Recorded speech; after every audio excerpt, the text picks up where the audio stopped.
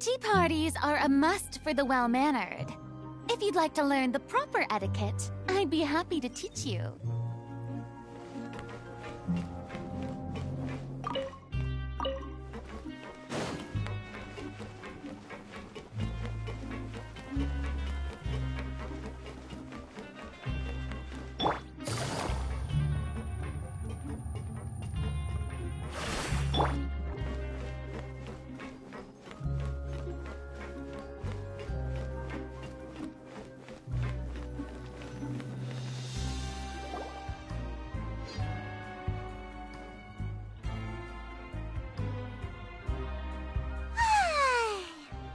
For a little rest after breakfast.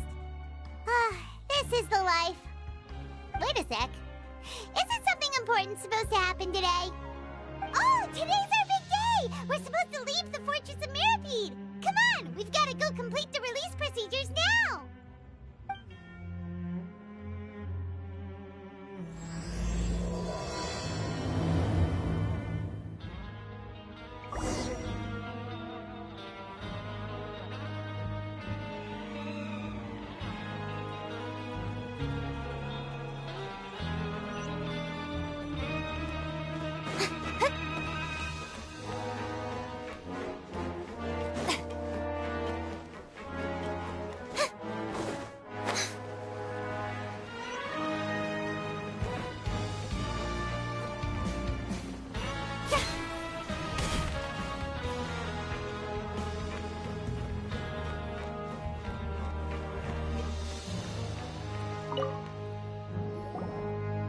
Please, sign here.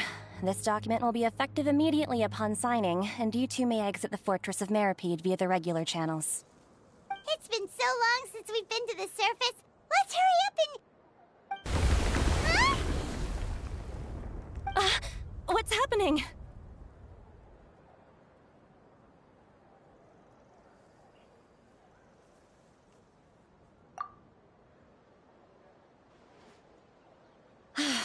I'm fine, thanks. But I wonder what that tremor was just now. Let's go ask the Duke.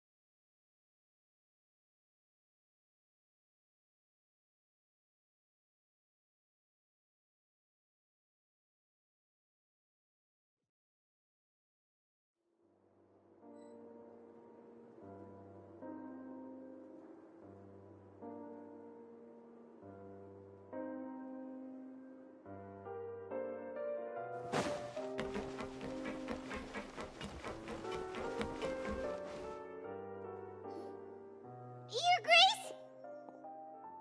Ah, good to see you two. Is there something you wish to see me about? Yeah, what was with that earthquake just now?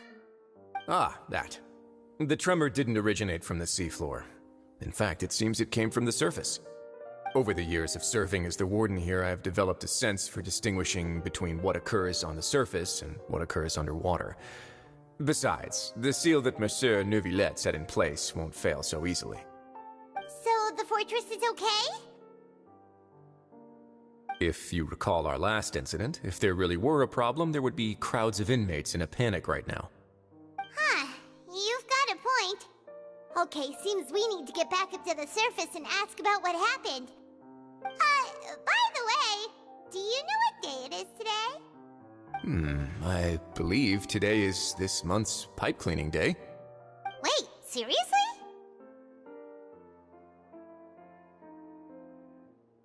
Aha, yes.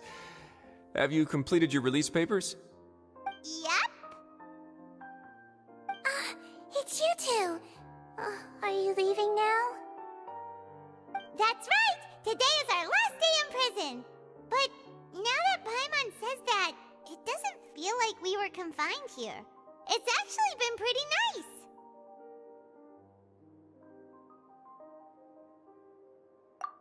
yeah, Paimon feels fond of this place now.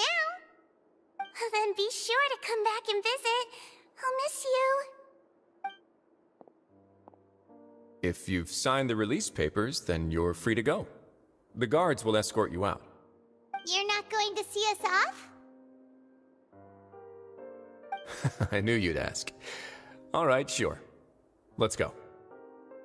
Well, you actually agreed.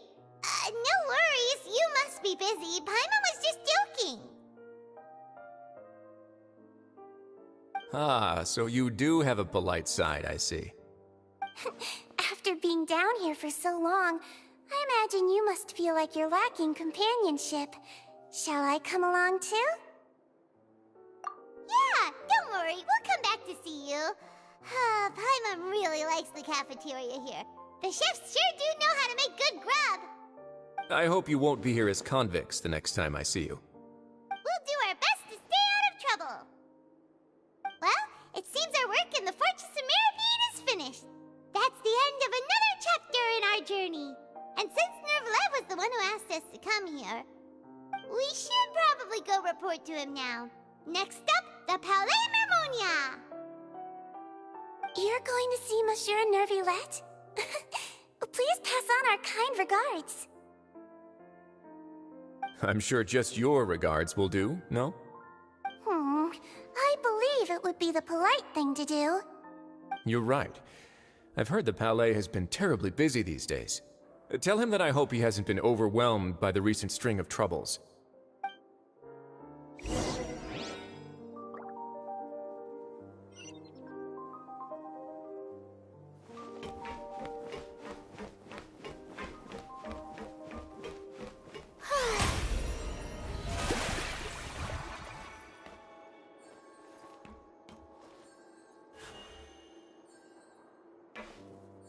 Stay put!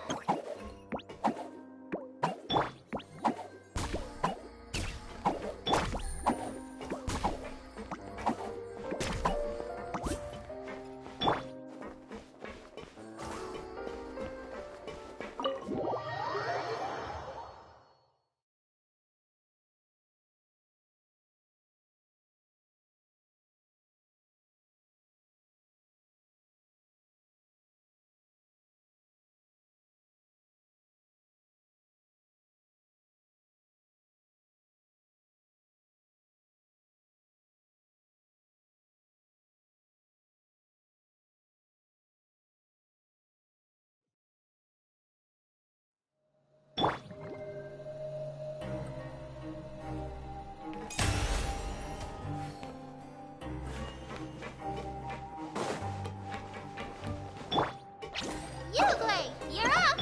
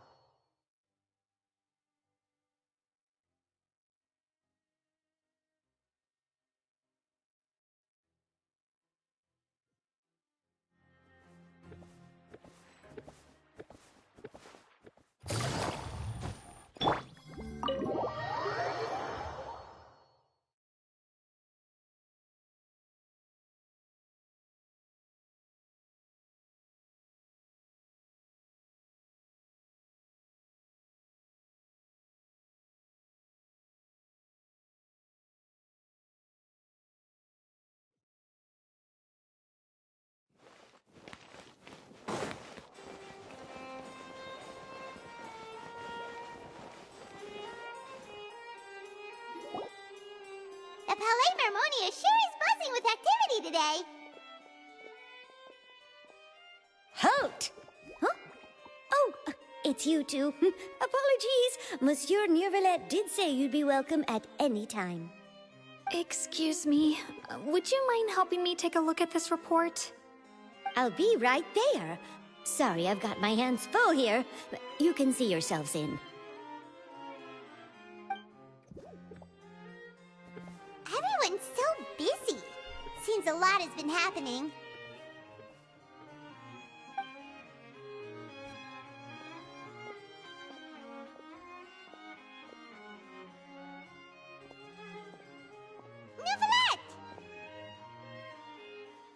Hello. You've come at the right time, but you'll have to wait for just a moment, as there are some urgent matters I must tend to first. In the meantime, please, have a seat. If you'd like to have something to drink, let the Melusine outside know. That's all right. We just ate. Very well, then. Let's take a break over there while we wait for him to finish his work.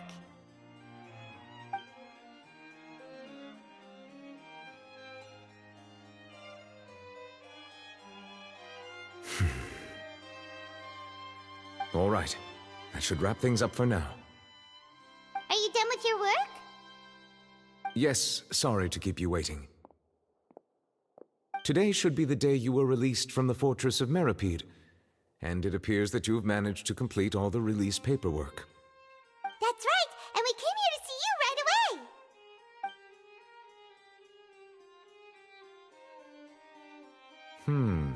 A massive whale. Do you have any idea what that might be? Judging from your description, that cannot have occurred in any ordinary waters, but rather something like the primordial sea. A whale of that size and shape cannot usually be found in the waters of Tevat. Therefore, we can only assume that Child is presently immersed in primordial seawater. Immersed in primordial seawater? But how? Is he okay? Most people wouldn't be capable of entering in the first place. I'm not completely sure how he could have gotten there myself. Yes? What is it? Ah, right! Paimon felt it too! We asked the Duke and he said it wasn't from underwater, so we figured you might know something about it. It turns out that I have just received a report about this particular matter. In fact, that's exactly what I was busy with a moment ago. The source of the tremor was here on the surface near Poisson. After the shaking stopped, the water levels in the Poisson area rose at an alarming rate. The water levels rose? Oh no! What about all the people there? Fortunately, the water levels only rose for a short period of time and have already returned to normal now. However, I still have a bad feeling about the whole phenomenon. If the change in water levels is connected with the leaking primordial seawater, then the situation in Poisson may be much worse than it appears. Navia should be in Poisson, right? We need to go check on her! I would also like to go there as soon as possible, but I'm afraid I can't leave just yet.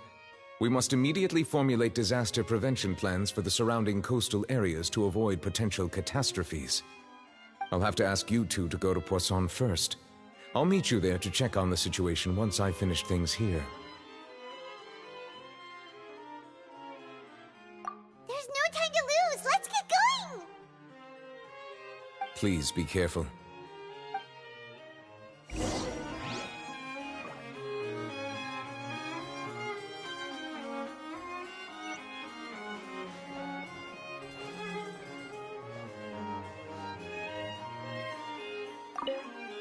The two of you have my thanks. If you need any help, just let...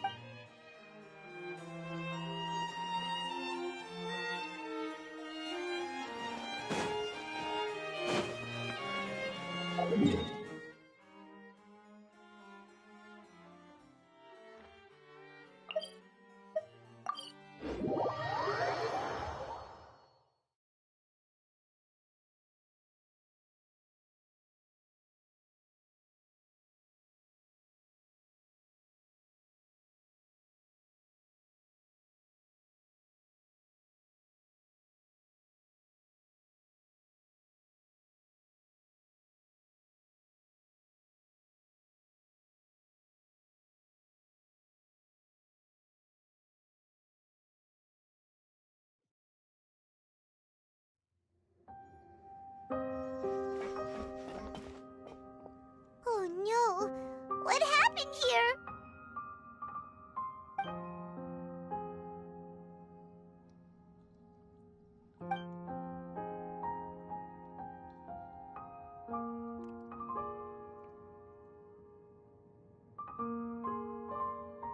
Navia should be around here, right?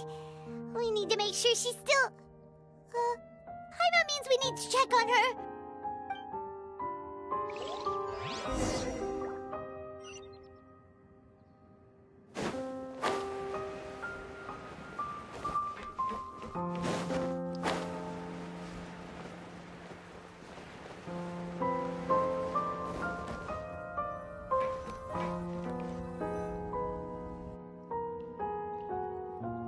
We haven't seen a single soul all the way here. Oh, this is getting scary. What will I ever do now? Look, there's someone on the roof over there. Just stay put! We're coming up! Watch your balance! All right, just hurry.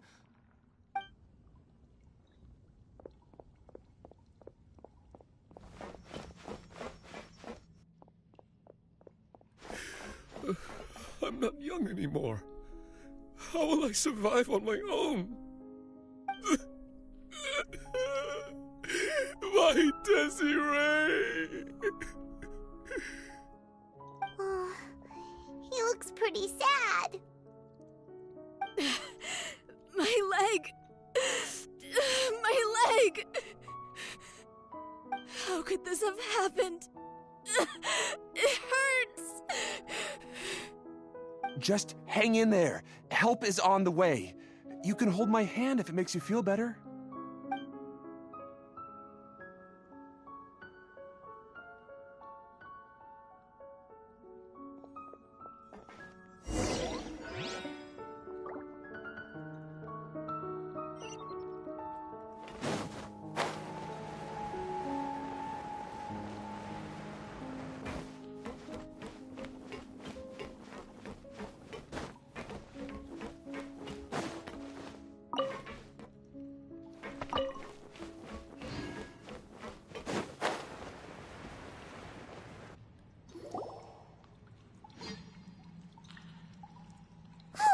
Navia, she's over there! Hey, Navia! Are you okay?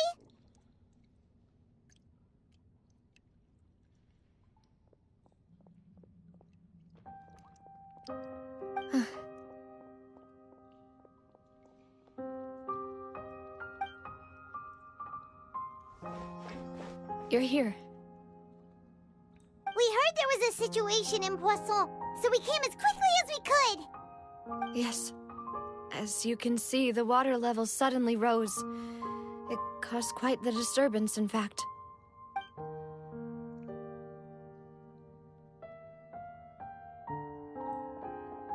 Demoiselle! There was a wounded resident next to a building southeast of here.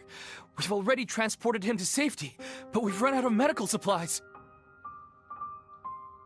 He's wounded? How badly? He fell, so it's probably a broken leg. He's pretty shaken up.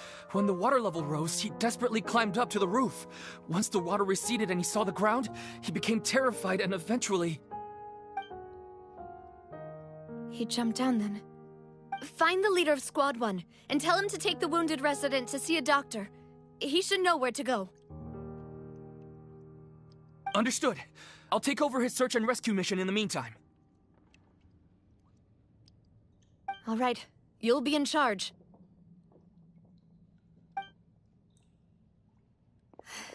I'm sorry. Where were we? The situation in Poisson? Ah, right. Allow me to explain. A little earlier, we suddenly heard a loud noise. At first, everyone thought that something might have exploded in the waterways. But before we knew it, water started pouring out from everywhere. The rushing water seemed a little odd, almost like the unique color of primordial seawater. Some people didn't realize the danger and thought it was just ordinary water, leaking from somewhere. Everyone on the street who happened to be close to the water didn't have a chance to escape. As the water levels rose, they suddenly disappeared. They were all dissolved. Those who realized what was happening started to flee in a panic, desperately trying to get to higher ground. Many were injured in the stampede, and some people fell from significant heights.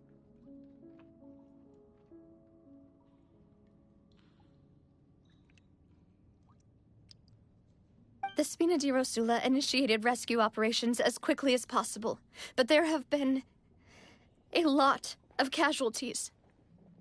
Fortunately, the water began to recede after some time, and the chaos came to an end. The water that flooded the area contained primordial seawater, so the lower levels of Poisson are still hazardous.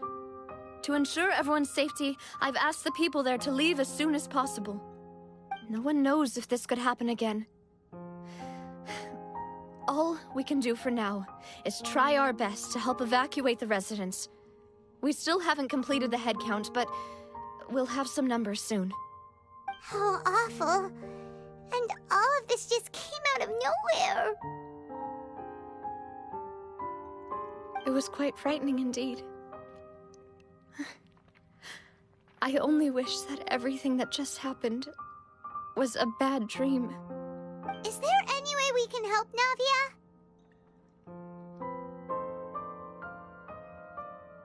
Thank you for being so willing to help in a moment of crisis like this. You don't know how much it means to me. I really can't express how grateful I am.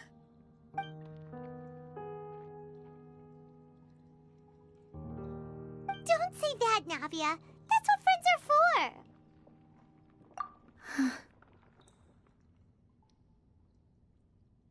Demoiselle!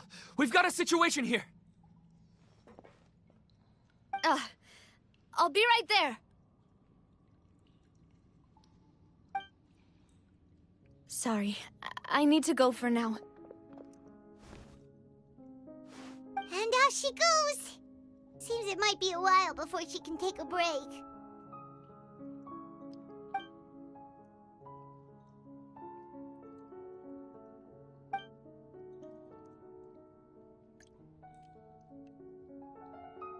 Okay, the wounded are being tended to, and we finished a preliminary head count. More support has just arrived, so I suppose I finally have a moment to focus on my own matters. Of course, we should remain ready for anything, and continue doing our best to rescue others. I'll be sure to have everyone at the Spina di Rosula ready to render assistance. Traveler, Paimon, would you two accompany me to my father's grave for a moment? Huh? Right now? Thank you.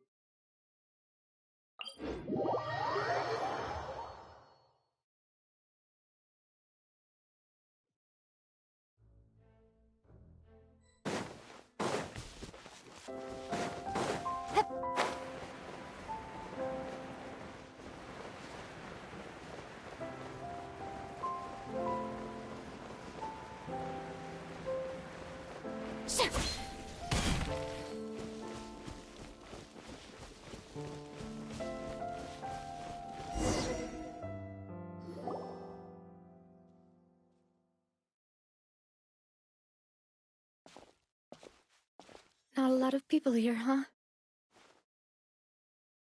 Well, given the time of day and the whole situation in Poisson, Paimon doesn't think there'd be a ton of people here visiting graves. Right. That's how things are now. The living are so exhausted that they've no strength to spare any words for the dead. Navia?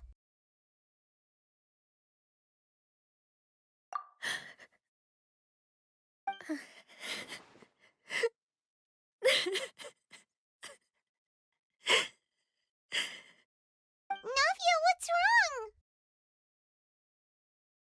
Sorry, I just... Malus and Silver, they won't ever come back here again. What should I do, Papa? Huh? What happened to them? Everyone agreed on the rescue plan, but still, I was the one who initiated it. They were helping evacuate the residents, but they couldn't leave in time. And they were caught in the seawater.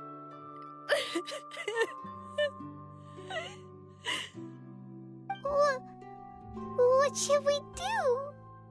I've known them for so long. And I know they weren't afraid. But I could at least hold a funeral for my father. And I know where he rests. But as for Malus and Silver, they're just... gone. I just can't...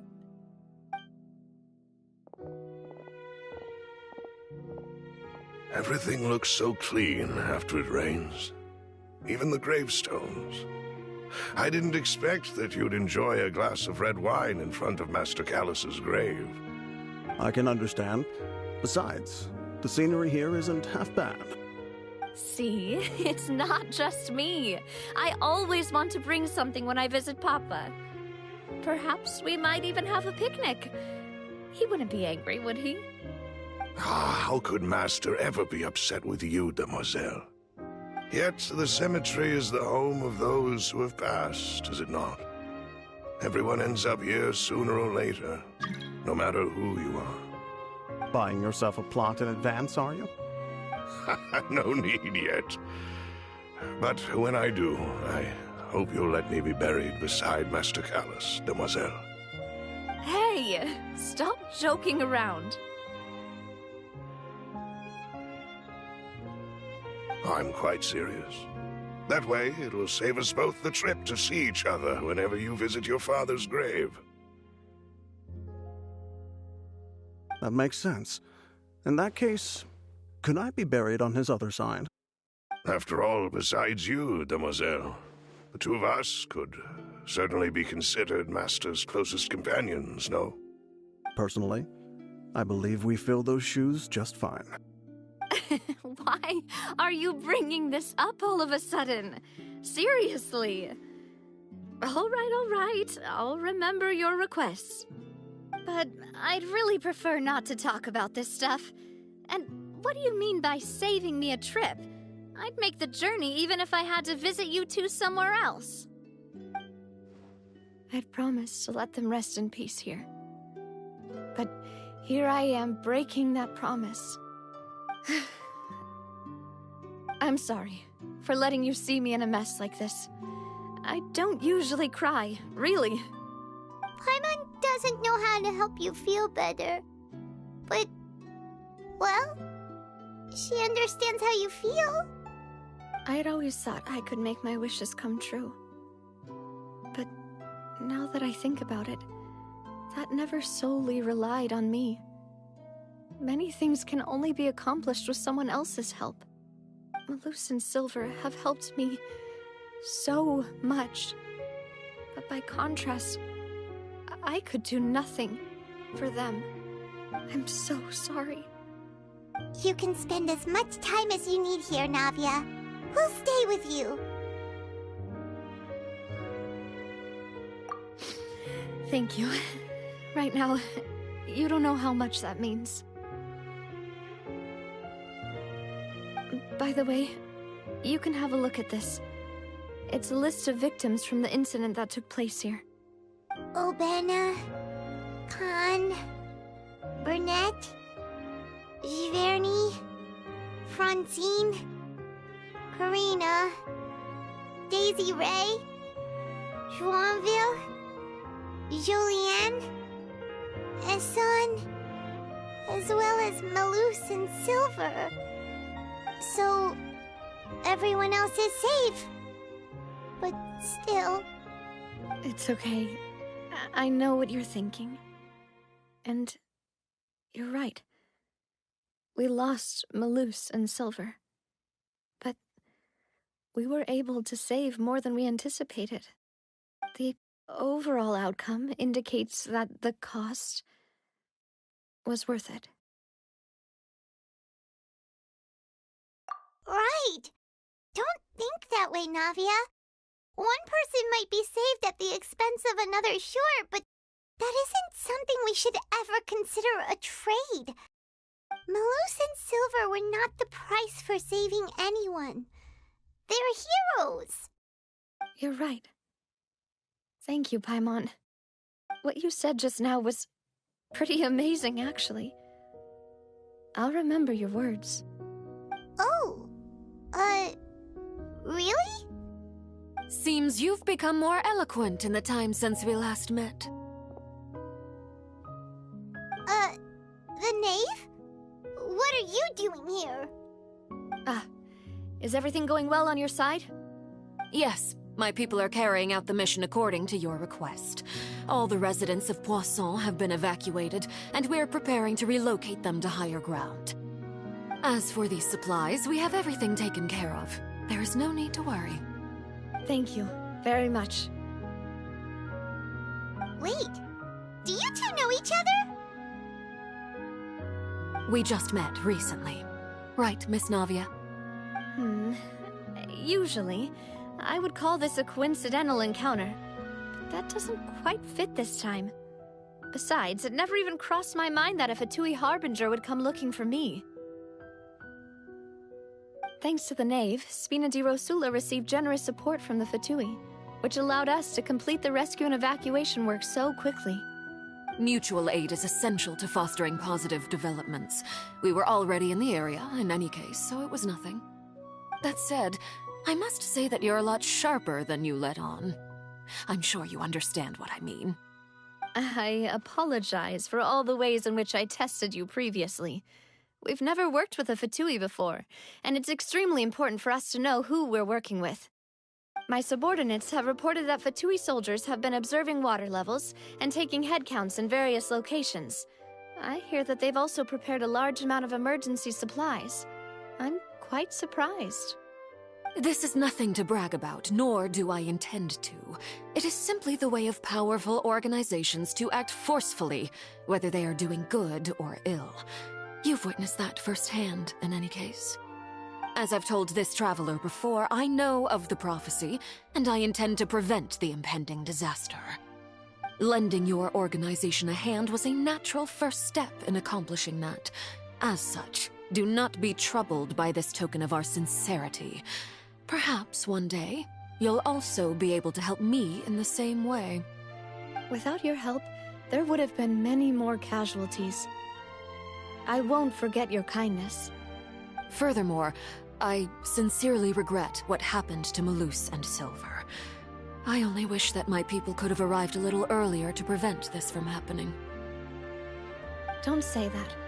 You and your subordinates did everything you could. As Paimon said, Malus and Silver didn't choose to sacrifice themselves for any specific person. And they weren't the price paid for other salvation. They chose to become heroes themselves. I've never liked hearing people put it that way. It's like trying to relieve pain by saying some noble-sounding words. But right now, there's nothing more suitable. They really did become heroes. You're right. I'm sorry for your loss, Miss Navia.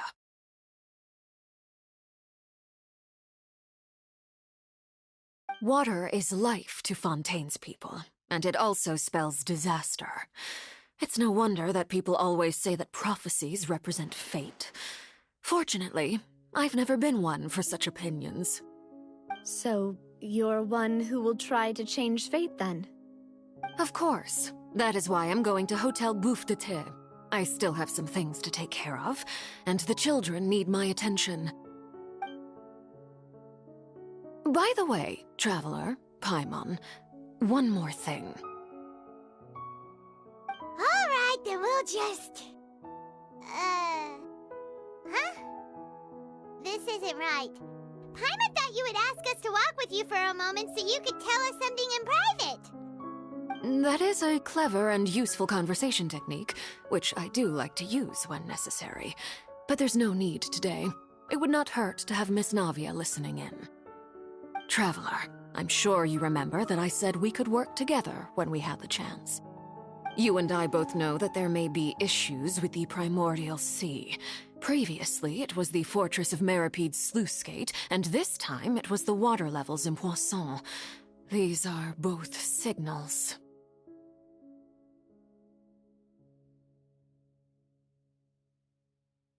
Indeed. Allow me to share the latest intel I've received from the House of the Hearth's intelligence network with you. During some recent investigations, a child claimed to have discovered some ruins near Poisson. The ruins date back to ancient times, and seem to be worth investigating in many ways. Judging by the dating of the ruins, they may be related to the prophecy and the coming crisis. The situation is becoming more urgent, so any pertinent information will prove extremely precious. My people initially came to prepare for ruin exploration. Unexpectedly, this disaster struck, and at present, we're all busy prioritizing the rescue effort. So that's why the Fatui were already in Poisson. I wanted to take the children along, but unfortunately, Linny, Lynette, and Fremine have all been dispatched to higher ground to assist affected residents. Linny told me that outside of the house, the person they trust most is you. Which is why I want to give you this task. The House of the Hearth's members see each other as family, but Linny, Lynette, and Fremine said that they also see you as such, even though you are not from the house. I'm sure you already understand how earnest they consider their friendship with you to be. Oh, that somehow makes Paimon feel kinda happy. The intel I just shared about the ruins could fetch a high price. But since the children consider you family, it's only natural that I freely share it with you. Got it! So all we gotta do is go to some ruins, right? We can handle that. Excuse me, but may I tag along? You wish to join, Miss Navia? But are you sure you're up to exploring some ruins? You need to rest. Well, I'm sad, yes. But I can't just go back and plop myself into a chair by the roadside and do nothing. There's no point in being depressed while we still have a disaster on our hands. As my father's successor, I must live up to the hopes he had in me. Besides, I'm also doing this for myself. I need something, a distraction, to keep my mind off Malus and Silver.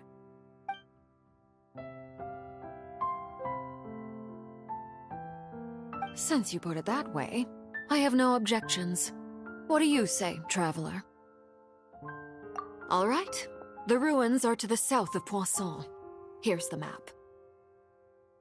Okay, the three of us will handle it. Come on, let's pack up and get going.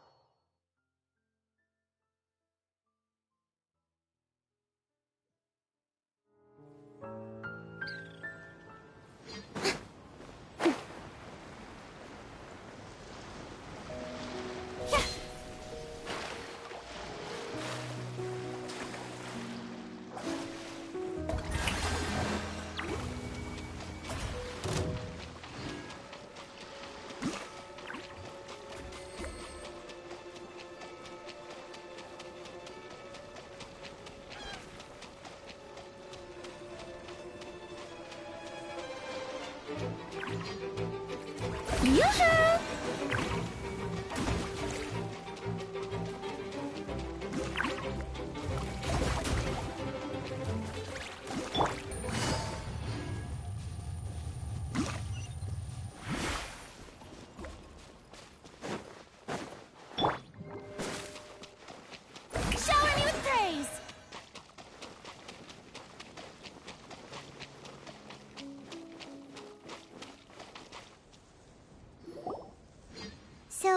Are these the ruins the knave was talking about? Whoa, talk about old. They seem to be pretty ancient, all right. Let's go in and have a look. Just be careful.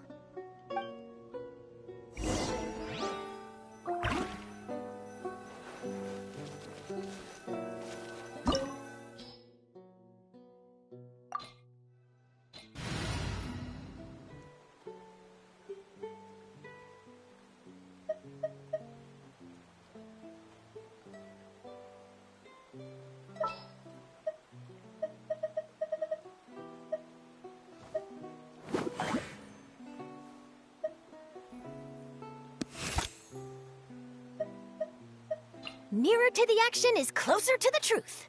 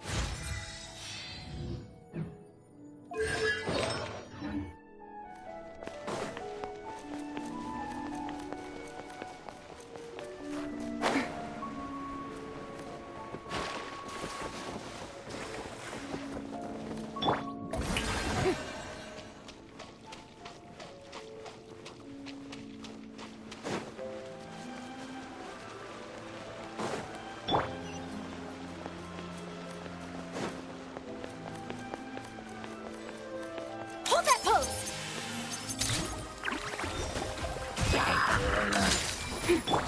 Strike a pose! Let my name echo in song! Shine down! Hey, go away!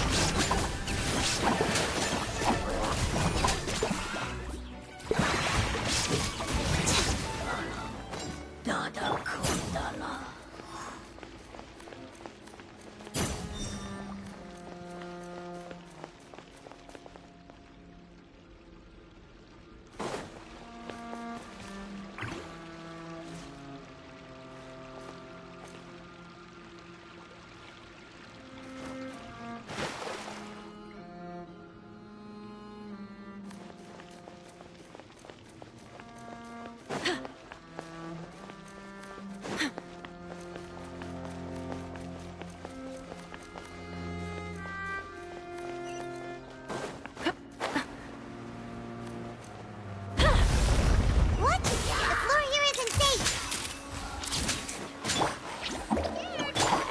Yoo-hoo! Illusion shattered!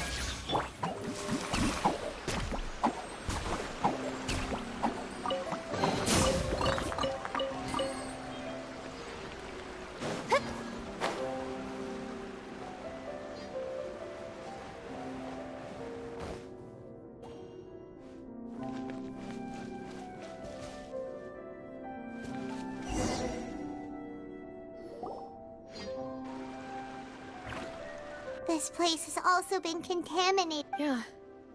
And a lot of it, too. A Fontanian would most likely dissolve the moment they fell in.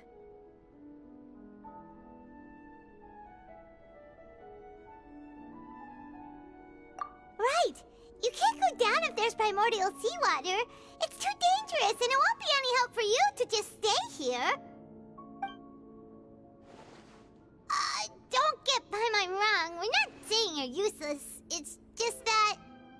No, you're right. I can't do anything in this situation.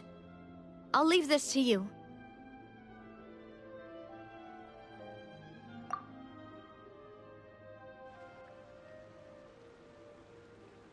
That complicates things. Maybe the only... In that case, do you want to wait for us here?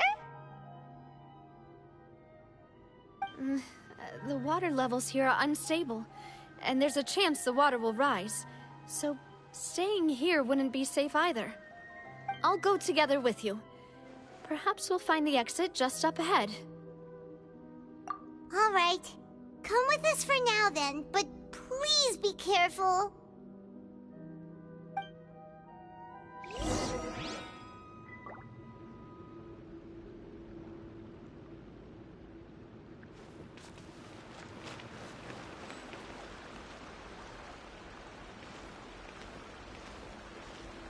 Oh no, it's a dead end! Let's try climbing over from the side.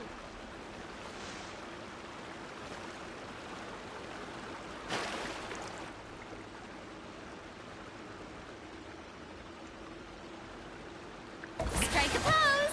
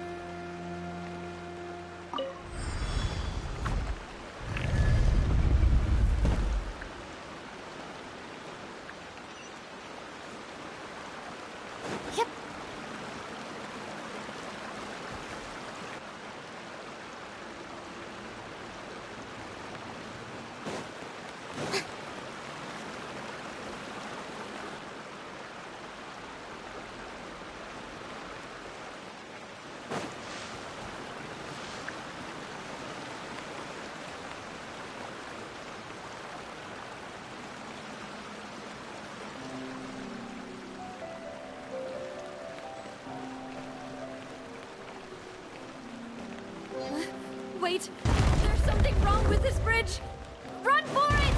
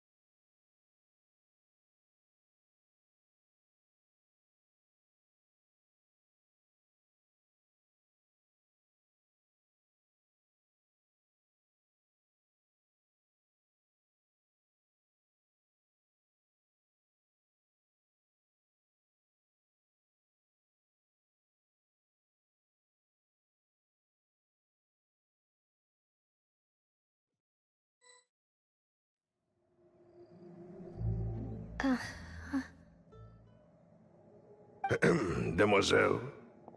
Huh? Demoiselle, what are you doing here by yourself? Would you be standing here till dark if I hadn't come to get you? Maybe she just wants some time to herself, Malus. Oh. Was I sleeping? Yes, it would appear so. I must be tired. That's quite possible. However, you were the one that suggested we go out for a walk. Oh, right. I nearly forgot. It must have slipped my mind when I dozed off. I haven't had a nap today yet. Have I? This is a familiar feeling, yet something's a little strange. Is something the matter, Demoiselle? Oh, no. No, I'm fine. I was just trying to recall why we came out for a walk. Do you remember Mr. Giverny? He'd requested our help before with foreign merchants who had a debt dispute with him, and we'd resolved the matter not long ago. We were headed to see how things were going with him at the moment. Ah, right. Yes. I remember now. Oh? Miss Navia. Ah, Mr. Malus. And Mr. Silver, too. It's good to see all of you. How have you been? I've been great. Thanks to your help, those bothersome merchants finally realized that I wasn't the one they were looking for. Why, I wasn't even the guarantor for that person. They were knocking at my door day and night. Even my neighbor, Obina, was getting fed up with them. Sometimes force is required to calm someone down and get them to listen to what you have to say. That's right. Oh, by the way, Burnett, what was it that you wanted to give to Miss Navia again? Oh, yes. One moment, I have it right here. Miss Navia, these are some flower seeds that I prepared. Please take them. They're a very good variety, and they'll become very big and beautiful once they bloom. I don't know what we would have done without your help, so this is a little token of our appreciation. I hope you won't refuse. Ah, did you cultivate them yourself? Thank you so much. I'll certainly take them. Malus, we do still have some empty flower pots at home, right? Why, we can have as many pots as you'd like, Demoiselle. Perfect. In that case, we'll swap out some of the decorative plants for some of Mrs. Burnett's flowers. Very well. Wait. Something seems to be off here. Excuse me, madam. If I'm not mistaken, your name is Burnett, correct? That's right. Is something wrong? No, it's nothing. This is the first time we've ever met, but your name seemed familiar to me. I must have heard it when I was discussing things with your husband previously. I've heard this name before. Sometime recently, I'm sure of it. And why are there so few people around here? Where did everyone go? We must mind the time, Demoiselle. We still have important things to attend to today. Huh? We do? Like what? Well, now, did you forget? Miss Navia, here you are. I've been looking for you. Please, come to the Opera House. Your trial is about to begin. My trial? Wait, why would I need to go to the Opera House? Yes, she's right, Demoiselle. It's just about time now, so we should get going. Oh? All right then.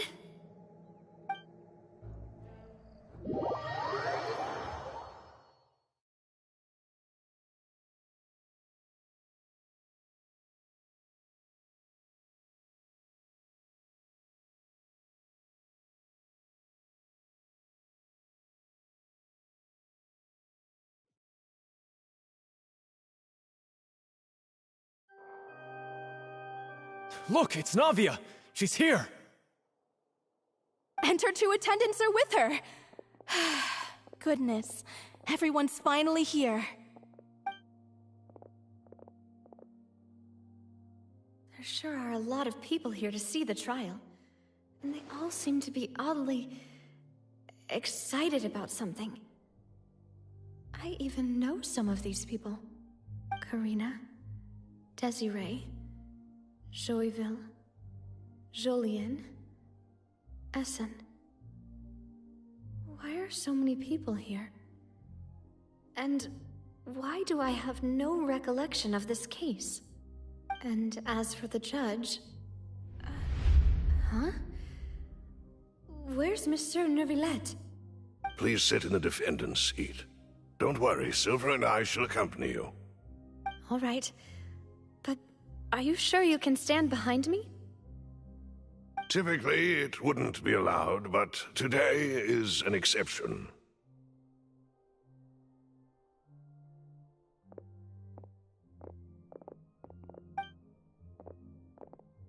Hey, what kind of place do they think this is? Come on, do they have any idea what they're doing? Seriously. Enough with the whispering! Could someone please tell me where Monsieur Neuvillette is, and why I'm standing trial? My dear Miss Navia, have you not yet realized what you've done? In that case, allow me to explain.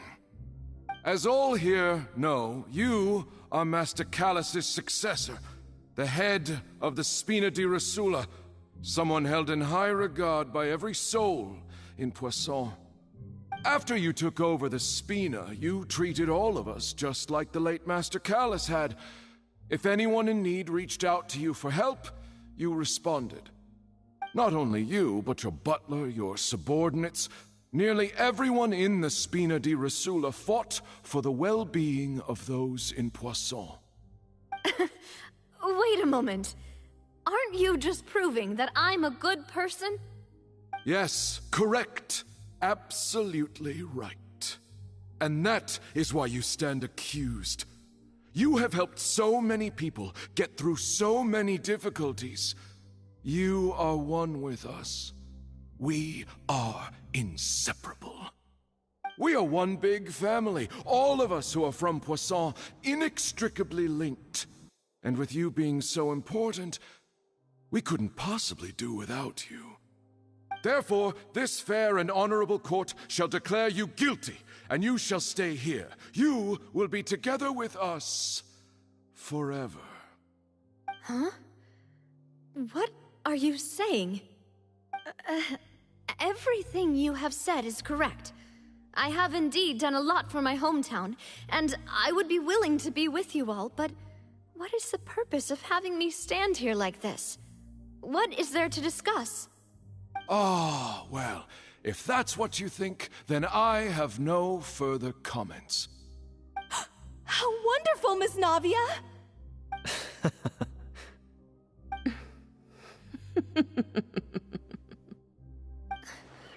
I know all these people. Why are they laughing? I seem to remember now. Yes, I get it. This trial is... Wait just a moment. This isn't right! Malus? What was that, Mr. Malus? Our conclusion is very clear and unanimous. Let the court judge her now. She's guilty! Stay here, Navia! You're one of us! Demoiselle, don't admit guilt. This trial means to keep you here forever. I wish to exercise my right to defend Our Lady. Mr. Joinville, you only know of Navia, but nothing of her utterly independent mind. She was born a free and independent spirit. She has never been tied down by anything. Indeed, even the death of Master Callus couldn't stop her. Her actions cannot serve as proof that she identifies herself as part of any group. She merely acted as an individual, extending her hand to help others. Please do not mistake her actions as being otherwise. Really? As an individual, you say? Don't forget, we are all Fontanians here. This is the nation of justice, the nation of Hydro. Even if Miss Navia only voluntarily rendered her assistance, that doesn't change the fact that her beautiful soul must return to everyone. Water accepts all, blends with all. It will surely accept her kindness. Everything is measured here in the nation of Hydro, and in the end, everyone shall meld together. Thus, when a unanimous opinion emerges, that opinion represents justice. Now, I speak for everyone. Our opinion is consistent. Navia should stay. We and Navia are one. And you would call this justice? Preposterous. You are merely jealous that Demoiselle still has a chance to exist as an individual. Have you forgotten how much you all once longed to become individuals, to become independent? Do you mean to defy our justice? If your justice is flawed, then why should we acknowledge it? As you said, we can also have our own justice. Silver and I shall defend Demoiselle. And that is how we will enforce justice. Ugh, my head... it hurts. Demoiselle. Silver, it hurts.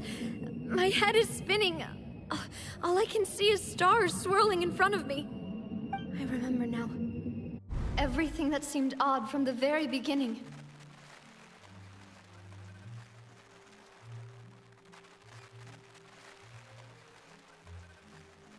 Karina, Desiree, Joyville, Jolien, Essen, and Mr. Giverny and Mrs. Burnett, who we met earlier. Even Malus and Silver. I don't want to admit it, but they're all dead. Don't be afraid, and don't admit guilt. We will protect you to the very end. Absurd! Who are you to say that she cannot be judged? We are the majority, and in the nation of trials, the majority is absolute justice. We are the will of all. Don't let them escape! We shall keep Navia here with us! Mr. Malus and Mr. Silver, must you be so stubborn? How could the two of you possibly hope to stand against the collective? Do not resist. This judgment is fair and just. Navia belongs to us. After all that happened, she should not be left alone in Poisson. What are you saying? No more excuses. He says we're jealous. Jealous? How could she possibly be an independent individual? What's with these people? Who's jealous of her? She belongs to us! Miss Navia, she... Silence! That's...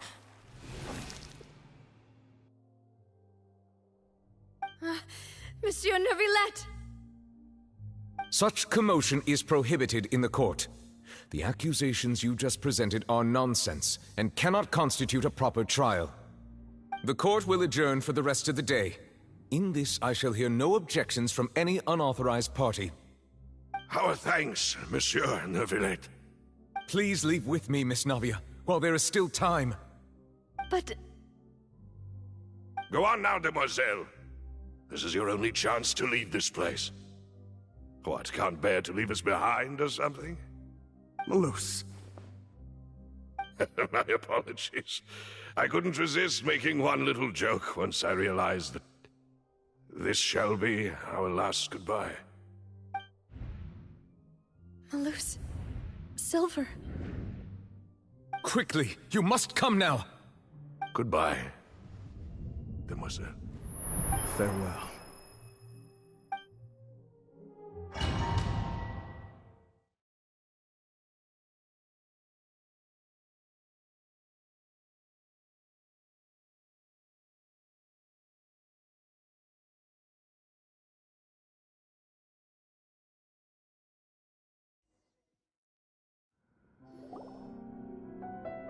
No, wait! Just a second! Navia? You're awake. Good.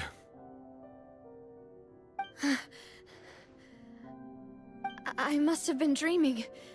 Malus and Silver were still alive, and they were defending me at some insane trial. It looks like you're all right. Did all the sad feelings cause you to have a nightmare? Paimon could give you a hug. The ruins you were exploring suffered a cave-in. When I arrived, I found you falling toward the water. You were just about to be dissolved within, but I...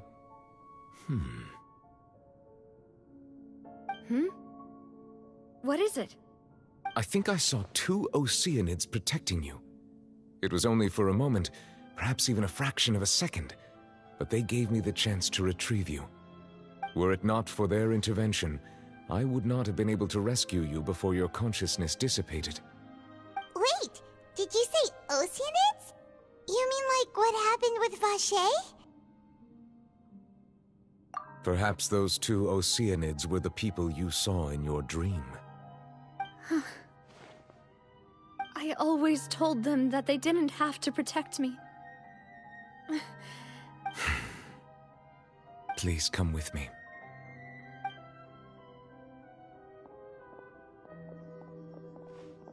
Neverlet, are you okay? Oh, I am quite all right. Perhaps there's something we could chat about? Why do you look so stiff all of a sudden? Oh, Paimon knows. You're the type who feels awkward when there's nothing to talk about, right? I merely thought that we should give Navia some time to herself. Huh?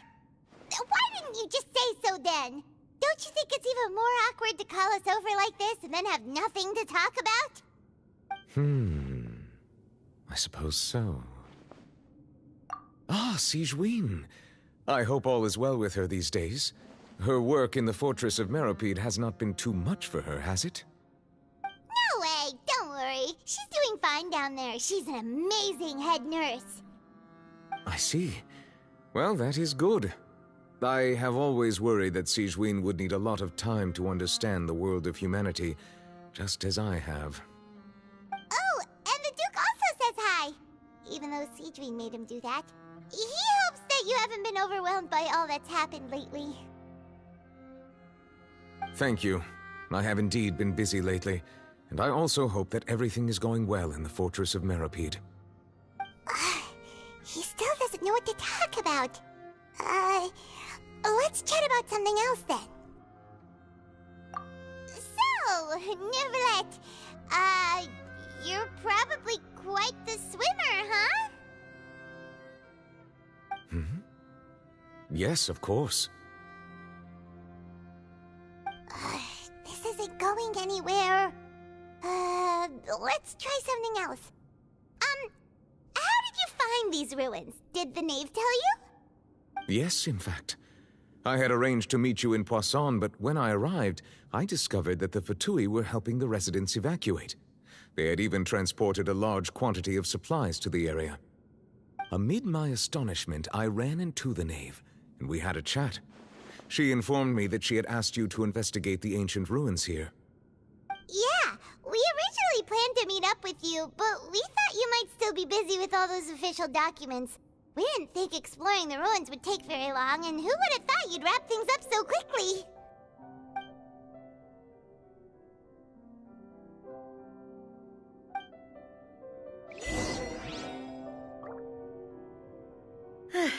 I'm sorry to have kept you all waiting like that. I'm feeling much better now. I guess we should get going again. Will you come with us, Monsieur Neuvillette? Yes, if you wouldn't mind my company. All right! Another one joins the party! Let's get going then!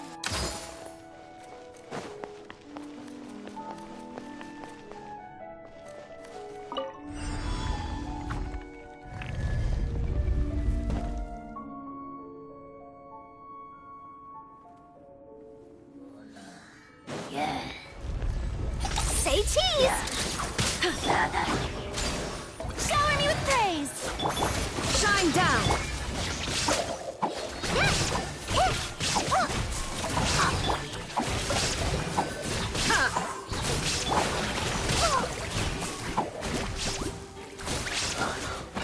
Dada Kundala.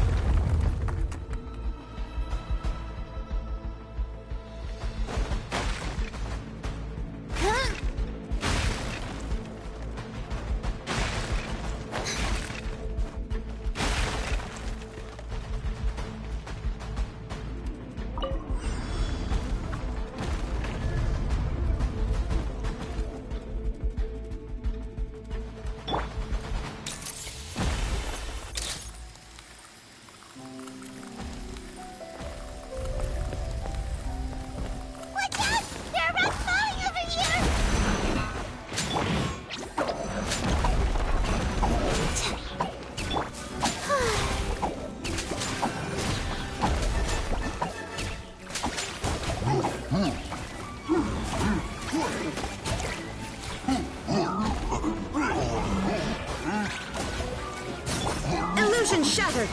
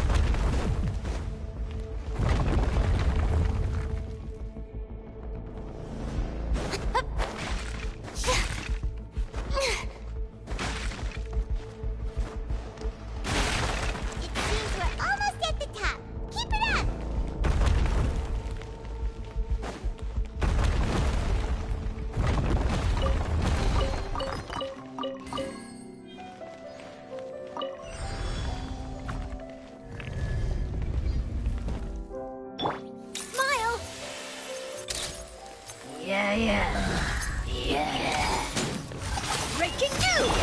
Yoo-hoo! Let the world collide!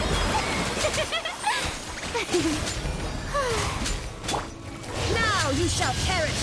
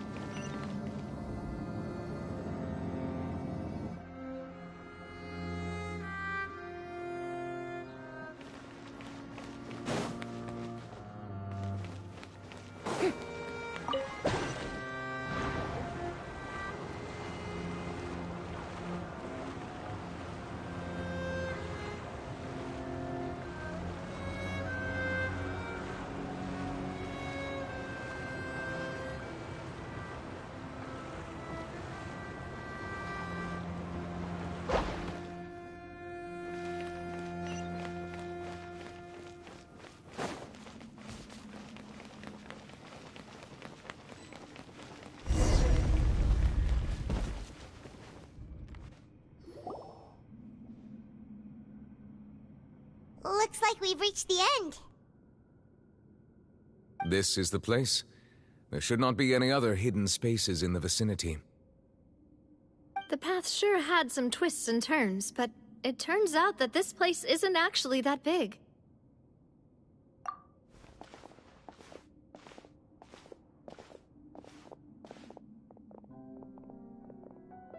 Stone slates? It seems like they were put here as an offering. Could we take them down and have a look? Perhaps we should just leave them be for now.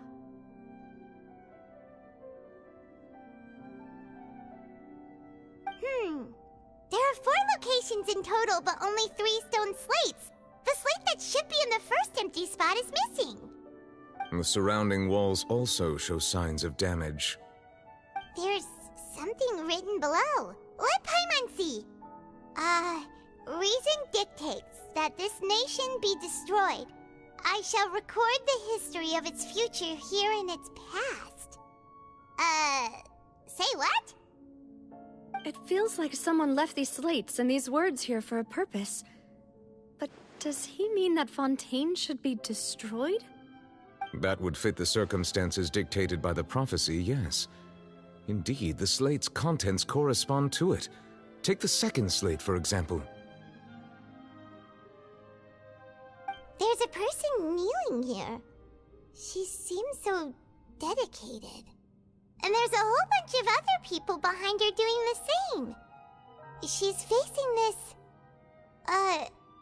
what is this? Some kind of island in the sky? And is that Lady Furina in the third image? Did the Hydro Archon fall into the water? And is that a ring of people around her? Paimon doesn't quite get it. Are they all in the water? The fourth image. I know this one. This exactly matches the content of the prophecy. The people will all be dissolved into the waters, and only the Hydro Archon will remain, weeping on her throne.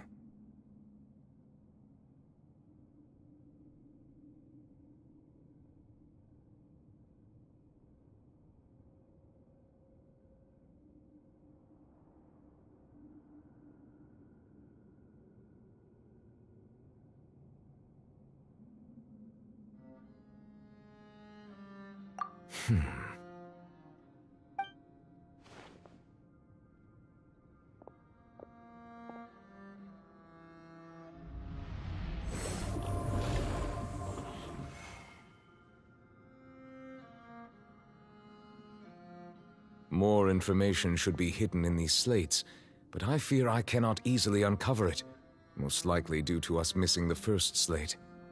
I am very sorry. Don't blame yourself, Monsieur Neuvillette. Deciphering ancient stone slates isn't one of your duties. Ooh, Paimon's getting the chills just looking at these slates. This says that it's the history of the future, right? That means the prophecy's sure to come true. I really hope it doesn't mean that. Still, Paimon feels like these images are kind of weird when you look at them together.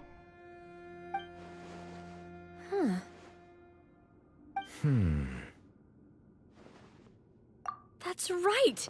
If the images are in chronological order, shouldn't the fourth, the waters drowning Fontaine, come before the third, where the Hydro Archon herself falls into the water? And yet the order is reversed here.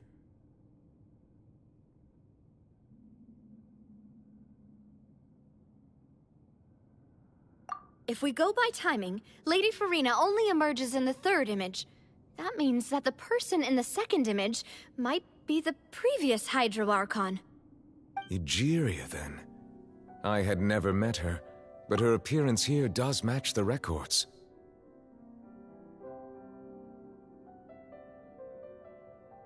The previous Archon kneeling before the floating island in the skies, as if confessing a sin.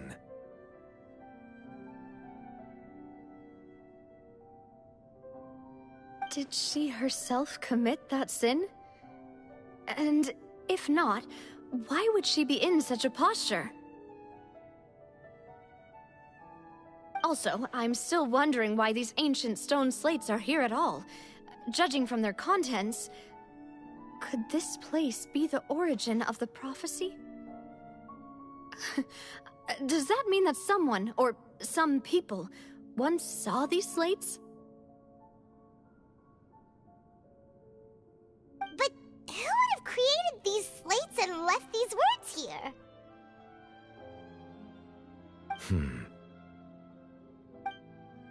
It seems that any further clues will have to come from Furina.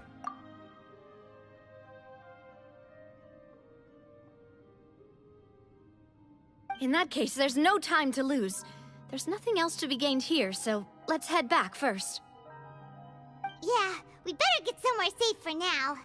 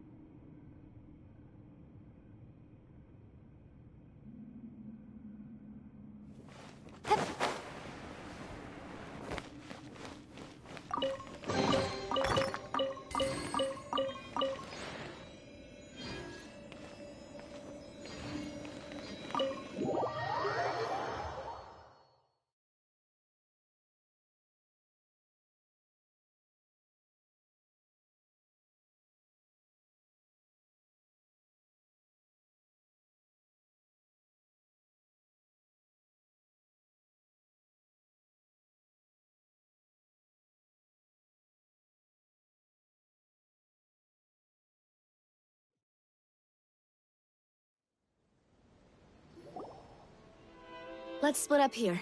I'm going to check on what's happening with the Spina. You know how it is. There's some things you just need to be there for yourself.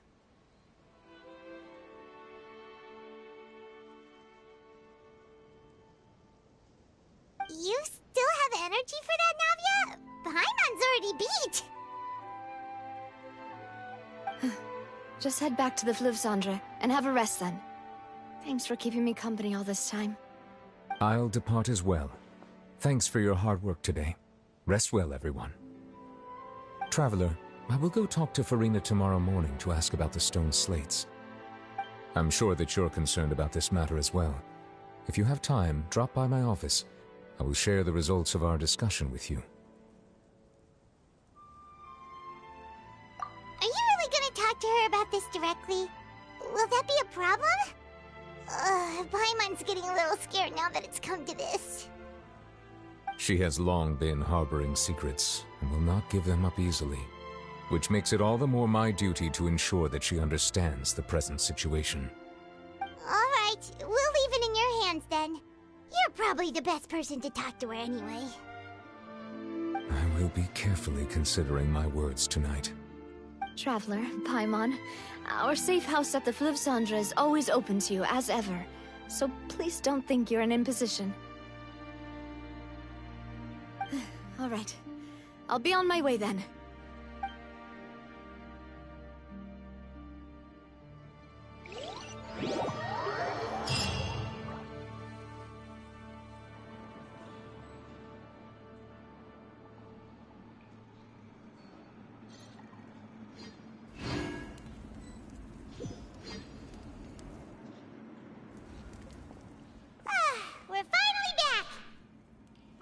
Welcome back. We've got a special menu prepared for you two tonight. Yay! And there's good food too! No, the boss is the best. Ooh, desserts! Nice! These are all Paimon's! Paimon's already starting to forget what happened today. Oh, that voice. Is that who I think it is? Huh? It's you two. What are you doing in Fontaine?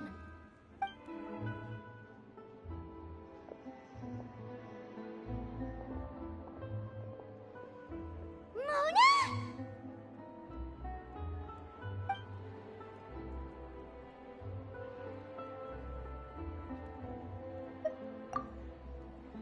Seriously, nobody just uses a scry glass whenever they've got time to just see who they'll meet on the road. Still, we didn't expect to see you here. Wait, you're not a Fontanian, are you, Mona? Well, I have some business to attend to here, so I booked a hotel in the city. I was just out for a stroll when I bumped into you. Quite unexpectedly, if I might add. Why did you think I was from Fontaine, though? Is that because Magistus doesn't sound much like a Mondstatter surname? Yeah, let's go with that. Well, I used to have my own surname, which was, well, some other thing. Either way, the old hag told me when she took me as her disciple that the first step to being a great astrologist's pupil was to change that name. There was nothing for it, really.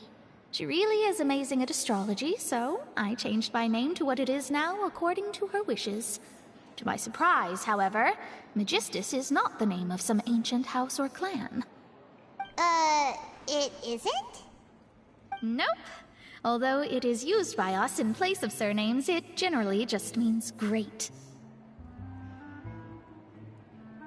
Wow! Imagine including a boast in your name. Wait, are you gonna have to put that into your genealogy as well? I reckon so. In any case, I'd give my disciple a name like this as well, if I were to take one. Astromancer Barbeloth Trismegistus. Whoa, that's a long one. Does it also mean great or something? My name means Mona the Great Astrologist. As for the old hag, hers is, in plain speech, the thrice-as-great Scholar of the Stars. Just take it as a title specific to astrologists. Thrice as know, right? That's just how she is. She used to call herself Magistus, actually, but once she took me in, she changed her name to Trismegistus. Talk about excessive. Magistus is thus the calling card of our school, so to speak, which makes it about the same as a surname. It's all right if you don't get it. You can look into it further should you need to study astrology more deeply. That sounds terrible! But anyway, you're not Fontanian, are you, Mona? You're from Mondstadt, right? Well, I was born in Mondstadt, yes.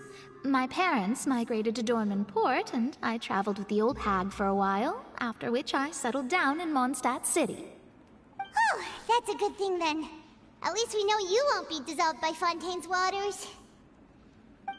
Speaking of that, I'm sure you're aware that a bunch of things have happened here in Fontaine, right?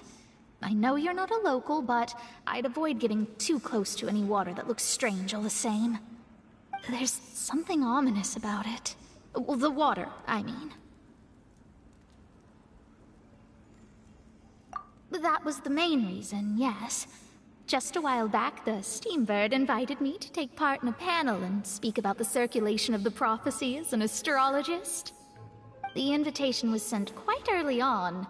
I don't think anyone expected Fontaine to be in this much trouble.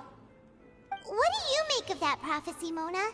Just tell us what you think as an astrologist. Your word would go a long way to make things more certain and less scary. What I can tell you is that I'm an astrologist, and that this prophecy concerns the fate of Fontaine, even that of all Tevat. Ascertaining this is akin to reading the fortune of the whole world. I'm afraid that this is not something that just anyone can do. If I could do it, you would no longer call me an astrologist, but a visionary. But on the flip side, the prophecy is so huge and powerful that it must surely come from a powerful visionary. Its contents involve the fate of the world. Disregarding it would be a mistake. A visionary? Sounds really powerful and all, but does such a person really exist? Of course. The old hag could do it, and I'd bet there are others amongst those Hexenzirkel colleagues of hers who could do something similar. Huh? Are you sure? All right, I'll help you. It isn't often that I see you with such a serious look on your face. I'll tell you once I hear back from her. Thanks, Mona! You're amazing as always! Oh, well, this is something only I can do after all. So yes, your praises are quite welcome. That's the greatest of astrologists for you! Of all the people we know, you know the star's the best! Indeed. That's the spirit. Oh, sorry. I came to see what all the commotion was about. If there's anything you need, do not hesitate to inform the Spina di Rosula. Oh, whoops. Guess we were getting a little too carried away there. Well, I'll go tend to my own business now. If I receive any news, I'll be sure to come find you two again. And there she goes, quick as rushing water. And here we are with the Spina guy giving us suspicious looks.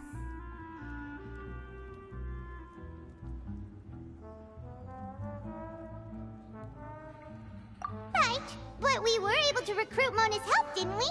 Our Fontanian friends will thank us someday.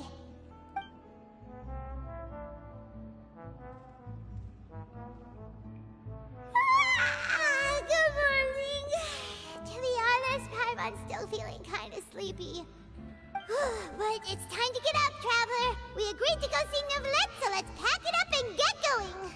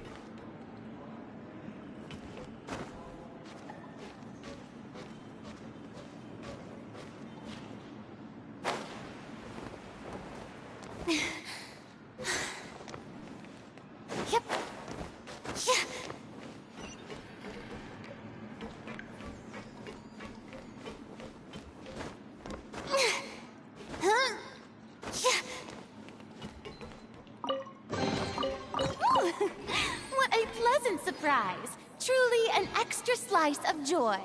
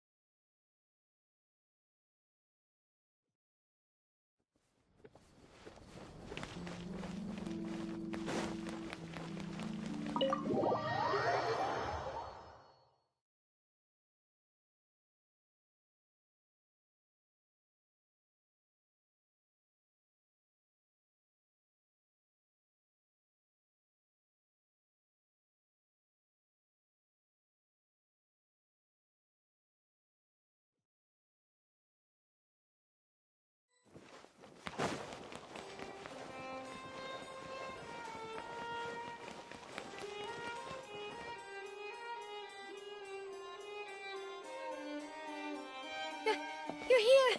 Finally! Is something wrong? Monsieur Neuvillette and Lady Furina, they seem to have gotten into a dispute. Please go see for yourself.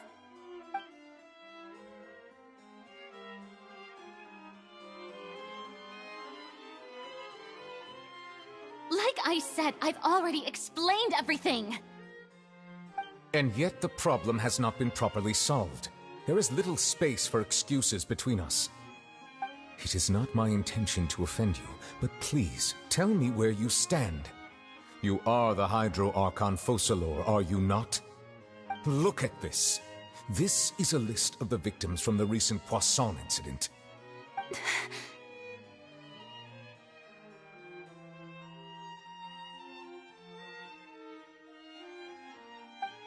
You mean...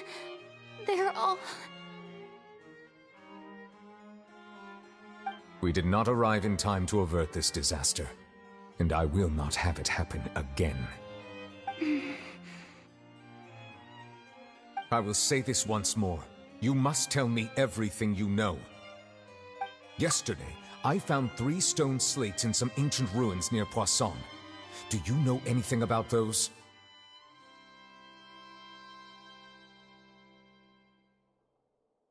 Seriously? You're questioning me like this is a court case now. I don't know anything about that.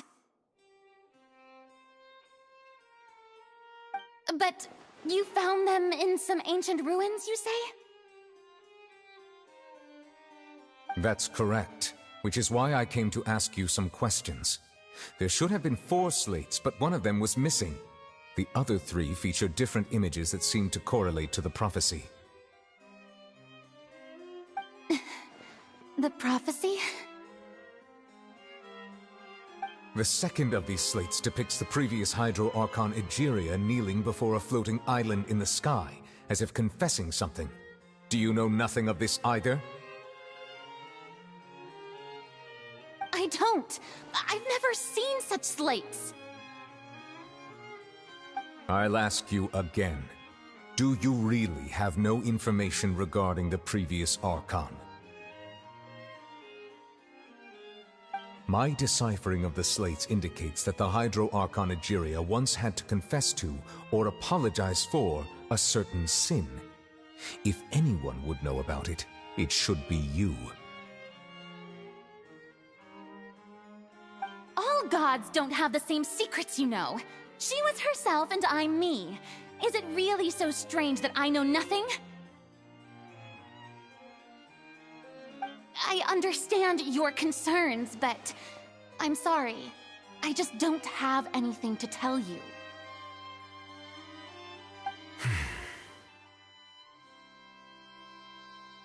Forgive me for saying this now, Lady Furina, but I have long known of your various secret investigations into certain matters.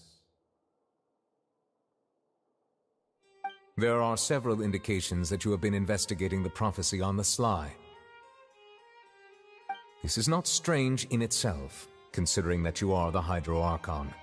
But it is strange that you should also claim to not know any of Egeria's secrets, as well as do nothing following your inquiries. You have never been as superficial as you have presented yourself to be, nor are you a fool. And yet, your behavior is very inconsistent.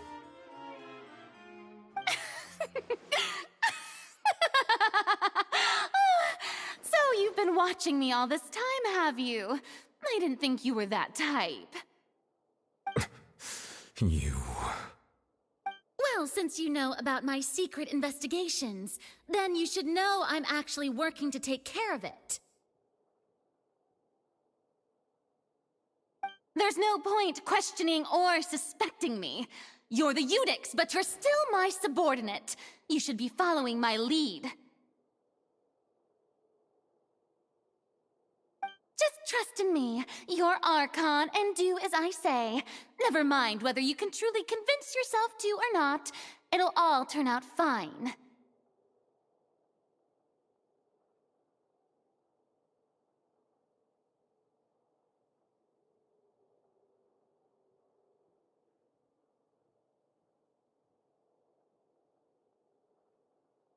That's all I have to say.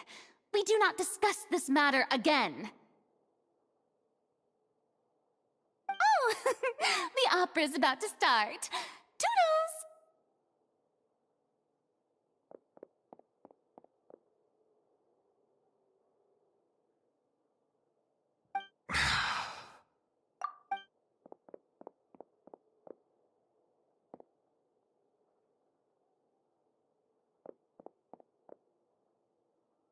Did Furina not notice us standing by the door? Wonder what's up with her. She was smiling. Huh. She didn't seem in the mood to care if we were listening in or not.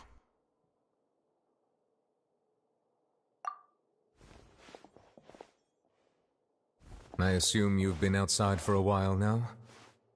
Oh! You noticed! Seems Furina didn't even realize we were here.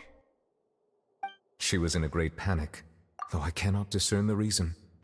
Our discussion reached impasses time and again, a state of affairs that we cannot allow to continue. Still, I do not understand. Dialogue is the basis for understanding, so why did she keep refusing to engage?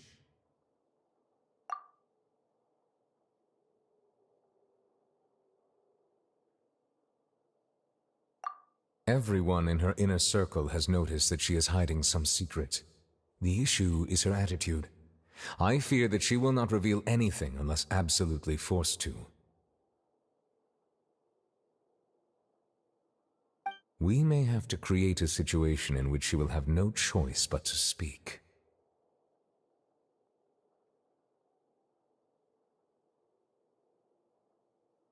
Oh? Like what?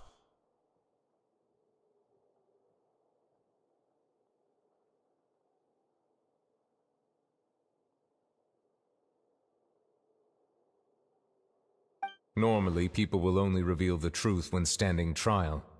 Perhaps we must have the Hydro Archon experience just such a scenario.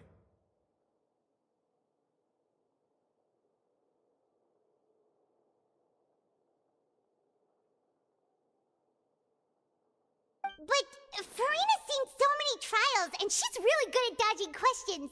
How do we make sure that she won't just slip away at the first chance she gets?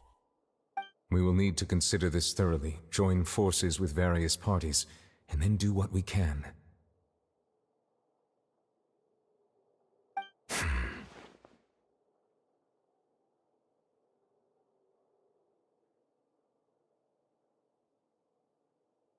If at all possible, I would prefer to recuse myself from this affair, but we must prevent the prophecy from coming to pass.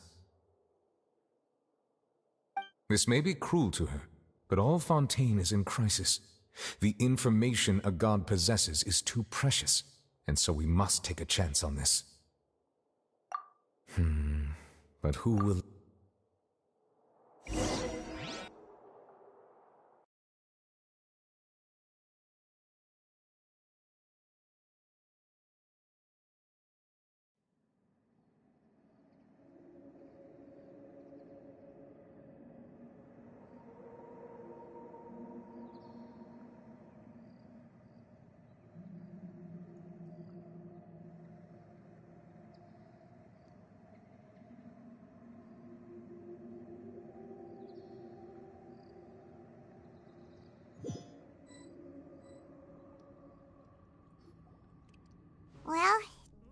everyone, huh?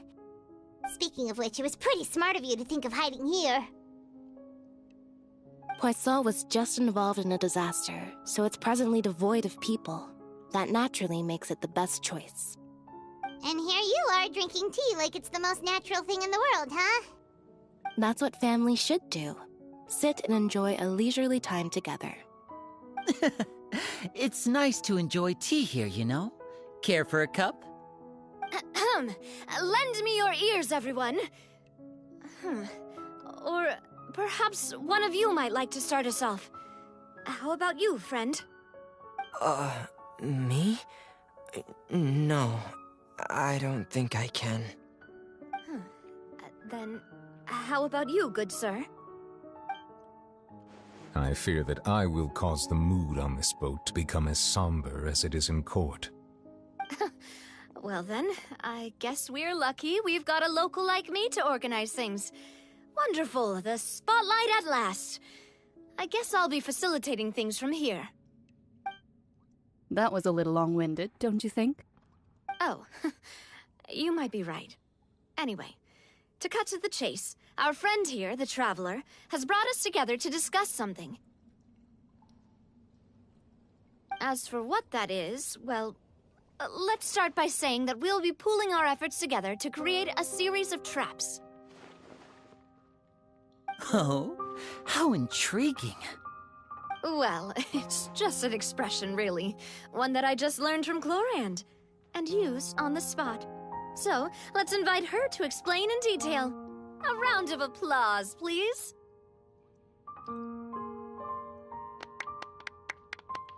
Huh? Didn't you say that you would be facilitating this? Oh, come now. Your work doesn't involve much public speaking, right? This is a good chance to practice. You might even pick up some fancy oratory tricks to impress your boss with in the future. I see. And what does my boss say? He is glad that you consider him your boss. Do go on.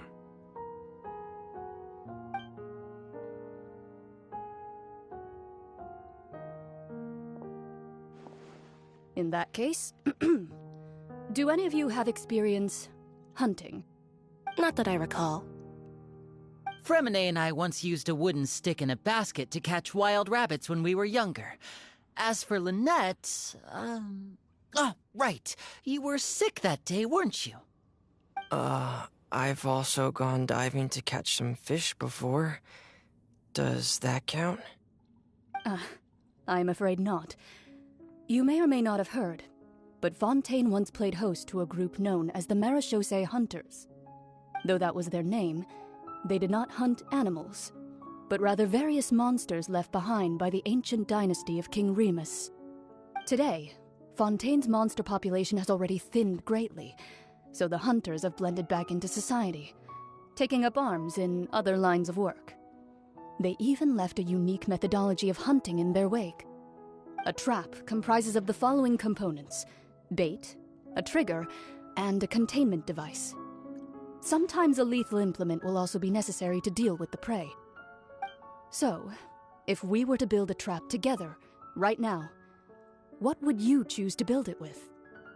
For me, I would prefer something basket-shaped. Pigeons and rabbits will see the bait and naturally enter the snare. Our line of work requires a deft hand, and we're some of the best in the industry, so you can count on our techniques. You used some of those techniques while moving the people of Poisson, didn't you? My subordinates mentioned that you even performed some magic for the bawling children. Yes, and I even managed to gather some intelligence in the meantime. I'm quite the multitasker if I do say so myself. I'm afraid I can't claim that as my strong suit. I prefer more stable methods, like placing bait in the water and waiting for the fish to come within reach. That's the kind of method I would count on. Calm and steady. Exactly the kind of person who would catch loads of fish. And I can be their assistant. With discretion, I'm sure. I'd probably use some sort of mechanical animal. Papa once bought me some small clockwork squirrels, mice, and such. When placed in the forest, they can attract others of their kind. I remember that you liked those too, didn't you? I did. And that would be a good way to go about it. If they're realistic enough, animals of the same kind will follow them all the way to the trap. What about you, Monsieur Neuvillette?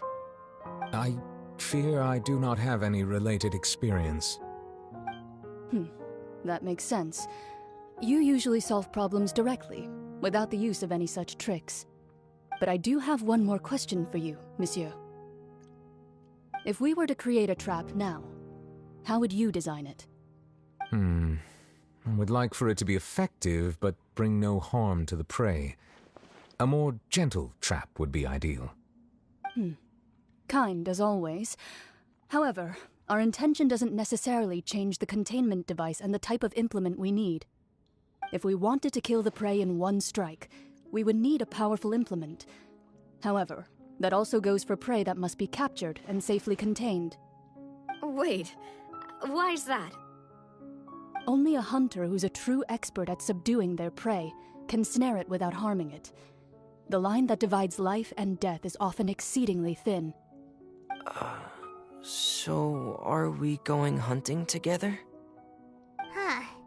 We hadn't thought of seeing ourselves as hunters.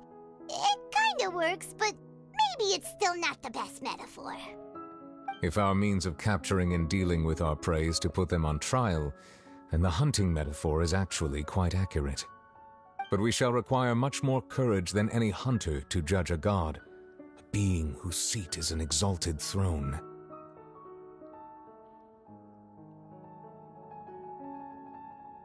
Oh, so that's what's going on. Sounds very interesting.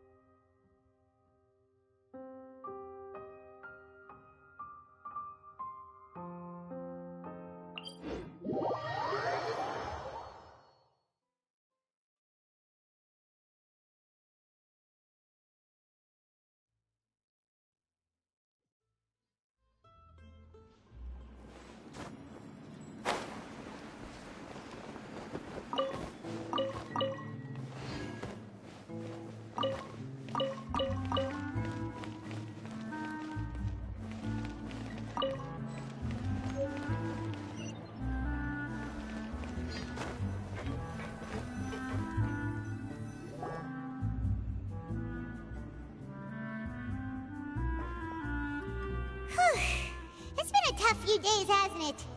So much has been happening.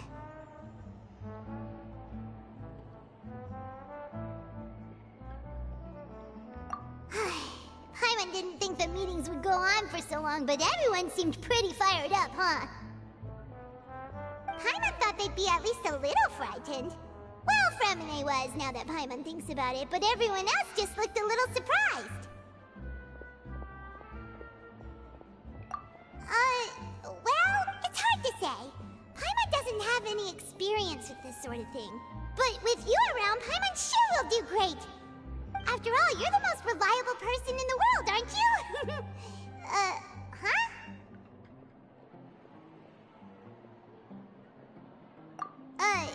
Did you just pour some tea? Paimon didn't notice you doing that at all.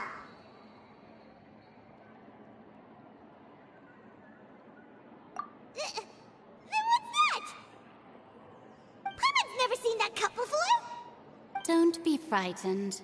I'm just joining you two for tea. I merely refrained from saying anything till now. Who's that voice? But there's no one here! Ah, have you forgotten me already?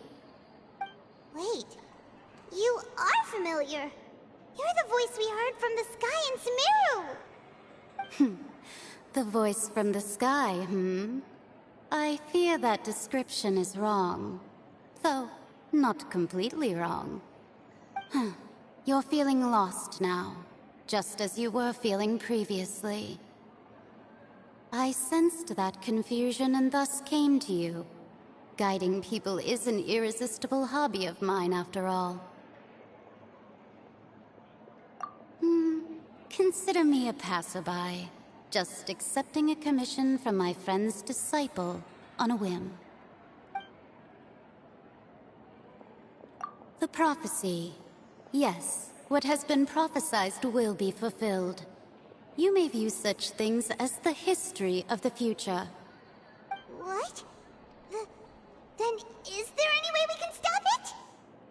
I believe you have witnessed a failed attempt with your own eyes. Can everything in Teyvat so easily be changed?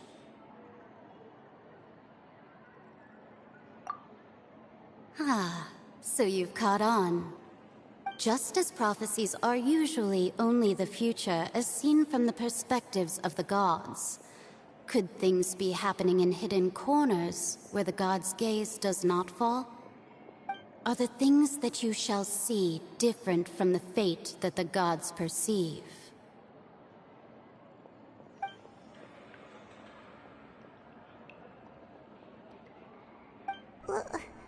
What is she talking about? It all sounds really impressive and important and stuff, but it also sounds kind of scary.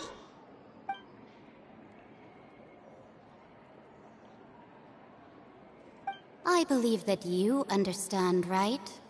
Some things are insignificant, but others you must reach out to change. Ultimately, fate shall serve as your only guide, no matter what will happen in Teyvat's future. All you need to do is to play your part. This was good tea, by the way. Thank you for your hospitality. Well, that'll be all for today. The voice. It's gone.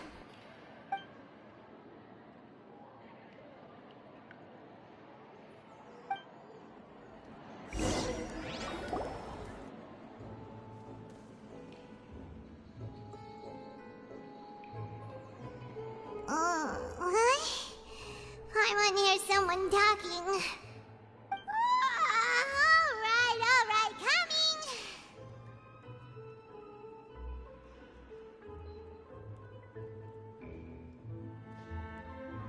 Hey, it's you who's getting lazy, okay? Well, I see I've walked in on some lively banter.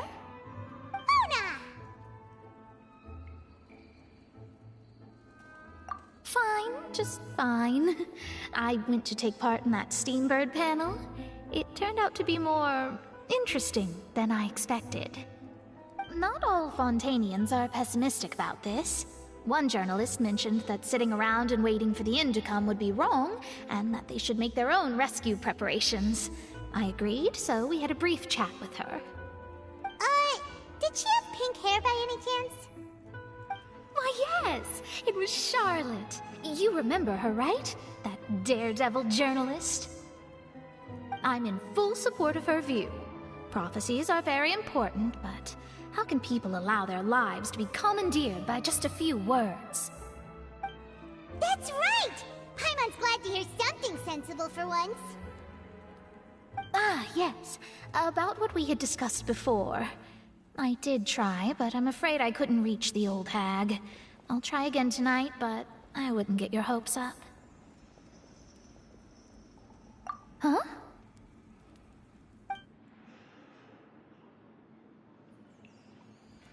Goodness gracious. Are you serious?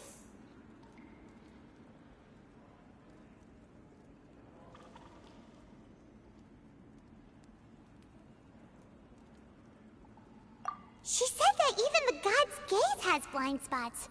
Pretty bold if you ask Paimon. Most people would believe the gods to be all-knowing, right? The Hexen Circle members are certainly anything but ordinary. As for the mage named N, the old hag has mentioned her a few times. She said that N's sense of direction is incredible, and that she loves guiding those who are lost. But I've never met her, and if she were still alive, she'd be... well, suffice it to say that the hag's at least a few hundred now, and N's been around for longer than that. Whoa. The Hexen Circle sounds like a scary group. But they must really stay in shape to live so long. Their abilities alone are pretty terrifying. If she came to see you personally, then the problem you're facing must truly be of great importance. Well, it's not like Paimon could understand anything she said. Yes, she was quite cryptic, but I suspect she means that there is still a way to turn things around. She didn't say when or what that would be, though, so... perhaps it is something that you cannot know right now.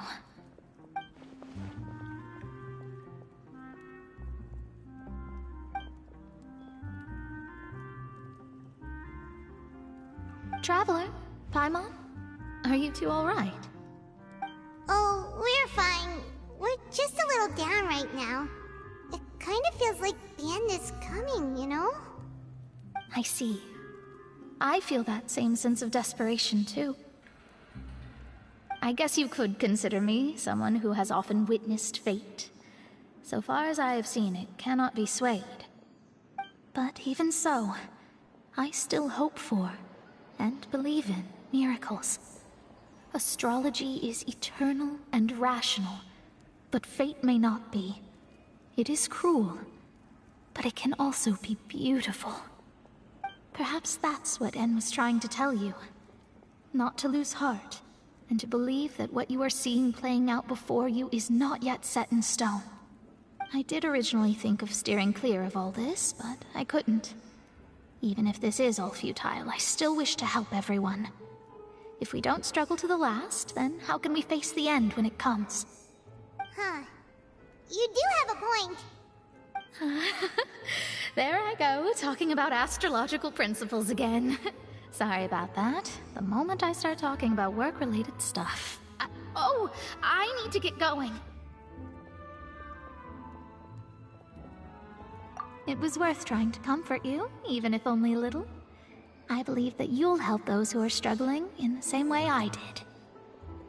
I suppose that might be why we always seem to meet by coincidence.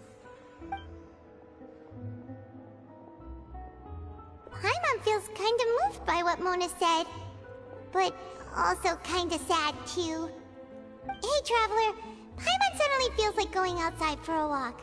Let's go. Let's walk around the city, shall we? There's a few spots we always like to walk by.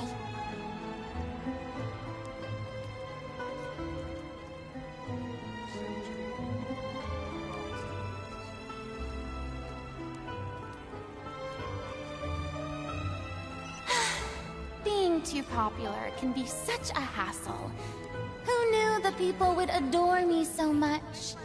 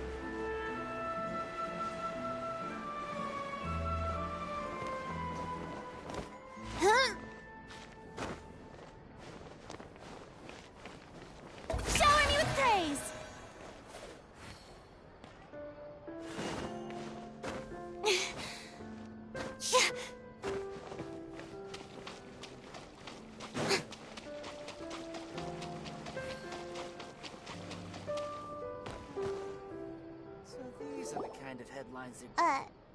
Huh? Our names are written in this newspaper. What's going on? Let Paimon see!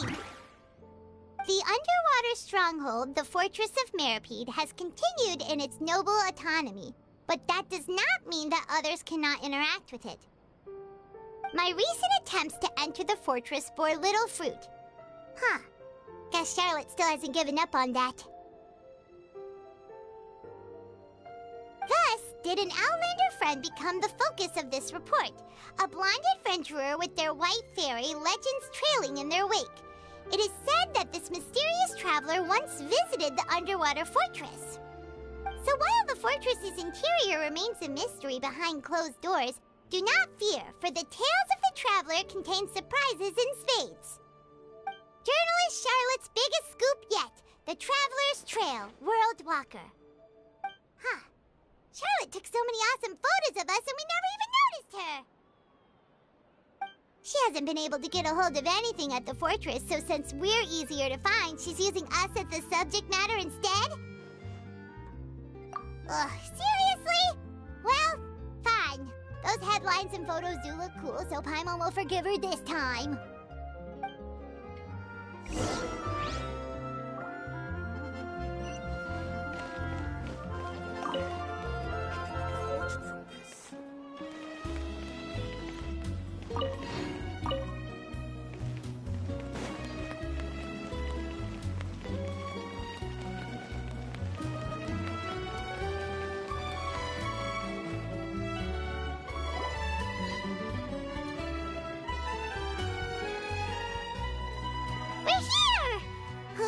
Paimon's hungry. Should we go in and get something to eat?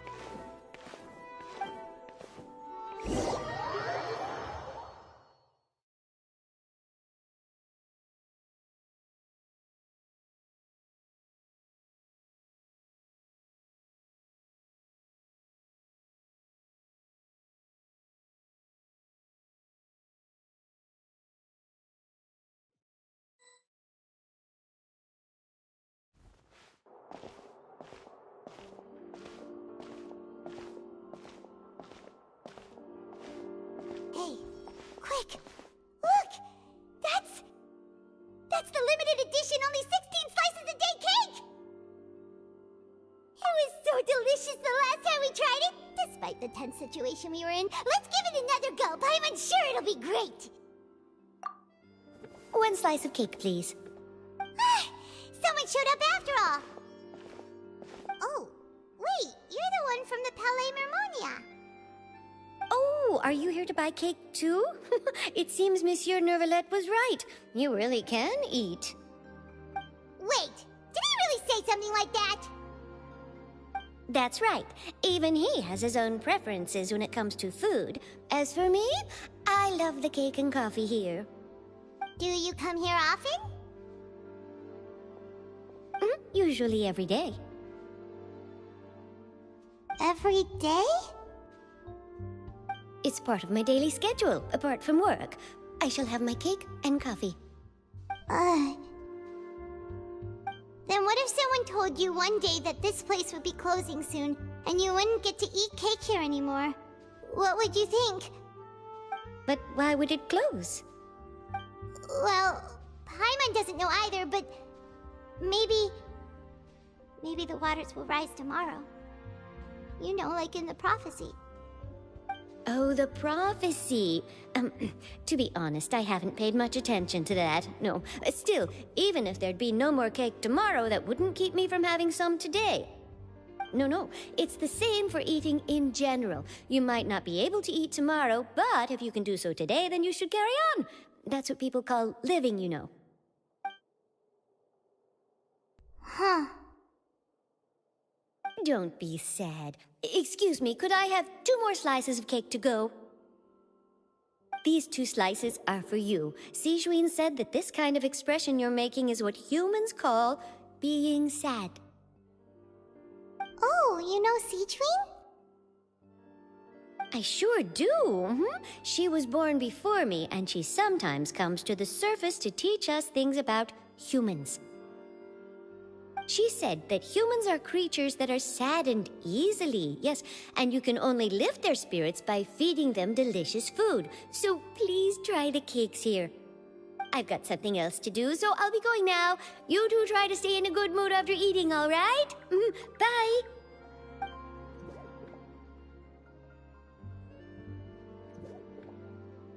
And there she goes. All right, let's dig in. I'm unsure this cake will be delicious.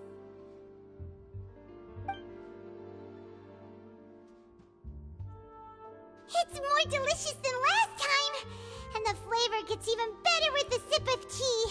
It sure would be nice if we could come again tomorrow. Sure would be nice if we could always eat delicious food here.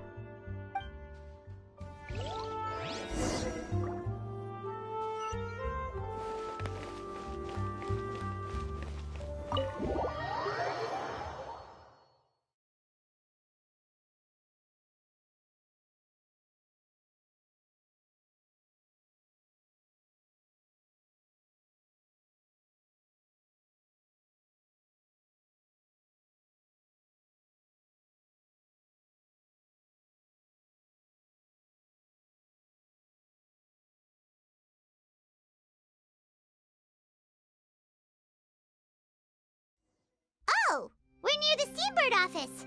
Let's go look for Charlotte and have a chat.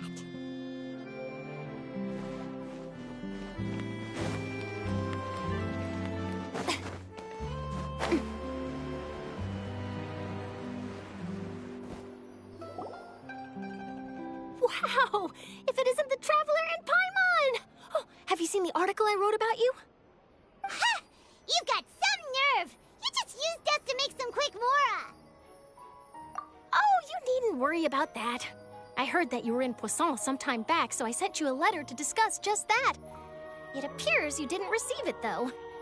It's all right, though. I've set aside the amount intended for you. I've even set the table with some food. Really? Oh, you're the best! You're almost a little too easy to win over, Paimon. If I were a journalist with ulterior motives, you'd be in trouble now, you know. Oh, Paimon knows you're not like that. Still, what brings you here all of a sudden? Were you looking for me? When Mona mentioned you, we thought of coming to see you at work. I see. It seems you've already bumped into Mona here in Fontaine. So she mentioned me? What did she say? She said that you're a real daredevil of a journalist. Nice.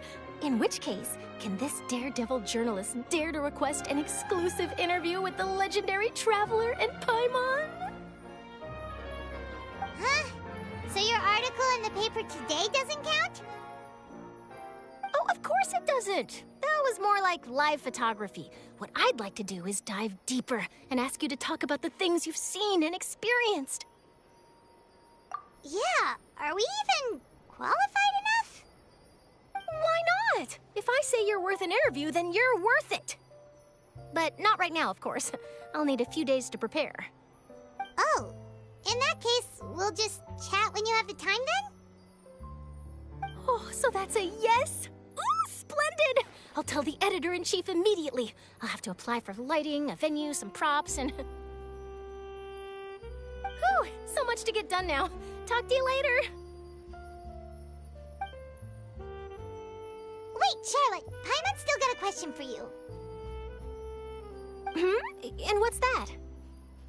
If, just for example, Fontaine were to be flooded tomorrow, what would you do today? Huh, that's the prophecy you're talking about, isn't it? I mean, I do hear about it often, but I've never once thought that the day could be tomorrow. If you're seriously asking, then I might try and think of a way to leave Fontaine. Oh, but I'm still a journalist first and foremost. That means I have a duty to be reporting from the scene. And secondly, I wouldn't forsake my homeland that easily. From what I've seen, most people don't know what they'd do should the worst come to pass. In truth, it might be better just to behave like normal rather than worry over such an end. So in all likelihood, I'd probably still be prepping at the office for that interview of ours. I know what you're thinking. That sounds a bit sad, but I've always believed that it's best to do what you enjoy. Just think about it. If this nation really were to be suddenly destroyed tomorrow, but I still successfully finish an exclusive interview with a truly unique person, then the story I would wind up writing would truly be timeless. And then do you know what I'd do? Well, I'd write that story, send it for printing, and use messenger pigeons to get copies out to the various nations as soon as possible. I'm not a dreamer, nor am I a workaholic, but I do love my job, and I'd be proud of leaving such an article behind. I guess you could say that I was born to be a journalist. But anyway, that's my answer. And on that note, I'll get back to my preparations. That's so nice. All of a sudden, Paimon actually kinda envies her. Anyway, let's go and take a look at the sea, shall we?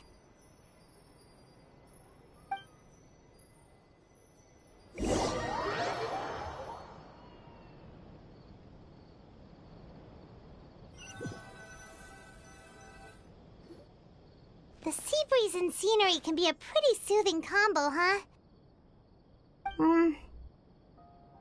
Paimon's been thinking. If it wasn't Fontaine, but all of Tevat that would be destroyed tomorrow, where would we go and what would we do? No, Paimon should ask, if you could choose, what would you like to do?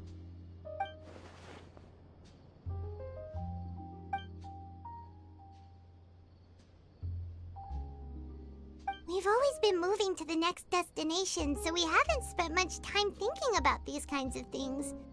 We didn't have to either, with us always being on the road and whatnot. You mean, still traveling? Huh. Wait, isn't that what we've always been doing?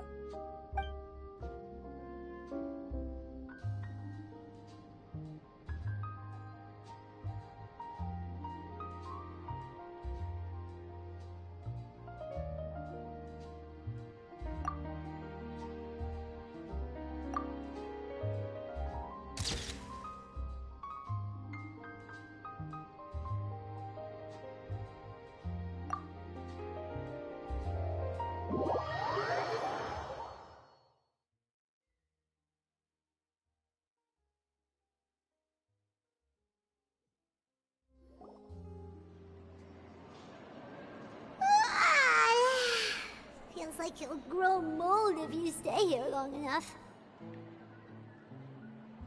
But it's still better than the Fortress of Meropide, that's for sure.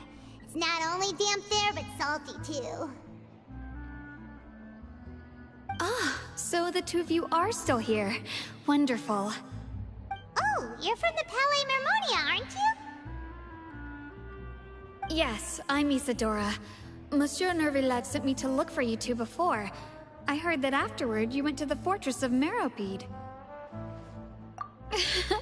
Not at all. I'm well aware that you're friends of his. Actually, I'm here to pass along a message from him. Yes, inside the Opera House. The Maréchaussée Phantom has declared the incident a small-scale riot. A riot? Well, that said, I don't personally think it was that serious. Lady Furina was watching a performance at the Opera House, and while she was resting during an intermission, some other audience members suddenly started harassing her, loudly accusing her of doing nothing about the prophecy crisis.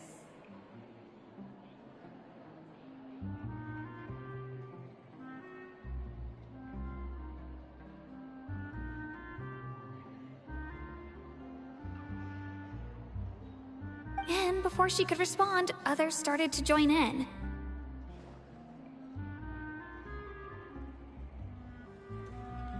The crowd continued to grow, and protests against the Hydro Archon started to break out. So people have started to put the blame on Furina. Guess they finally found an outlet for the pressure they've been under due to the prophecy. I agree. People will naturally rely on gods, as is customary. But the moment people feel threatened, gods are also the first to be blamed. So what happened after that? Is Furina okay? seeing that the situation was spiraling out of control and that further argument was pointless, she claimed that she'd gotten tired of this and left in a hurry. The Marechaussee Phantom had their hands full maintaining order and did not catch where Lady Furina had gone. Only when things had stabilized did we realize that she had gone missing.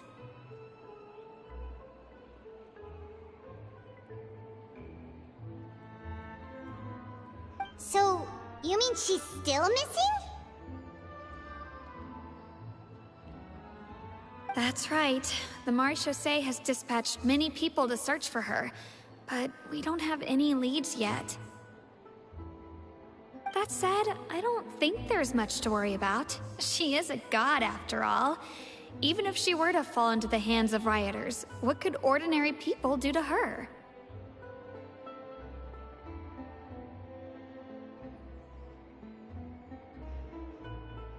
Good. Monsieur Nervillet sent me to tell you about the situation, but he didn't say anything else. Don't worry, this is more than enough to go on. Thanks for keeping us informed.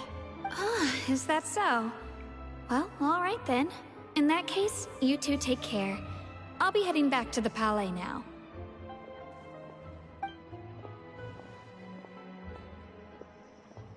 Well, sounds like we should hurry over to Poisson then. If we know Furina, she won't try to fix things in this situation. Instead, she'll look for a place to wait out the heat. And, as we also know, she may be loud and dramatic, but she doesn't have a heart of stone. When Nervillet was talking to her in the Palais Mermonia, and she heard about Poisson, she couldn't hide her sadness and remorse. It would be hard for her to ignore being accused by the public today. Paimon thinks Furina's probably taken the opportunity to slip away to Poisson and try to relieve the sense of guilt that she's feeling. Huh. Well, what do you think? Paimon knows the answer, of course, but Paimon can do the analysis to back it up, too. Cool, huh? In that case, there's not a moment to lose. Poisson, here we come!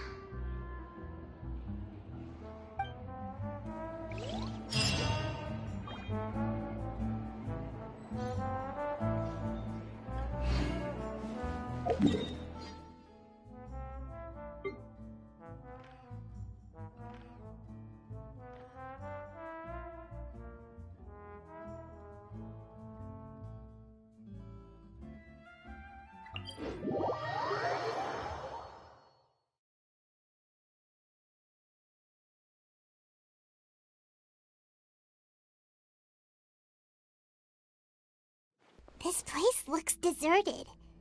Guess all the survivors must have evacuated already. All that's left here are signs of death at station. Could Furina really be here? Let's try to find her as soon as possible.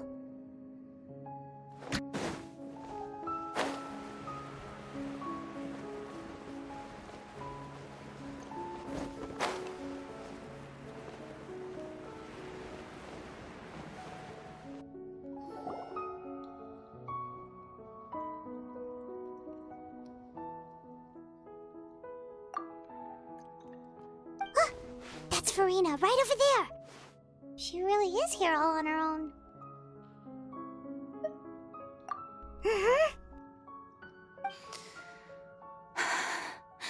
Should I just give up? This is all meaningless. What was meant to happen did happen after all. Everyone's dead.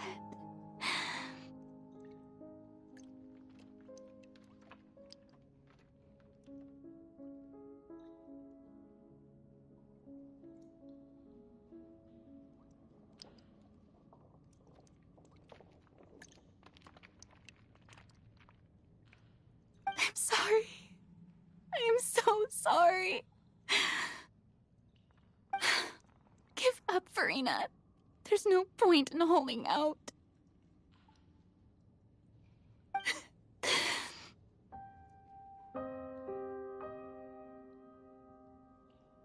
I'm sorry.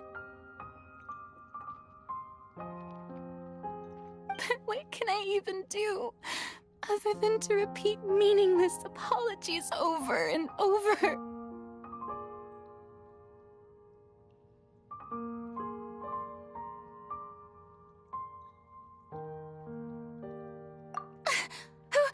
Who's that?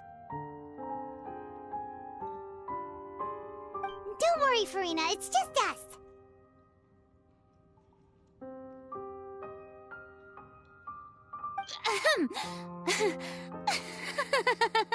So it is you, blonde traveler from another land.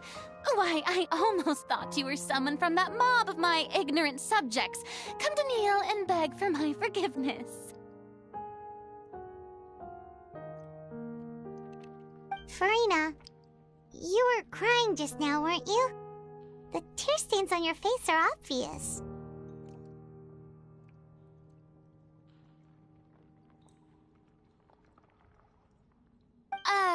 What do you mean, tear stains? Oh, I remember. The show at the Opera House earlier this morning was so moving. I'm still trying to process it. Who did that uncivilized rabble think they were, disturbing my enjoyment of the arts? They even dare to tout their Archon! I must teach them a lesson. I can just imagine their twisted and frustrated faces once they realize that I'm no... Oh, and I'm sure Nouvellette and those people from the Marche Chaussee Phantom are freaking out right next to them, too.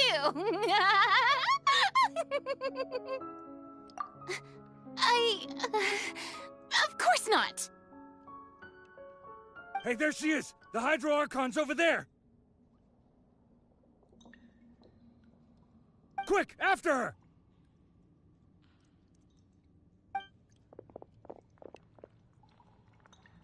Furina, those people seem to be after you. They are... They're just some rabid fans who want to cut the line because they haven't been able to meet me in person, aren't they?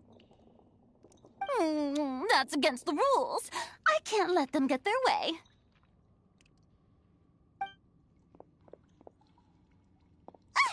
Furina just ran off!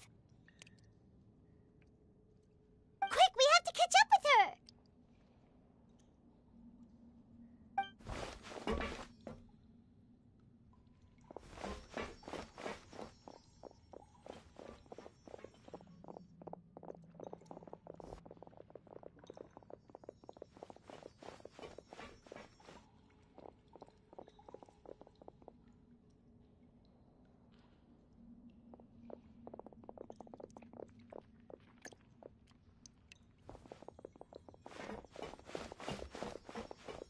This should be the place, right?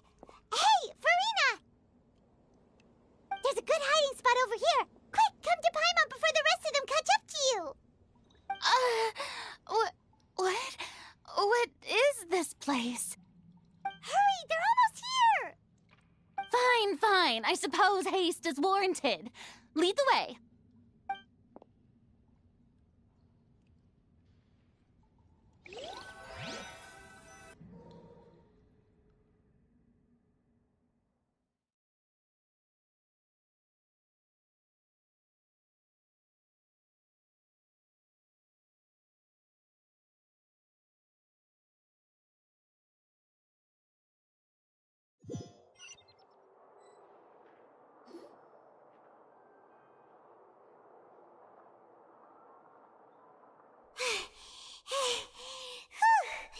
Paimon's exhausted.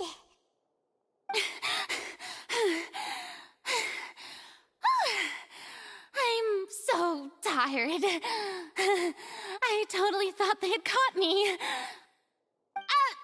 I mean, I merely gave in to the sheer enthusiasm they displayed.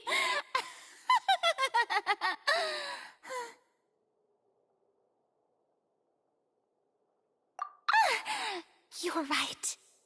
Yep, that's a good girl.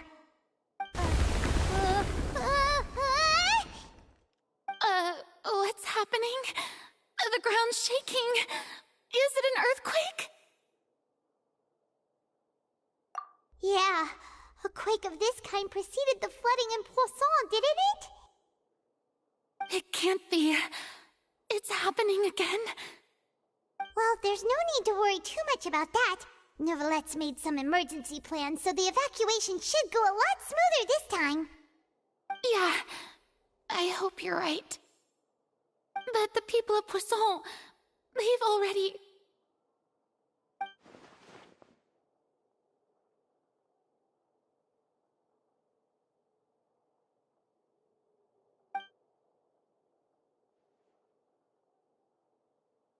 It's true. I've been investigating the prophecy for hundreds of years.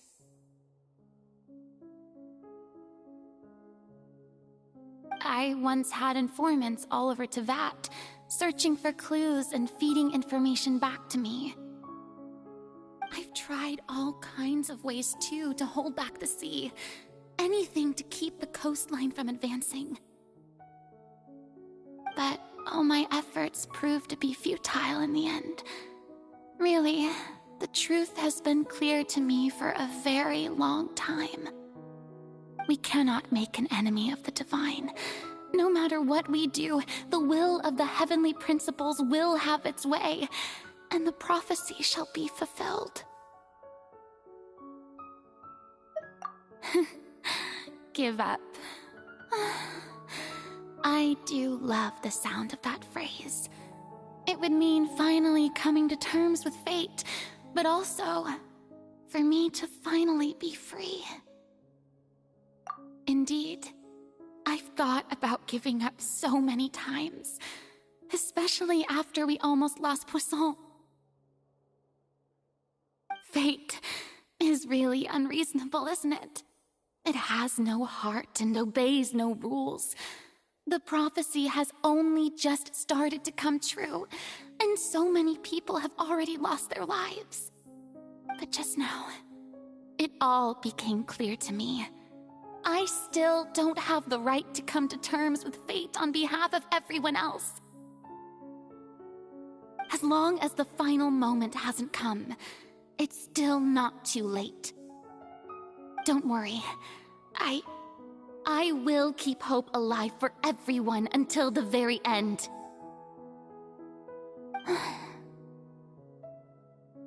Well, that's enough for now. I got the impulse to play the stricken maiden, but honestly, considering my rank and station, that wasn't a good fit at all.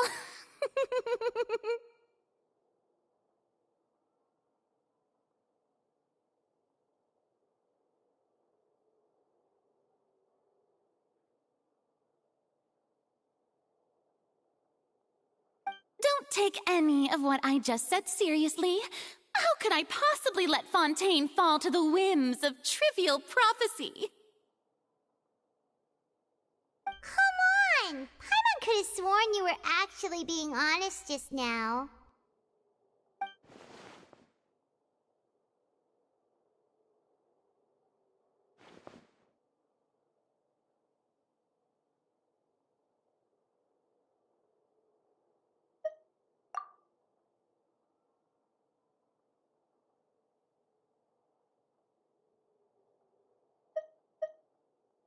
Share my burden. That's impossible. It was fated right from the start that this would be my duty alone.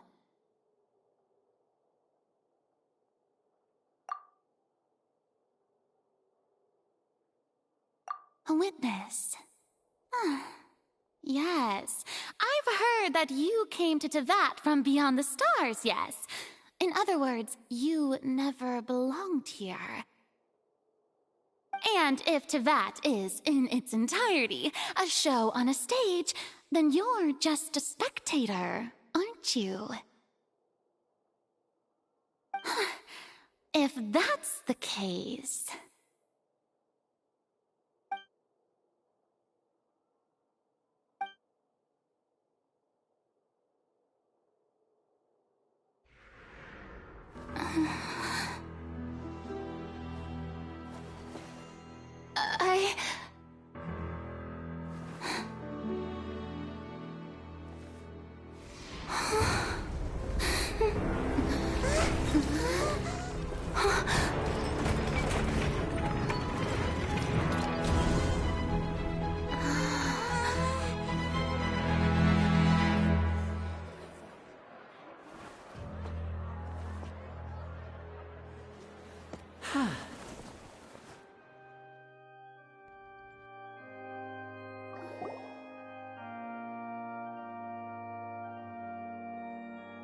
Ladies and gentlemen, this concludes my opening performance. Now, without further ado, we may proceed to the trial of our god. So this is what it is. Yes, you deserve praise for the effort you took to raise the dramatic stakes. Do not forget, however, that I am Focalor, the god of justice, the embodiment of justice itself. Does it not strike you as even the least bit absurd to bring the very concept of justice to trial? May I interpret these words as your refusal to stand trial? In that case, you will have the opportunity to defend your honor through a duel.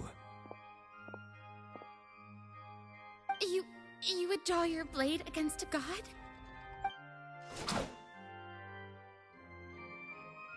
I see. It seems like you have made up your mind.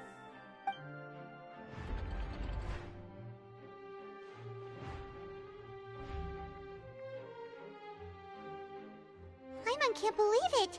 She just surrendered. What the heck is going on? Did I just see an Archon surrender to a human?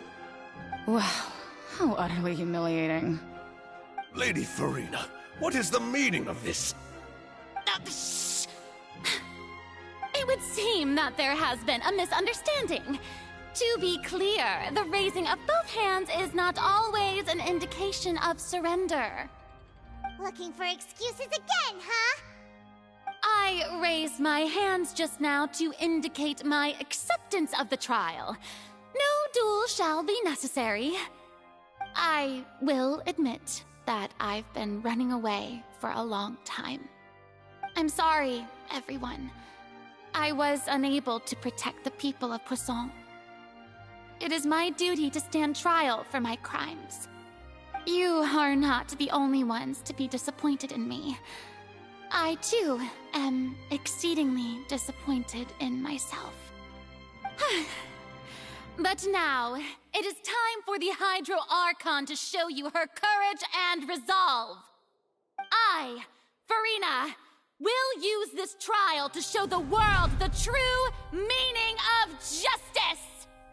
This time, I will protect you.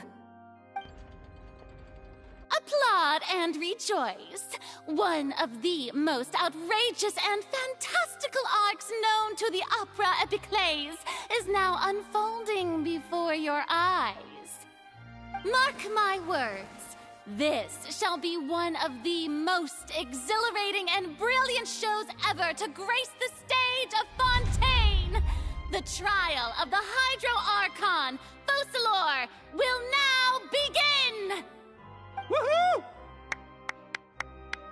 Oh, now we're making history! Why does it feel like Furina just took over the whole thing? Like, come on! Didn't she just get forced to stand trial for her crimes? Also, even though she's still acting super dramatic, she is taking this seriously this time, right? All right, then. Who will be my opponent in this trial? The court asks the prosecutor to please take the stand. Is that so? Very well. Then please speak, witness of Tivat, my accuser and fated opponent.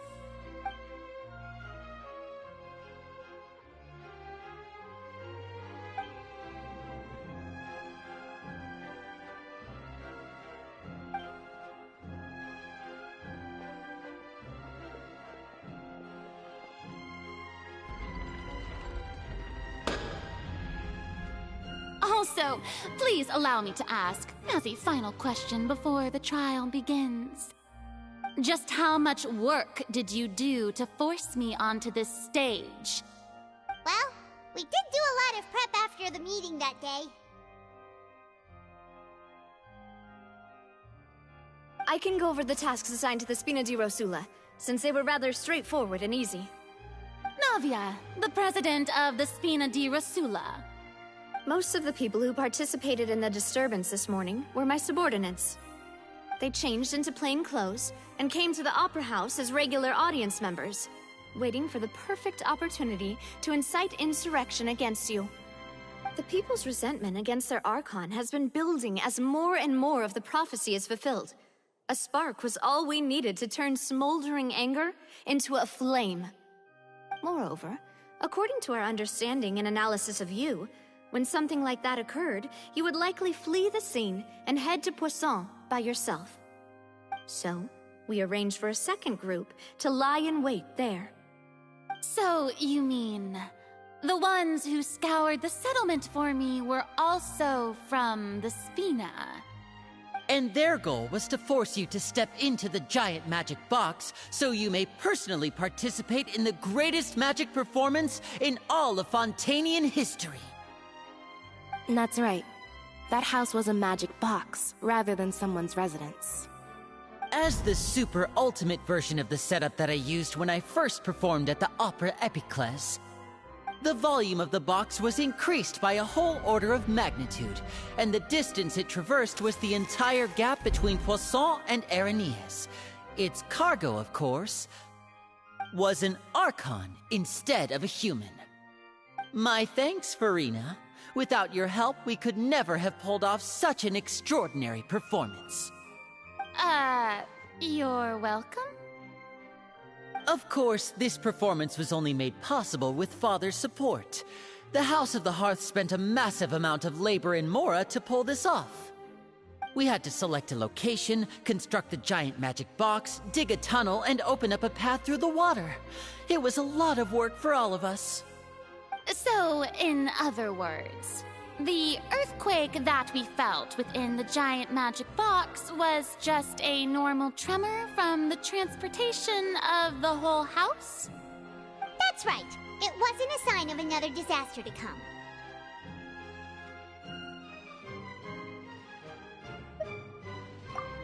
Then, I can guess Nervillette and Cloran's parts. You gathered a crowd, prepared a stage, and made sure that the champion duelist would be immediately ready for a fight. Also that as soon as I appeared on the stage, the trial may commence without a hitch. Am I right? Yes, that is correct. Well, Clorand, I must commend you for your courage. Only the most outstanding champion duelist in all of Fontaine would accept a duel with an Archon without flinching. Thank you. As for you, Traveler, I suppose your role was to keep me distracted with conversation once you found me in Poisson. You'd make sure that I didn't notice anything amiss before revealing yourself as my prosecutor once we'd arrived onto the stage. Oh?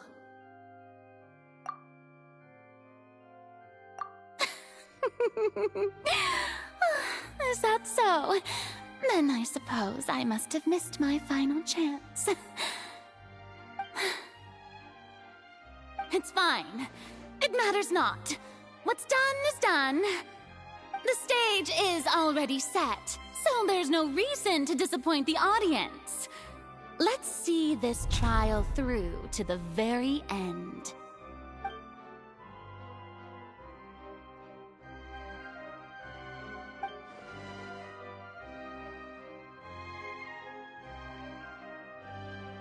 Madam Prosecutor, please allow me to pass this along. This is a document that Miss Charlotte applied for and received permission to share with you during the trial. According to her, it should speed up the proceedings. Huh? Charlotte wanted to give us something? Oh, so she's here too! Hey, Charlotte! Oh, let Paimon see. Isn't this the exclusive interview that she did with us before? So she's already finished it, huh? Wait, then that means this document is a perfect timeline of everything that's happened ever since we stepped foot in Fontaine! So in other words, we can refer to this anthology of evidence every time we want to use something from our journey as evidence for an argument! Let's quickly confirm the information in it. Just think of it as a refresher, alright? You defeated the Hydro Archon in the very first duel you took. The words of this is the first time Monsieur Nervillette had a difference of opinion with the Oratries. Even the Hydro Archon can't figure it out.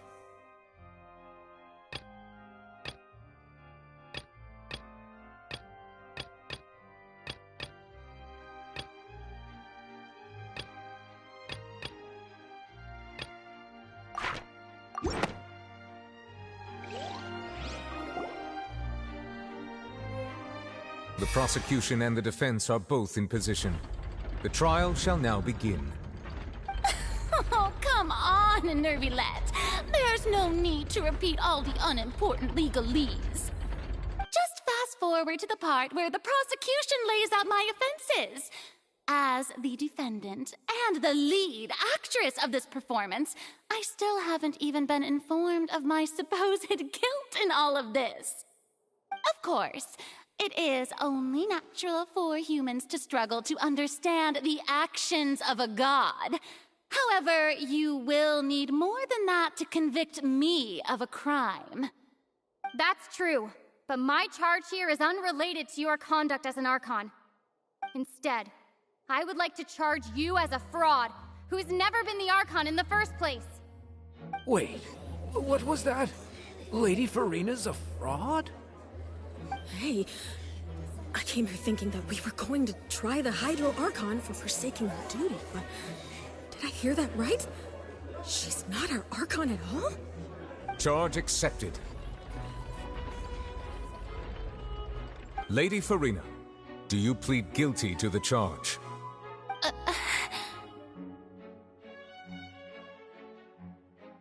Lady Furina. I plead not guilty. How can I be guilty? There is no way that I, Focalor, otherwise known as Furina de Fontaine, a member of the Seven and the Regina of all waters, kindreds, peoples, and laws of Fontaine, could be anything other than your true Archon. Yeah, even though Lady Furina can be rather eccentric, isn't it going too far to doubt her very identity?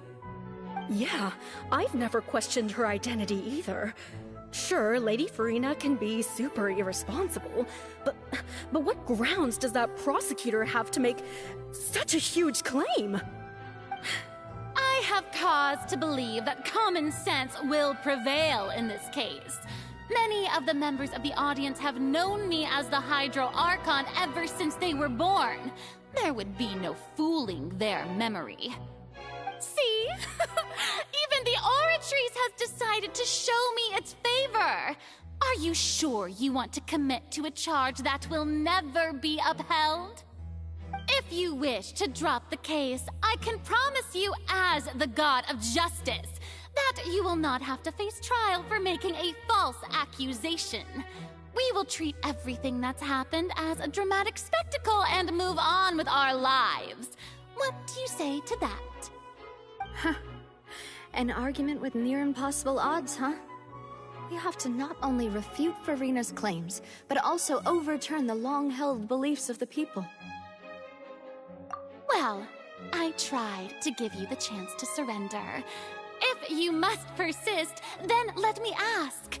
If you believe I'm not the Archon, then what manner of being do you think I am? And if I was not the Archon, then how did I manage to live for over 500 years?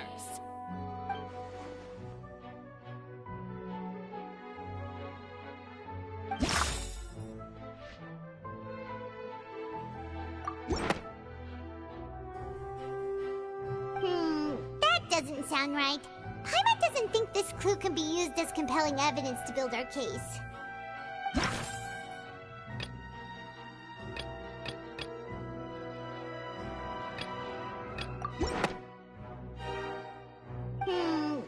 doesn't sound right. Paimon doesn't think this clue can be used as compelling evidence to build our case.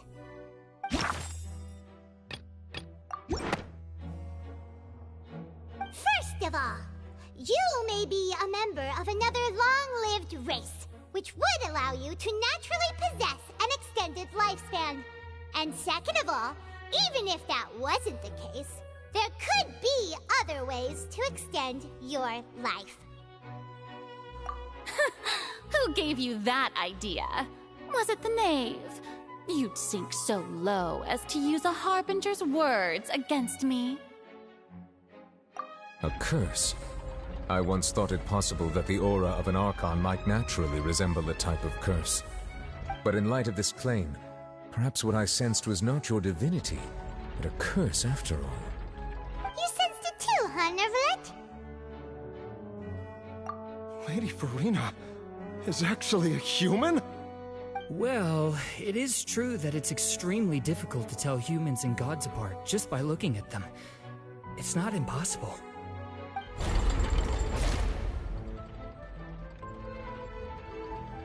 Well, don't start celebrating too early now. Even if I have been carrying a curse like you said, how does that prove that I am merely a human being? Besides, everyone knows that the main difference between a human and a god is the possession of authority. Gods can do what humans cannot. That's why they're worshipped as gods. For centuries, manifestations of my authority have served the nation of Fontaine. One need only to turn their eyes towards the Oratrice Mécanique d'Analyse Cardinal in this very opera house, or consider the endemnitium that is used in every aspect of life.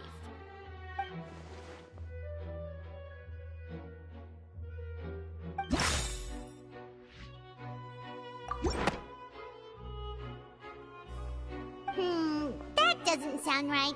Paimon doesn't think this clue can...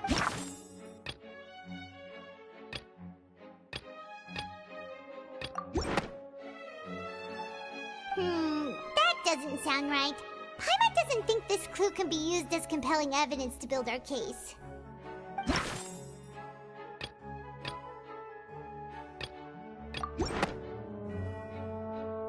You tried to reference the Oratrice, but weren't you as confused as all the rest of us when the Oratrice declared Child to be guilty without any proof? Otherwise, you should have come up with a good explanation for that by now. Didn't I make myself clear at the time? The decisions of the gods are naturally difficult for humans to comprehend. There is no need to provide an explanation. Lady Furina, I believe a reminder of your current circumstances is in order. While the court is in session, the principles of justice and the law must come before all else. While you are an Archon, you are also first and foremost the defendant in this trial. You will prove yourself unable to defend against the prosecution's charges if you continue to withhold vital information against the rules of the court. I never thought you'd use that kind of rhetoric against me. That was no trick of rhetoric, Lady Furina. I've merely reiterated the rules of the court. Rules that all should respect and follow. So, you neither knew why Child was declared guilty, nor did you understand the structure and operations of the Oratrice. Instead of having been created by you, the manifestations of authority you mentioned have been made by the real Hydro Archon, haven't they? The real Hydro Archon? Well, now you're really losing me. It is true that I did not know why the Oratrice gave out a guilty verdict that day. But the Oratrice handed out that verdict unilaterally, and it has been operating independently ever since it was first created. You can't argue that just because a divine creation is flawed, that the god behind it must also be no god at all. She's still throwing out all kinds of excuses. Seems like she's confident that we won't be able to produce proof that she has no power over the Oratrice. My power as an Archon. There are many ordinary citizens in the audience, How can I just carelessly demonstrate the formidable power of an Archon? If that poses a concern, I'm prepared to extend my protection to the audience. You don't need to go that far.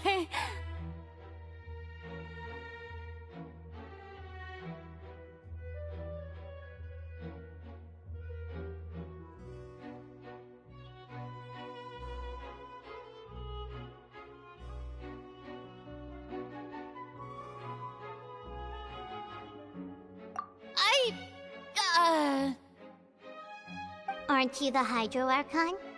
Or is it that you can't even wield the power of Hydro, much less the authority of a god? Indemnitium! Yes! It's all because of Indemnitium! All Archons derive their power from the faith of the people, and I've converted the people's faith in justice into Indemnitium! Thus did I give up all of my divine power to provide everyone with energy for their daily lives. Have you ever seen a more magnanimous god? Isn't that a huge stretch? Yeah, no matter how generous an Archon can be, how could they give up all their power? Can a god with no power even still be called a god? It seems like nobody's buying Furina's excuse. Hey, come now, everyone. Please don't stare at me as if I was a liar. I'm still the same Furina you knew, right? The one that you loved. Shouldn't you want to believe in me? Please? You've got to believe me. If what the prosecutor said is true, she really has committed a grave offense. Did she deceive all of us? And all of our parents and grandparents too? And all of our ancestors? Ever since they were born?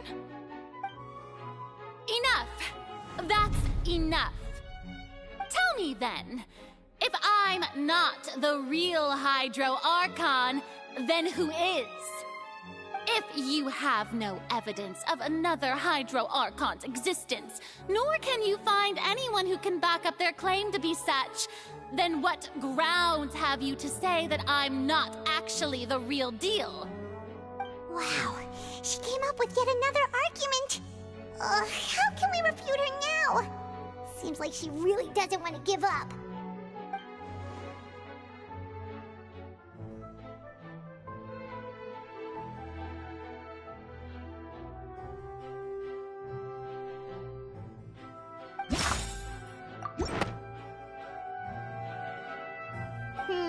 That doesn't sound right. Paimon doesn't think this clue can be used as compelling evidence to build our case.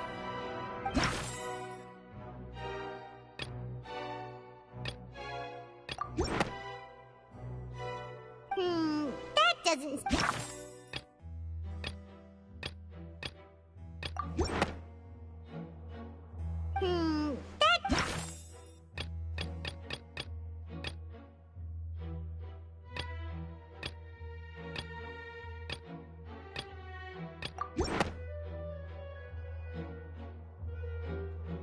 It has been established that all Fontanians can dissolve in water from the primordial sea. And that means... Since you insist on claiming to be a god and not a human, then there's a method that you can use right here and now to eliminate all suspicions of you being the latter. Miss Navia, please apply to serve as a temporary attorney for the prosecution before addressing the court.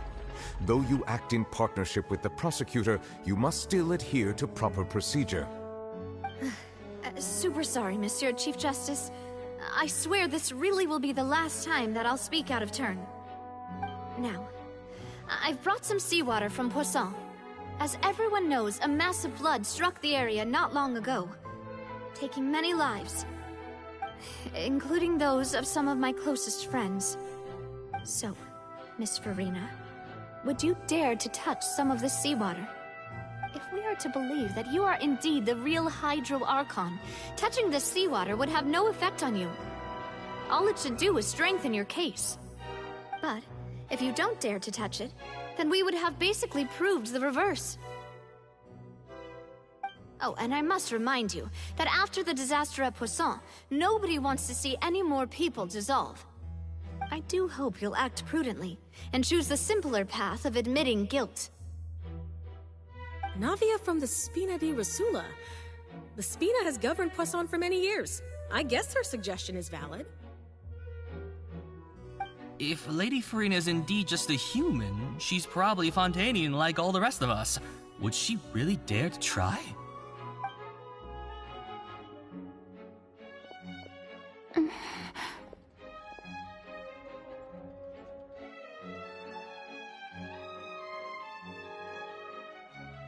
Lady Furina, this test has been unilaterally proposed by the prosecution. As it falls outside the realm of standard court proceedings, you possess the right to decline participation.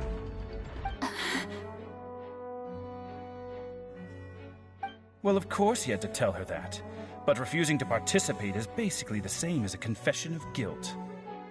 She's just staring at the water without saying a single word. It really does seem like she's quite terrified of it. That could only mean... What's going on? Is she really planning to... That's not what we thought she would... Due to the inherent risk of the test, Lady Furina, you may...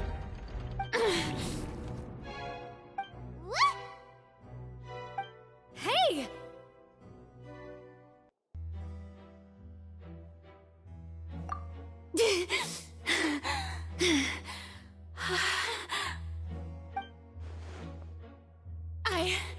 I'm fine! Look at me, everyone! My hand is still here! I haven't been dissolved! Will you believe me now? I really am your Archon! I'm nothing like a normal human who would fall apart as soon as they touch this water! Really? Was this not the most obvious thing in the world? Miss Siegewien? If you're present, Miss Siegewien, please come forward and attend to the defendant. Siegewien? Don't be nervous. It'll just take a few seconds. Let me see. That should be enough. Please announce the results of your evaluation to the court, Miss Siegewien. As everyone doubtlessly saw, Miss Furina was displaying symptoms of hyperventilation and flushed skin. These indicate that she was experiencing the adverse effects of exposure to primordial seawater. The extent to which she was affected is the same as other humans when exposed to primordial seawater of a similar concentration. Thank you, Miss Siegewien. Lady Furina, you may return to the defendant's stand. Oh wait, what did she just say? I didn't get dissolved! Shouldn't that be enough to prove my innocence? Well, considering your tendency to run from your problems, we did originally prepare a direct sample of the seawater around Poisson.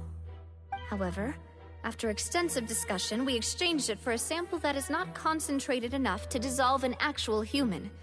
After all, on the off chance that something entirely unexpected might occur, we don't want anyone else to lose their life to the sea. Yeah, so out of regard for Furina's life, you secured a low-concentration sample and asked the head nurse to serve as an expert witness. It's a great thing that the direct sample wasn't actually used. Furina could have... I can't believe... You...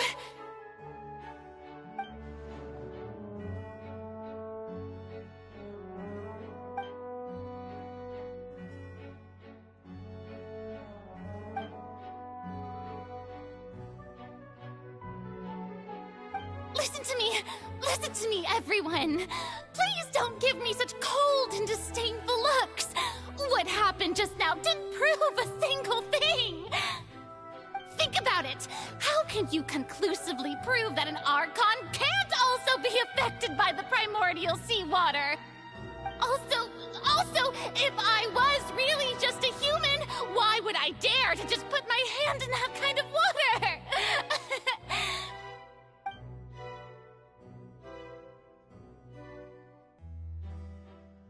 Please, everyone,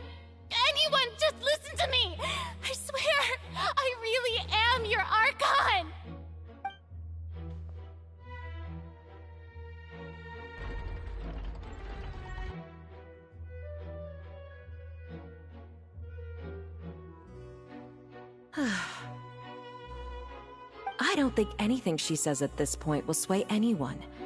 The odds are just too stacked against her now. With all the things that have been said, Paimon doesn't think there's any way left for Furina to win. I believe the time for arguments and presentation of evidence has come to an end. If there are no objections, we will move on to the final judgment.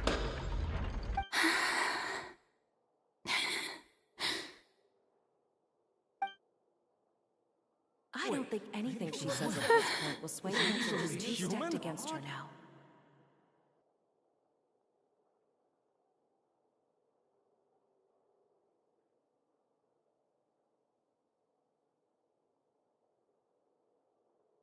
In my capacity as Chief Justice, I shall now render judgment on Furina's misrepresentation of herself as the Archon of Fontaine.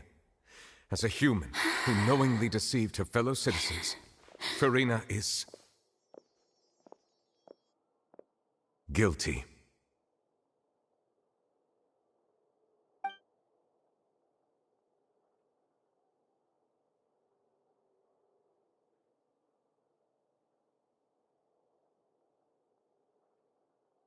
We shall now turn to the Oratrice Mécanique d'Analyse Cardinale to render the final verdict on the charges.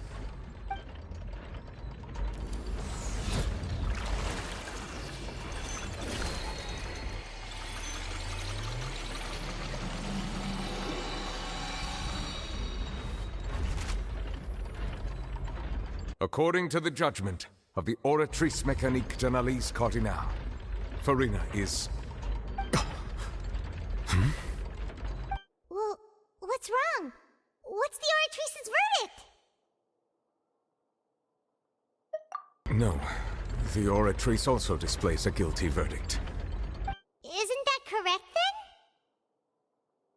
then? However, the exact wording of the verdict is thus: the Hydro Archon, guilty, to be punished via the death sentence. The death sentence? That's actually one of the available sentences? I've always thought that it was just a myth.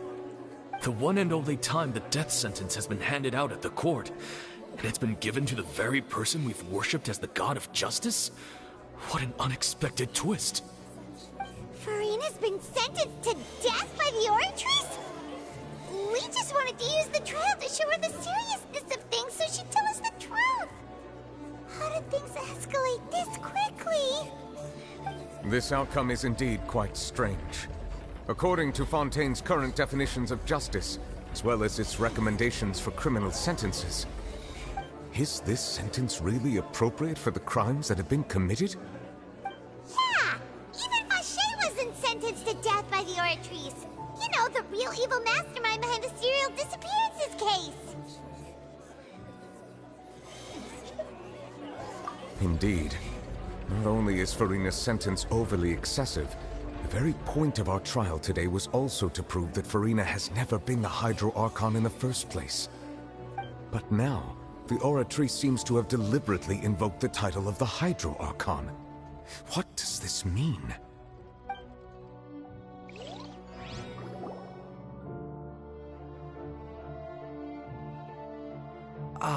Excuse me, if I may interrupt. Is the trial still going? Fremine! Oh, you finally made it. I assume this means you've completed your mission? Mm-hmm. Any mission Father assigns to me will always be top priority.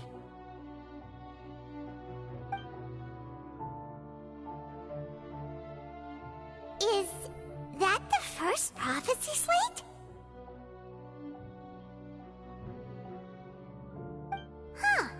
So the knave privately arranged for Fremine to try and find the missing slate. I looked everywhere and finally found it at the bottom of the sea. It took me a long time to get around some dangerous stretches of water. But has the trial already concluded? Then doesn't that mean I've come too late? Thank you for your hard work, Mr. Fremine. Please allow me to review the record left on the slate. Traveler, I believe that you have already seen the other existing slates, and would like you to come here and confirm their contents.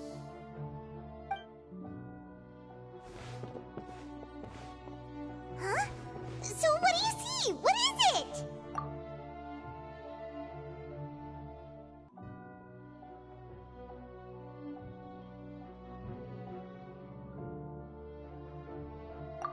I believe I have now made sense of the Hydro Archon's crime. It has to do with Fontaine's lost history. Huh? Isn't the Hydro Archon just guilty of deceiving her people? Oh, wait, no, that's Furina, and we've already proven that she's not the Hydro Archon. So when you say Hydro Archon, do you mean the real Hydro Archon we've been kinda talking about? In truth, everything that you've encountered in Fontaine up until this point can be traced back to the contents of these stone slates.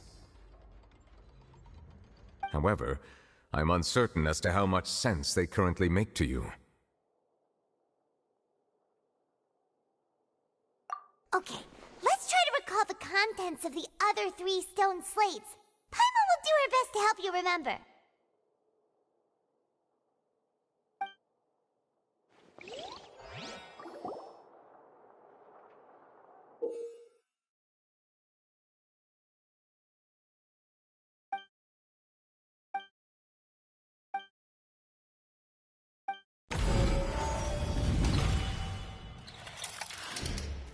Stone slate describes what you just said.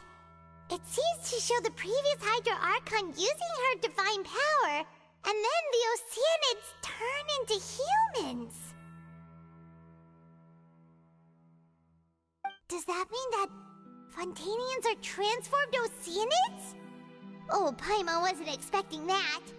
But if Oceanids can turn into humans, then perhaps this process can be reversed as well. The second stone slate shows Celestia floating in the sky, and the Hydro Archon and her people worshipping it together. But the heavens still brought judgment down upon them.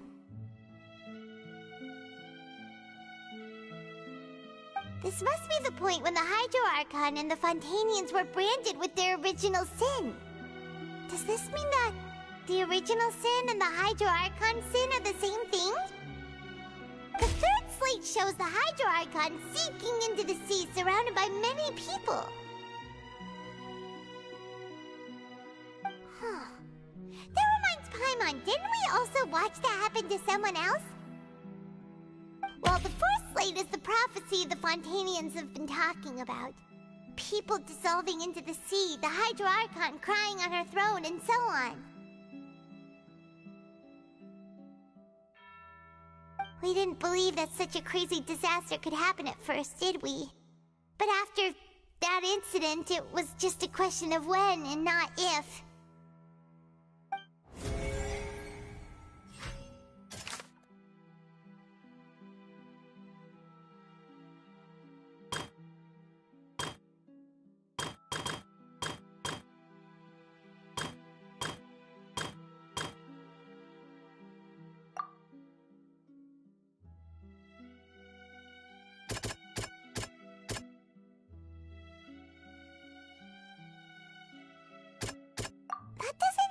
Quite right. That doesn't sound quite right.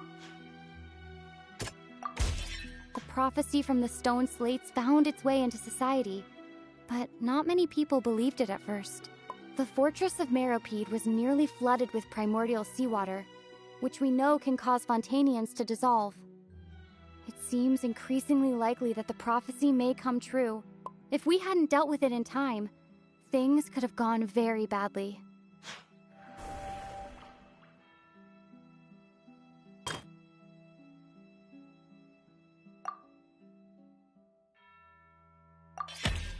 We know from the case of the serial disappearances of young women that Fontainians can be dissolved in primordial seawater.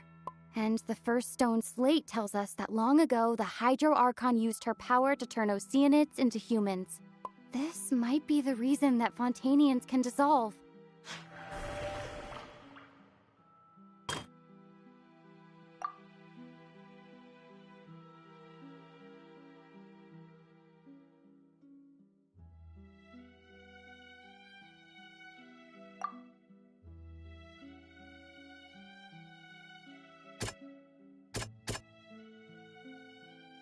That doesn't sound quite right.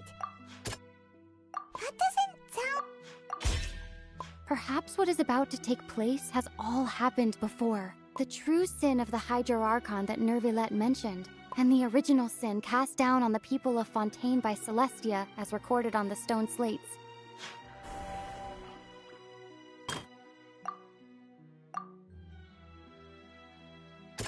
That doesn't sound quite... That doesn't sound... It's not as simple as falling into the sea. When Navia fell into the sea, her consciousness was subjected to judgment. The stone slates show the people gathered around the Hydro Archon in the sea. Could that be alluding to the same thing? They'll dissolve into the primordial sea but won't cease to exist. Their essence will flow in the seawater, converge, and take the form of an oceanid.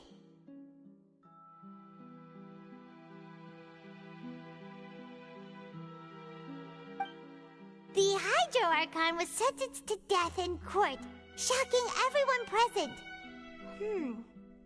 Perhaps this means that her sin was actually Fontaine's original sin. Navia fell into the water inside those ruins, and she nearly dissolved. She was surrounded by the people of Poisson in a court within her consciousness, and was forced to take part in a trial meant to make her stay.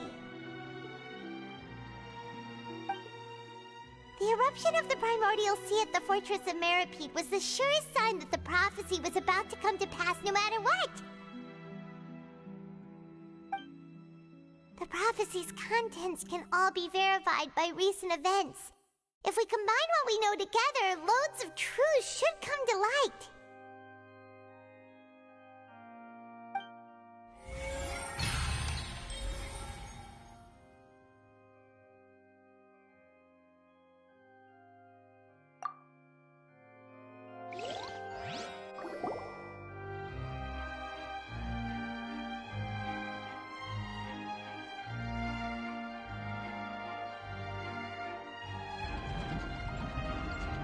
Huh?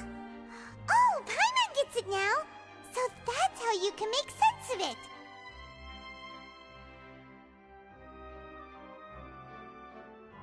But then it feels like we're going to have to share some truly shocking revelations. Let's hear them. Incredible! Linny, did you hear that? We're not real humans. All Fontanians were originally created by the late previous Hydro Archon, with oceanids as their basis. The evidence for that can be found in how only Fontanians could dissolve in primordial seawater, and how all the girls Vacher dissolved were also turned into oceanids. Oh, and according to Navia, when she was about to get dissolved, she also saw everyone gathered around for a trial, all of them in the shape of oceanids. Indeed.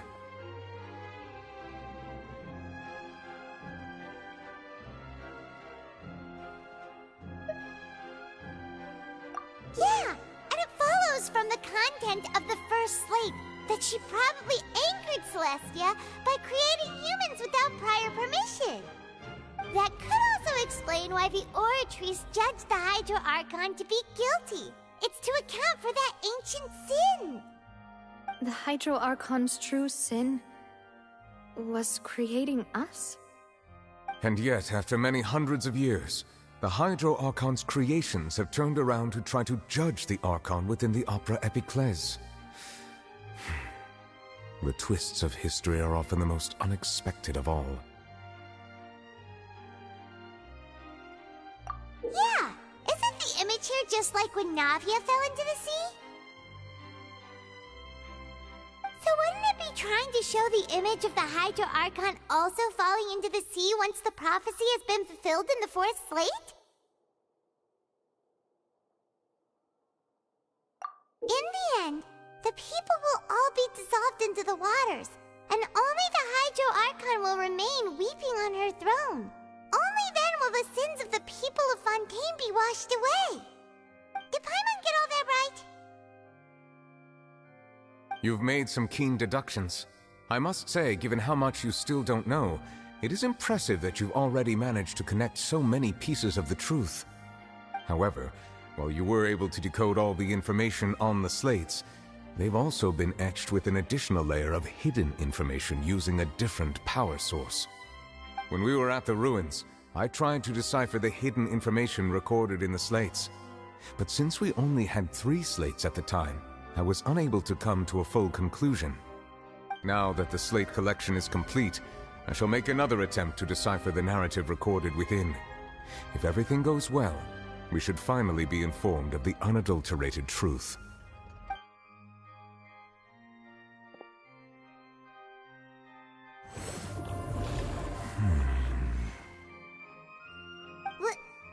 Well? Did you get it? I believe I should share this truth not only with you, but with all the people of Fontaine as well. I will try to briefly summarize it for you.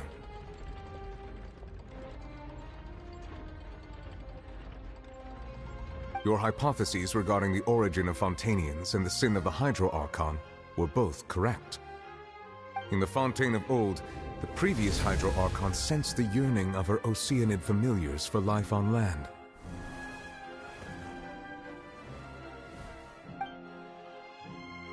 The Oceanids were enamored with the beauty and romanticism of human beings, and wishing to have those experiences for themselves, expressed to the Hydro Archon their desire to become of a similar kind. However, even though water as an element is intricately linked with the power of life, the Hydro Archon, as one of the 7, did not possess the authority to create a new form of human life. Not one to give in, she eventually found a way to create permanent humanoid bodies for her familiars by appropriating the power of this planet's primordial sea. She poured primordial seawater into the Oceanids' blood vessels, creating humanoid mimics in the process. But if Fontainians were to ever come into direct contact with water from the primordial sea, the power within their bodies would escape these artificial restraints and return to the sea. As a result, their forms would collapse, and they would be reverted to their original forms as Oceanids. Of course, the Hydro Archon never received permission from the heavenly principles to create a new human race. And thus, the Hydro Archon and all of her creations came to shoulder the original sin of appropriating the power of the primordial sea. That is the true history of how the people of Fontaine first came into being. So we were all Oceanids before we turned into human beings? That's way too much information for me. I think I'm just going to pretend that I never heard a single thing. Wait, but if that's the truth, we can't let the Hydro Archon be sentenced to death. After all, her only sin was creating us. This really might be too much information for your regular Fontainian, but it does answer a lot of our questions. Alas, your hypothesis regarding the 3rd and 4th stone slates was inaccurate. The slates' respective positions are, in fact, correct.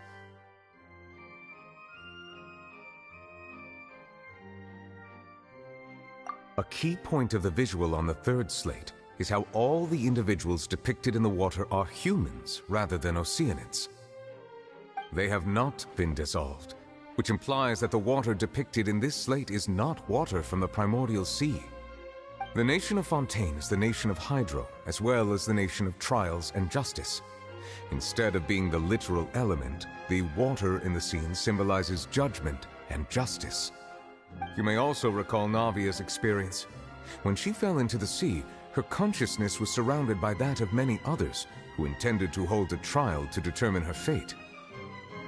Therefore, the meaning of the 3rd slate is that the people of Fontaine shall try the Hydro Archon at the Court of Justice.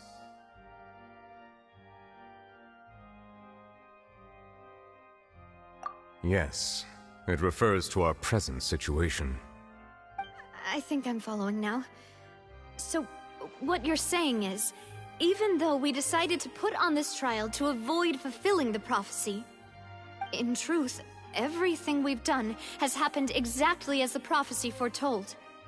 So now, it seems, we're the ones making sure it comes true. What should we do?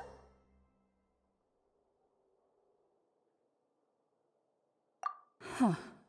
No matter what, the prophecy will be fulfilled. Is this what it feels like to be a prisoner of fate?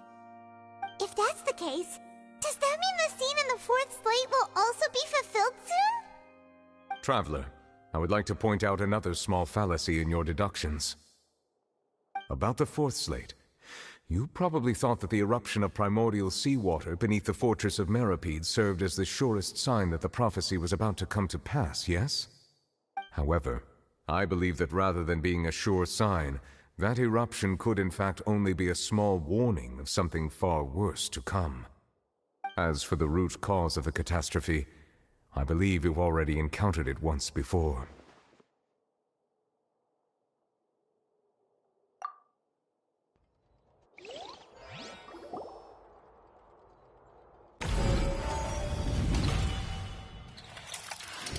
This eruption was just a small warning of the things to come. We must find the root cause of the disaster.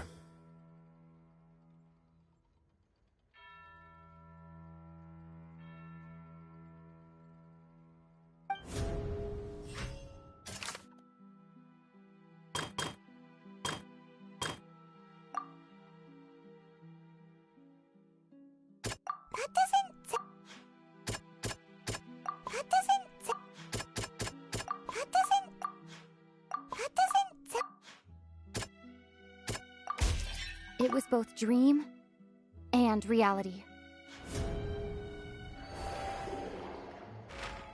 If we're talking about a true culprit, that could only be that thing inside the primordial sea, right?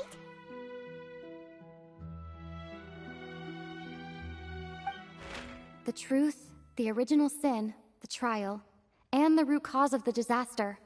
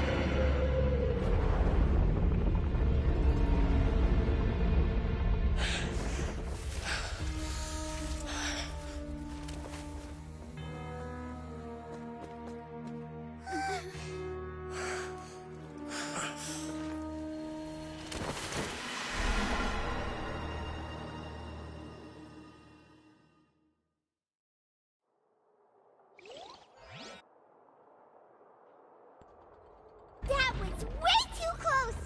How did that thing just burst into the Opera House? Wait, was that the huge whale you saw in your dream? So we've met it at last. I understand very well why it has chosen to make an appearance here. That whale does not belong to Teyvat. It is a monster that has traversed the stars, weeping all the while. It has been greedily consuming the energy from the planet's primordial sea, using it to grow. That is the main cause for the rising sea levels.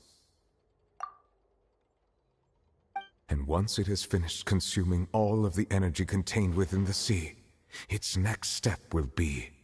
You said that when the Hydro Archon first created Fontanians out of Oceanids, she filled their blood vessels with primordial seawater.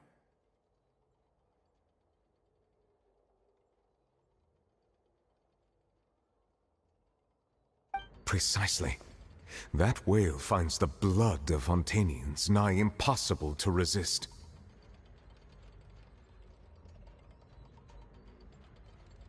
Therefore, when it left the primordial sea, it decided to make its next stop a packed opera house full of food. Food in the form of Fontanians.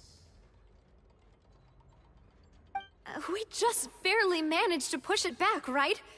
In that case, won't it come back to target the people again once it's managed to recover its strength? That is correct.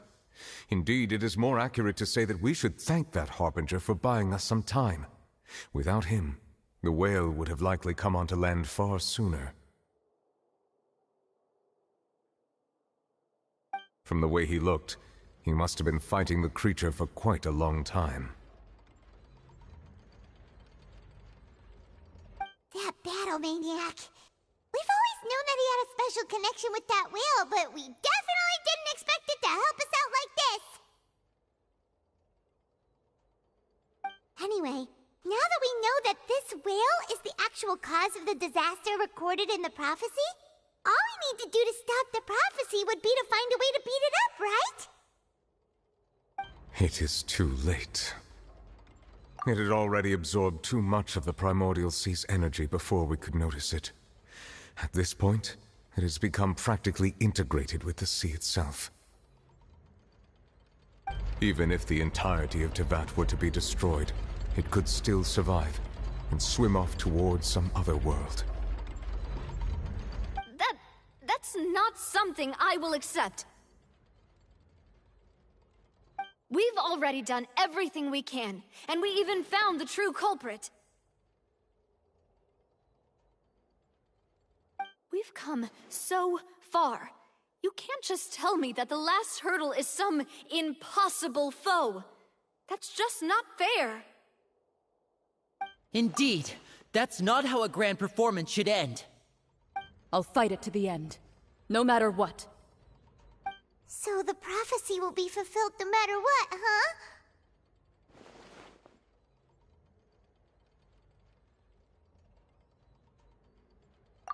The prophecy. Yes, what has been prophesied will be fulfilled. You may view such things as the history of the future.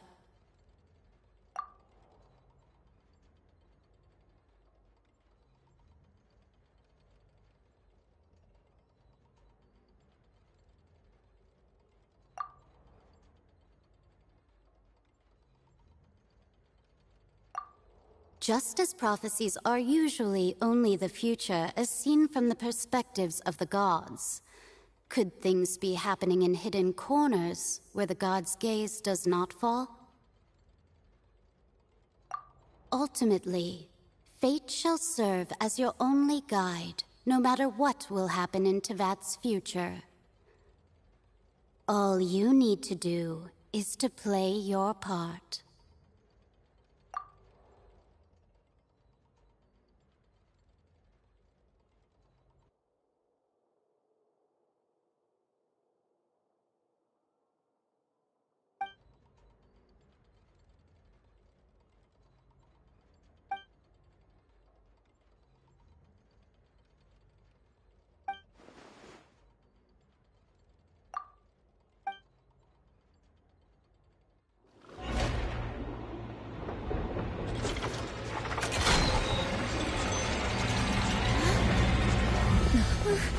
What's happening with the Oratrice?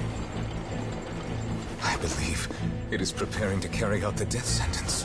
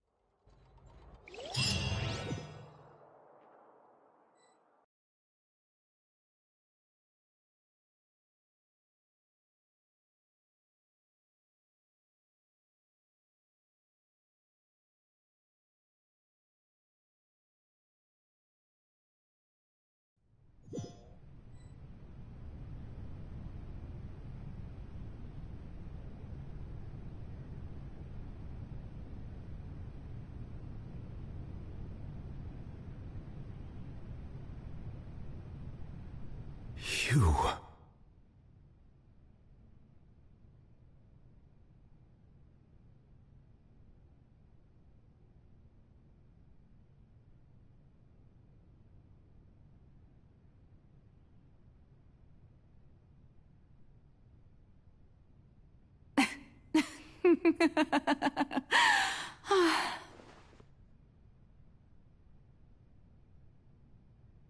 Sorry. That shocked expression on your face is just too amusing. I couldn't help myself.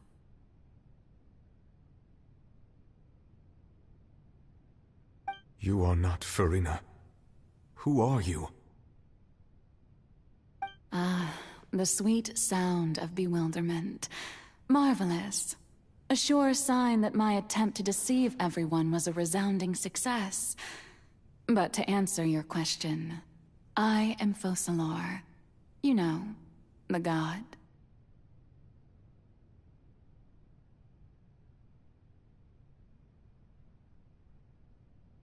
Focalor, why did you deceive us?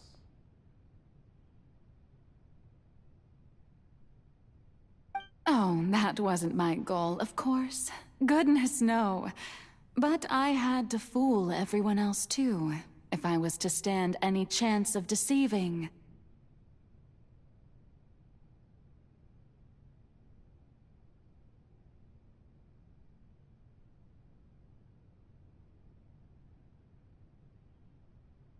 The heavenly principles. Deceiving the heavenly principles? It's all because of that pernicious prophecy. Dreadful, wasn't it? Everyone doomed to dissolve. Fontaine condemned to be flooded. One was not amused. In fact, one was positively bemused when that problem was thrust upon me by my dearest predecessor. That's the former Hydro Archon Egeria, for the uninitiated. It hardly gets more disastrous than a preordained national catastrophe, now does it?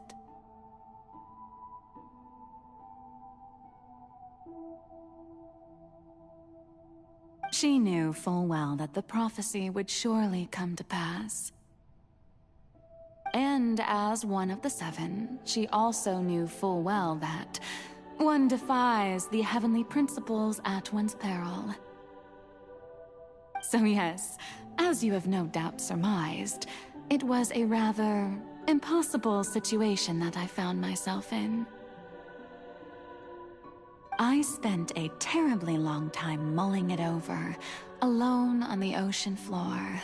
And I was almost growing barnacles by the time I finally realized there was only one possible solution to this confounding conundrum.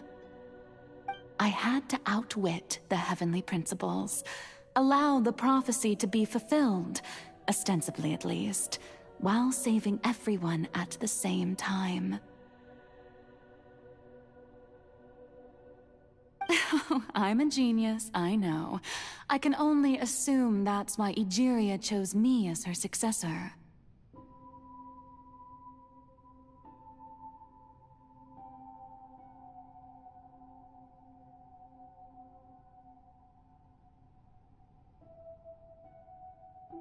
Although, looking back now, it was hardly the inheritance one dreams of. Between the task of saving the nation, the quotidian duties of the Hydro Archon, and not to mention the original sin of creating a new race of humans, I dare say she left me quite a colossal mess to clean up. But one can only play the hand one is dealt.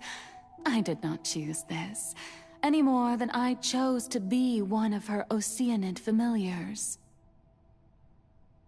So you were also once one of the Oceanids, transformed into a human by Egeria's hand. Yes, I was. I always dreamed of becoming human. And I still do, even now. In my eyes, to be human is to be part of the greatest opera ever known. After becoming a god, I separated my divinity from my body and spirit, leaving behind only a self that was as naive and bewildered as my past self on her first day as a human being.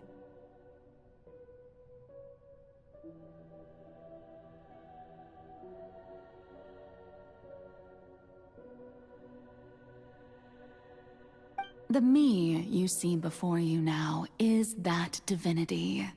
And the human counterpart I left behind, I named Furina. She could feel joy, sorrow, and everything in between. She could be as vain and conceited, or as meek and vulnerable as she wished. Her strengths were of a kind only a human could possess, as were her shortcomings. But in my eyes, Furina's humanity was what made her perfect. She was perfectly human in every way, the person I always wanted to be.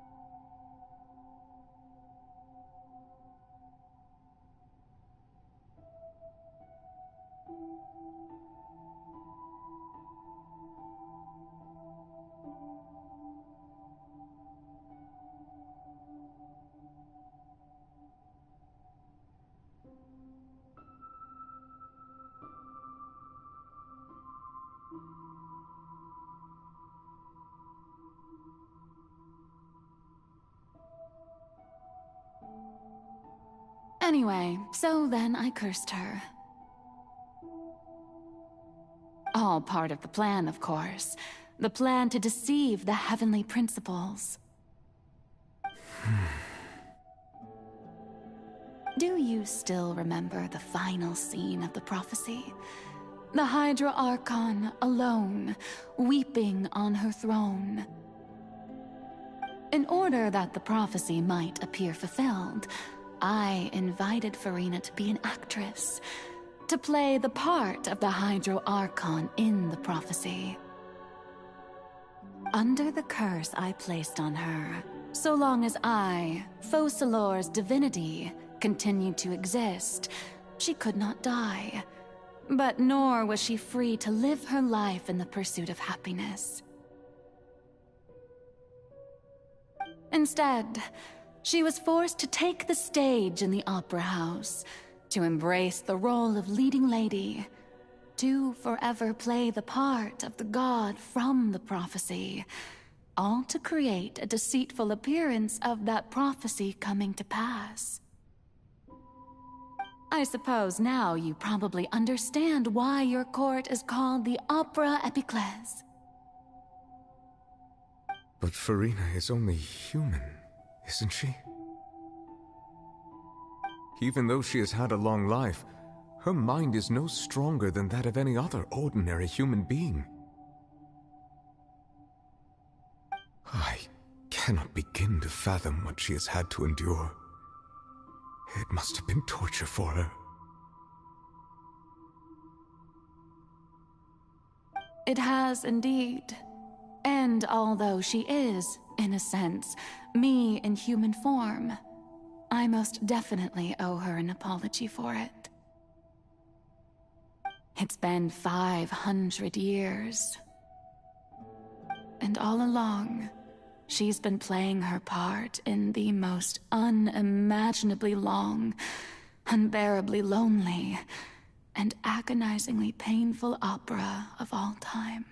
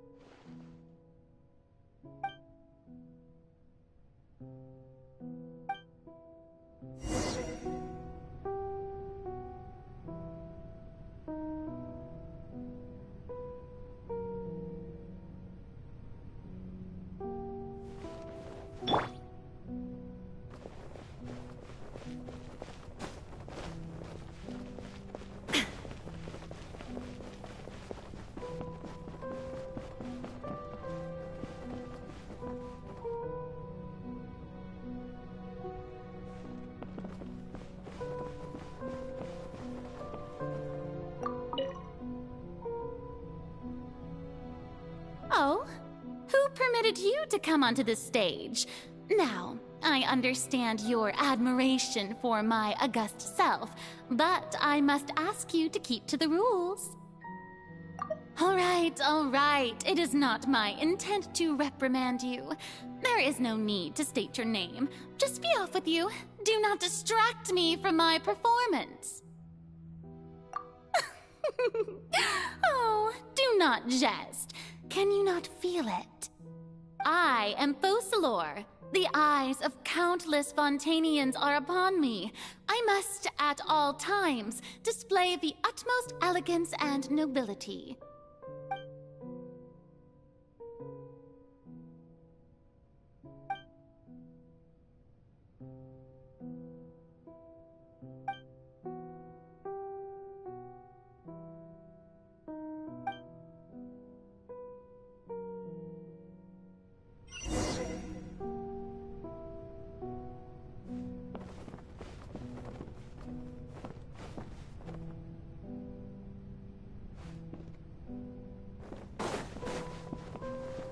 Dear audience, the performance is experiencing a technical difficulty, but worry not. The guards shall resolve it soon enough.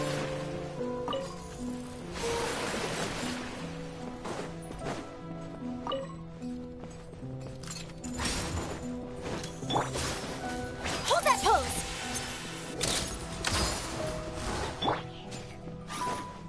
Shine down! Yoo-hoo!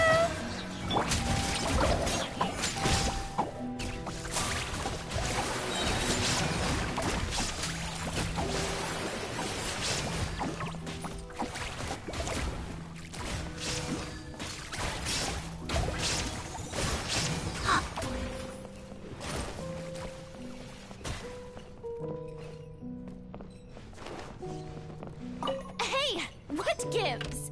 The audience is still watching me, you know. Guards!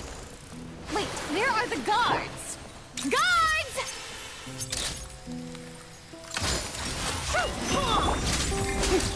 Strike a pose! Go get it, Uruguay!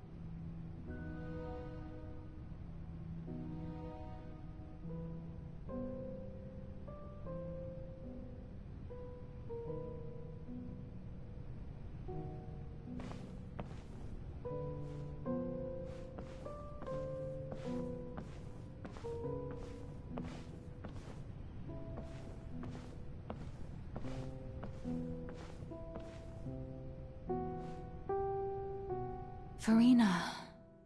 Furina. Huh? Who's that? Who's calling me? Where are you? Be not nervous. Be not afraid.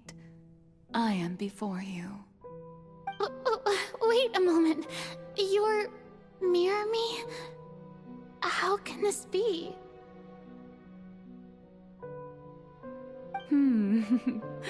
Near you, huh? You know what? That's not bad.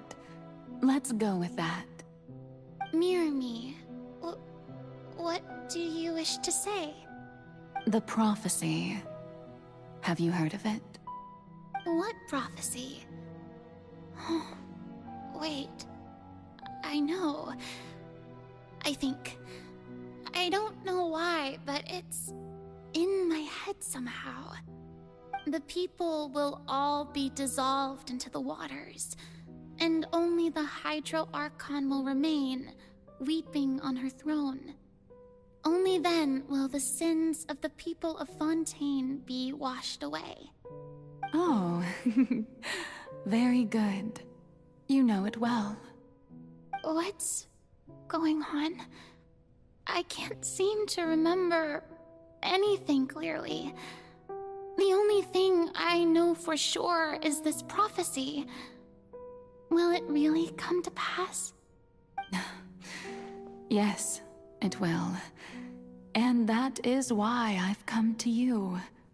Disaster will come to Fontaine sooner or later. Things will develop just as the prophecy declared. There is no escaping it. But doesn't that mean everyone will die? I'm a Fontainian just like them. Will I dissolve too?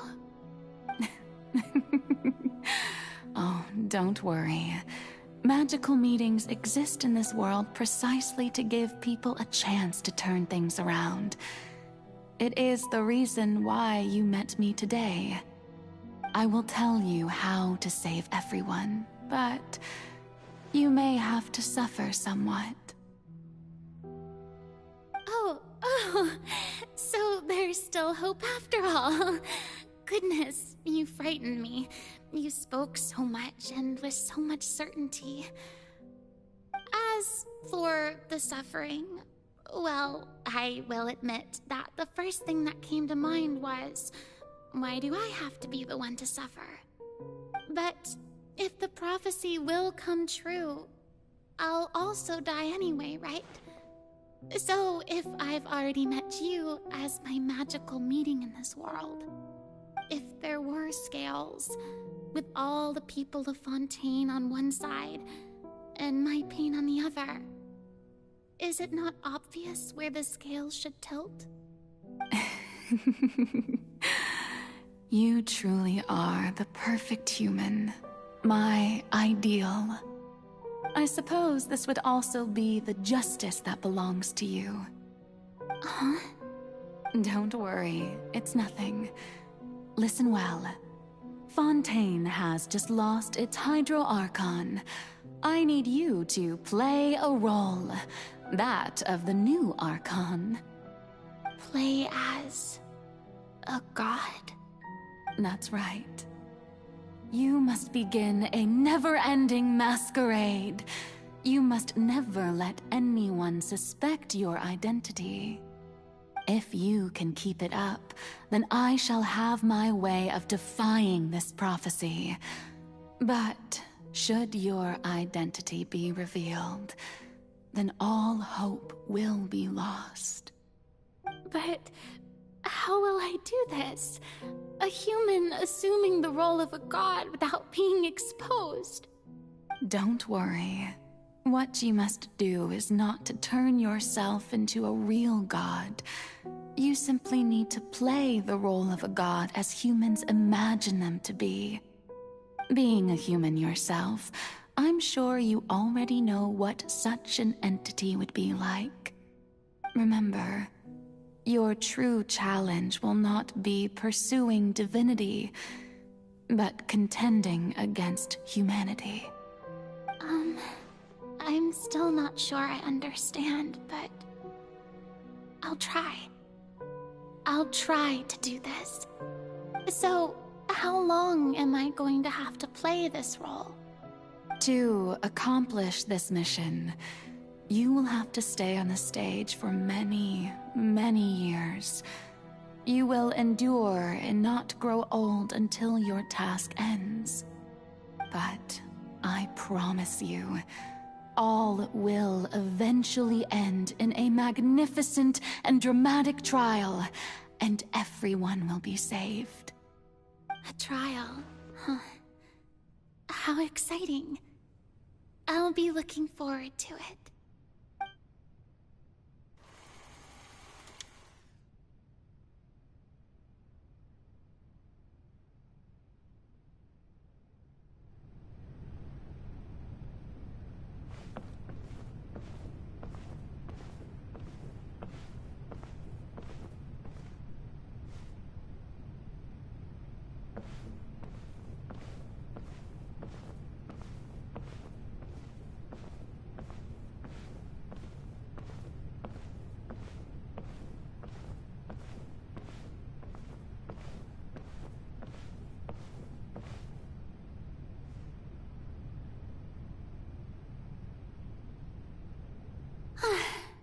The Maison Cardinalise has announced my accession, but this is my first time facing the people.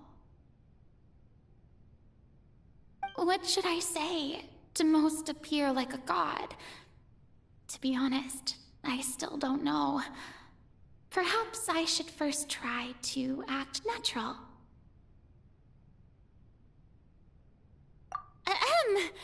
Ladies and gentlemen, good evening, and welcome to the Opera Epiclese. I'm sure you've all heard about how I have taken on the role of Hydro Archon. Indeed, I am Furina de Fontaine, your new Archon.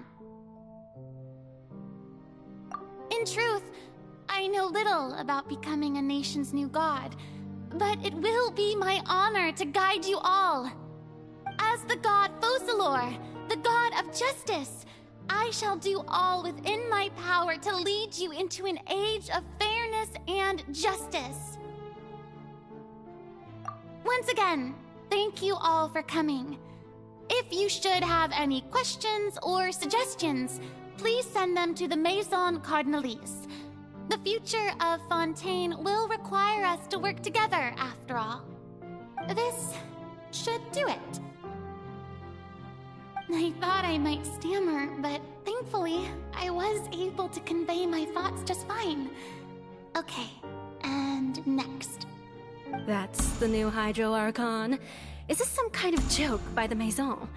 I would have thought that a being that surpasses humanity would be a bit more assertive. Hey, did you hear that? She even told us to send her suggestions there at the end. Shouldn't gods be all-powerful? She's being so modest. What's the difference between her and an ordinary person, then? If you ask me, perhaps the succession didn't actually happen. She might just be a Maison-back puppet. Wait, what's going on? Why is everyone suspecting me of being a fake? Oh, this is bad. If I get exposed here, there'll be no saving the people from the prophecy. Right. Mirmi said that I just need to play the role of a god as humans imagine them to be. Calm down, Furina. Think. What do the people want? How would they imagine a god to speak and act? Assertive, with a strong sense of presence. One who can dispel all doubt. That is the character I'm fated to play.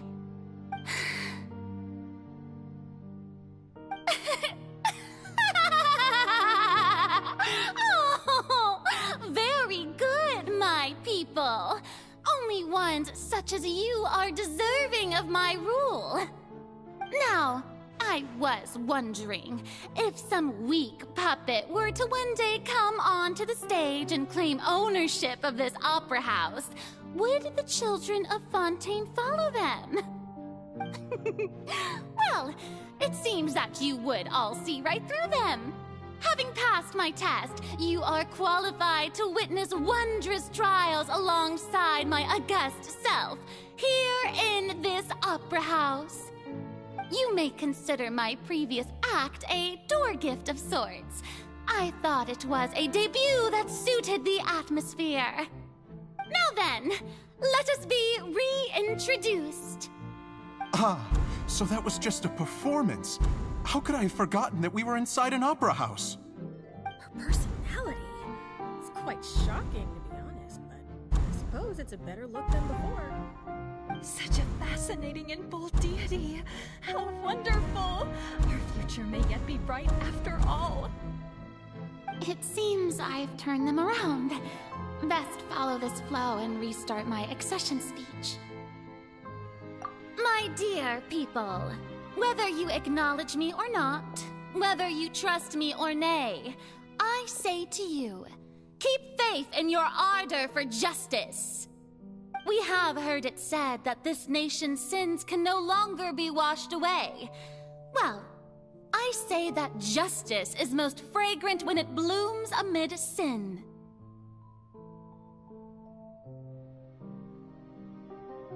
No, this won't work. They'll suspect me again. I must play the role that they want me to play. The scales of justice should not weigh heavy in the hands of its god. On one side, it must carry fairness and justice. And on the other, praise and applause. May law be the prayer on our lips. May judgment be our worship. Let us light the fires and drink to the future of Fontaine! There is no trouble in this world that justice cannot solve. All that is needed is for you, my people, to believe in it, heart and soul.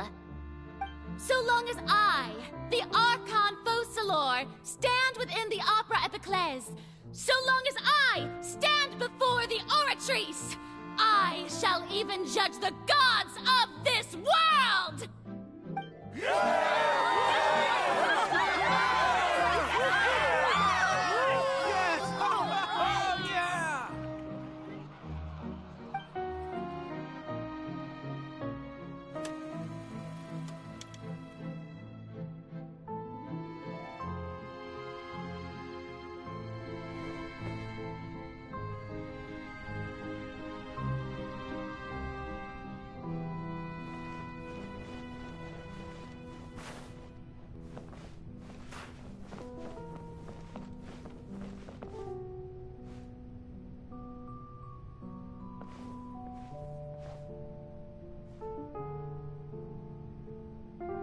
Lady Furina, here are today's case reports, as well as a summary of the follow-up for your perusal. Come now, was I not just at the Opera House in person? Leave these kinds of things to Neuvillette. Besides, none of these trials were the one that I'm looking forward to the most. If I may be so impertinent, what kind of trial are you truly looking forward to? A magnificent, dramatic, and wondrous trial. A trial to end all things. How could you hope to understand? That's true. I fear I lack the ability to grasp your divine thought, Lady Archon. No need for fright, and do not take what I said before too seriously. Go now, do your duties. The trial I await. It will come one day.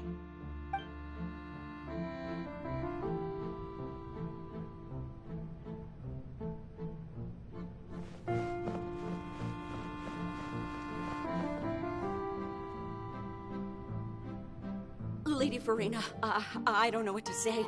Thank you for agreeing to see me. No need to thank me.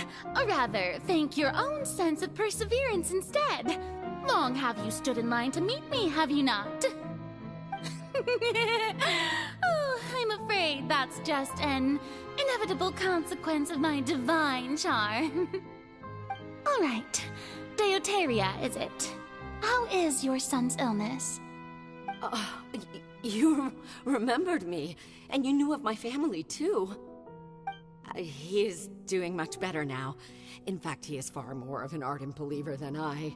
He was the one who forced me to seek an audience with you, and to bring your words back to him. Oh, good. Very good.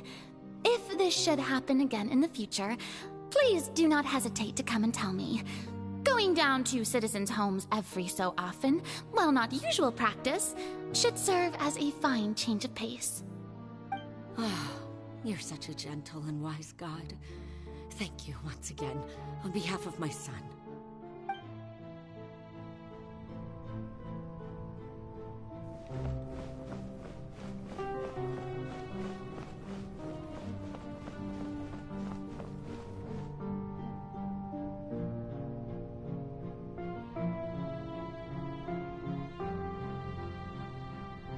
Lady Furina, here are the latest hydrological reports. As for the specific parameters you asked to take note of, I'm afraid things still don't look good. I see. It's as I thought, then. As your god, I did already expect this, but I wanted to see how far your human wisdom would allow you to analyze it. All manner of signs indicate that the prophecy will still come to pass. Forget it. That's not something you need to worry about right now. Well, as I understand it, the Fontaine Research Institute is also trying to find a way to counter the rising water levels. Really? Have they found anything? I'm afraid that they haven't found any effective solution thus far. Oh, is that so? Well, no wonder. This issue has reached the realm of the gods, after all. Still, their spirit is praiseworthy.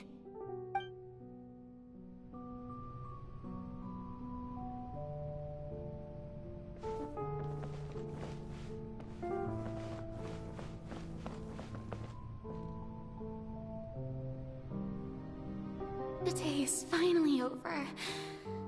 I haven't had a moment to breathe this whole time.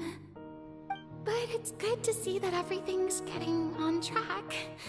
There are no longer any voices of suspicion. Maybe this is fine. I just need to keep going, and everyone will be saved.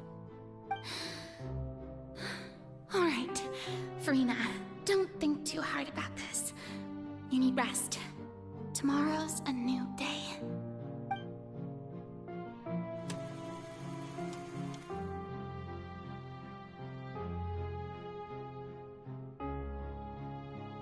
Lady Furina, here are the new trial reports for the latest cases, as well as a summary of the follow-up. There'll be no need for that. I've seen them already. There's no need to go back over scenes I've witnessed in person before. Lady Furina, I've waited so long for this chance to see you in this manner. Indeed, my dear, loyal citizen. This joyous moment is an honor for us both.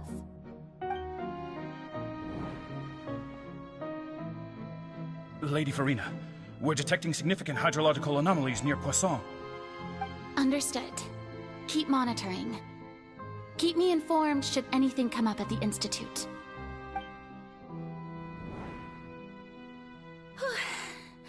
I don't think I let anything slip today. I must show the people that there is nothing to worry about. I just don't know when these days will end. I feel utterly exhausted. Best to rest early today, too.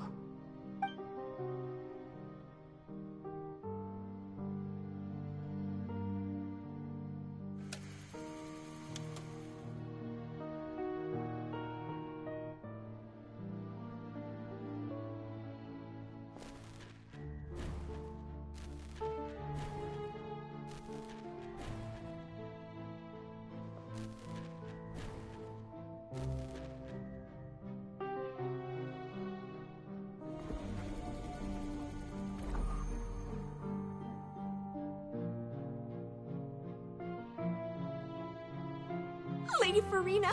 It's like a dream being able to speak with you up close like this. I've heard that the first member of our family who was honored to receive an audience with you was Madame Dioteria, almost 20 generations ago. And what a fine family yours is indeed. It brings me great joy to meet such a faithful believer, a descendant of a line most ardent. Surely you exaggerate, Lady Furina. My lady? What is it, good citizen? Oh, are you crying? Oh, really now? I didn't even notice. This must be the overflow of hydro from my person. Well, can't quite help being the god whose dominion is the waters, can I? No wonder. No wonder. A manifestation of your power, then. Oh, Archon, I am honored to have witnessed it. Honored indeed.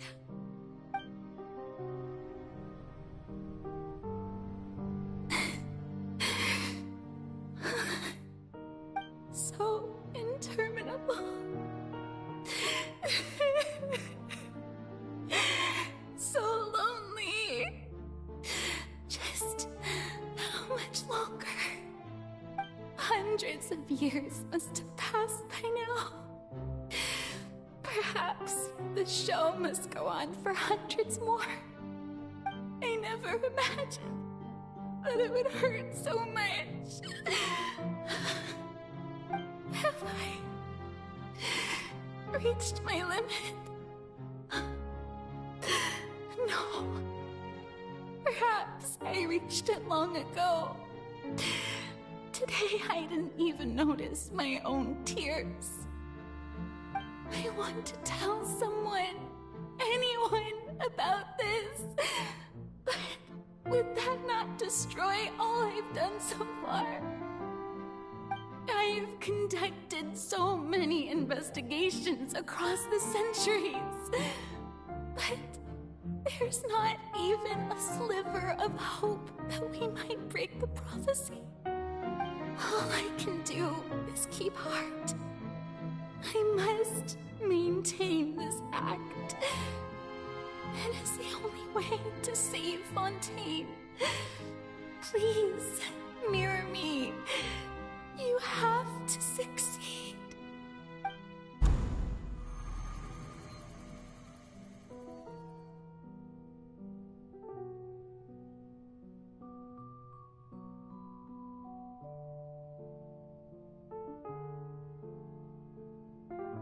Furina, you don't have to shoulder this burden alone. Although I don't know what you might be keeping from everyone, your people are more than willing to share your burden with you.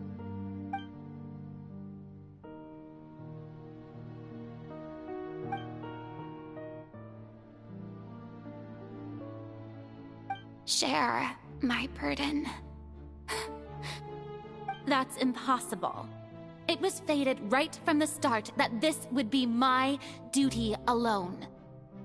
But even if your burden doesn't need to be shared, you can still choose to confide in someone. Just share it with me. I'm what you'd call a witness. A witness? Yes, I've heard that you came to Tevat from beyond the stars, yes. In other words, you never belonged here. And if Tevat is, in its entirety, a show on a stage, then you're just a spectator, aren't you? If that's the case... She's right. I could confide in her, couldn't I? But if things don't play out as expected, the people of Fontaine will be the ones to pay the price. No, Furina, you shouldn't be selfish. But what if it's really all right? Furina, You've worked so hard for so long. Surely it would be okay to put yourself first for once. Just this once. Is it such an outrageous thing to do anyway? To find someone in whom you can confide your frustrations and sorrows? Surely it could not hurt. If you let this opportunity slip through your fingers, it might never come by again. Think about it long and hard.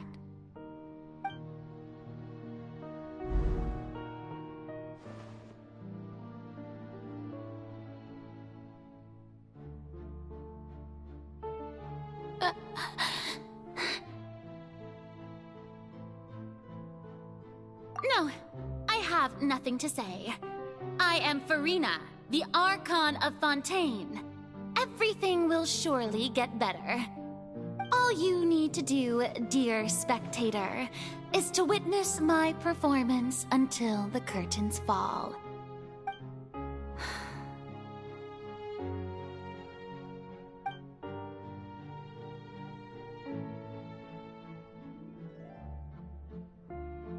Fine.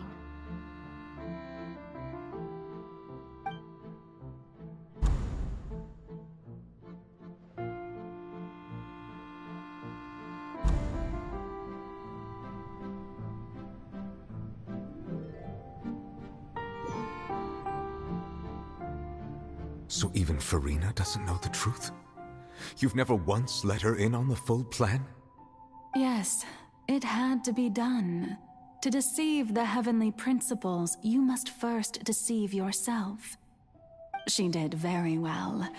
If she had let her resolve falter even once in these 5 centuries, Fontaine would have been doomed to the most tragic fate.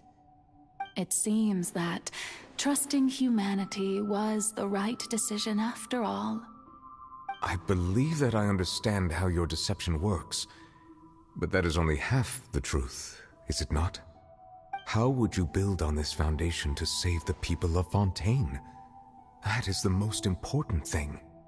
Ah, good. Of course, the Iudex of Fontaine has pinpointed the crux of the issue. I'm sure you've long sensed that the Oratrice is no simple machine, yes? I've always suspected that it had its own consciousness. And Lenny did mention that he heard a human voice within the core chamber. It now seems that that person was you, hidden within the machine all along. Am I right? And then I became one with the Oratrice, taking Fontaine's gnosis with me. Yes, it would seem so, wouldn't it? Alas, your understanding of this device still lacks sufficient depth. In truth, it is no enactor of justice. It is, in fact, a device created to kill the god of justice. I beg your pardon? Oh, you have it. And to be more precise, not only will the Oratrice take down the god of justice, it will also take down the divine throne upon which she has been placed. I mean, did you think I would be the sort to enjoy peaceful repose while Furina suffered? My work over these last 500 years has been to constantly accumulate indemnitium within the Oratrice. But really, some have already discovered that only a small fraction of the energy generated by the device was ever used to provide power to Fontaine. The vast majority had to be, accumulated to enact this death sentence. It was all a part of your plan, then? Both the trial and the sentence? Indeed. This power, accrued over 5 centuries, could have sustained Fontainians for millennia, had it only been used for that purpose. Almost all of it has now been stored within the Oratrice. But only power of this magnitude could hope to destroy the Hydro Archon's divine throne. shaking the rules established by Celestia, and breaking through the institution that is the Seven. So the Oratrice's call for death was for neither Furina nor Focalor, but for the Hydro Archon. The destruction of that divine throne. If I do not misunderstand your intent, you must be... Returning what's rightfully yours to you, of course. In other words, this was all done to return the authority of the Hydro Archon to the Hydro Dragon of this planet. But...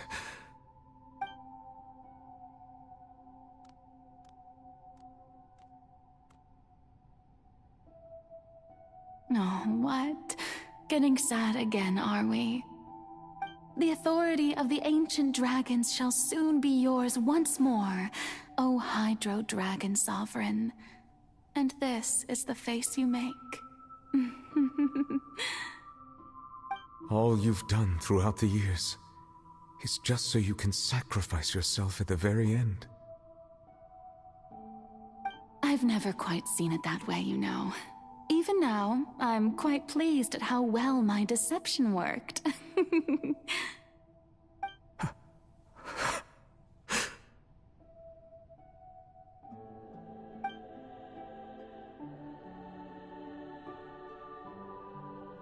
Hydro Dragon, don't cry. I must say, had it been within my rights, I would have loved to judge the heavenly principles themselves. Were they not guilty of essentially the same crime? Egeria stole the power of the primordial sea, and the heavenly principles stole the power you ancient dragons possessed. I, for my part, am the god of justice. And is it not just that your original powers should be returned to you? Speaking of justice, I have always believed that justice lies in the process of pursuing human existence itself. So, if the theft of the primordial sea's might was Fontaine's original sin, then, leaving matters of procedural right and wrong aside, the descent of the Fontanians as humans and their right to exist in this world would be Fontaine's original justice. In other words, existence was Egeria's justice, and to me, justice is the continuation of that existence. Defying the prophecy and ensuring that Fontaine's people shall live on, that should be the justice enthroned over all others. At this point, we, whether it be myself or all other Fontanians, have shouldered the burden of this sin for far too long. Iudex Neuvillette, the highest judge in our land, when you regain your full power as an elemental sovereign, what verdict shall you pass upon us? So when I was invited to the court of Fontaine to serve as Iudex, I see now that that was your idea too. At last, I now understand the true purpose behind this position. In the beginning, I was uninterested in human existence. But these 5 centuries of living alongside them have gradually brought about mutual understanding between us. And I have even attempted to feel as they feel. You are a devious one, Focalor. Things being as they are, surely you know that I could never declare them to be guilty.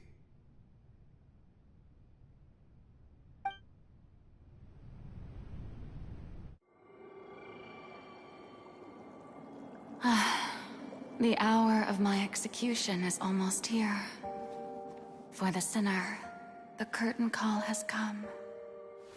I know I may not sound it, but faced with death, I find myself a little afraid. Perhaps this is one thing both gods and humans have in common.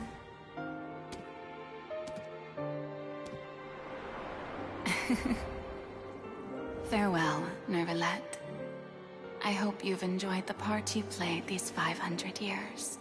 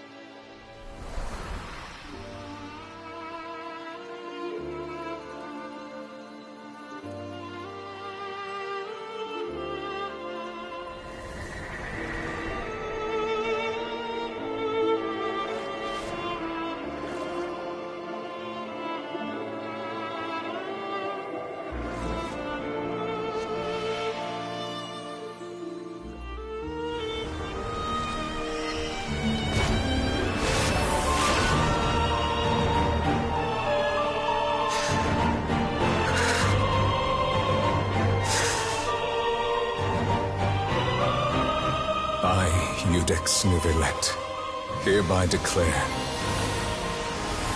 people of Fontaine, your sins are forgiven.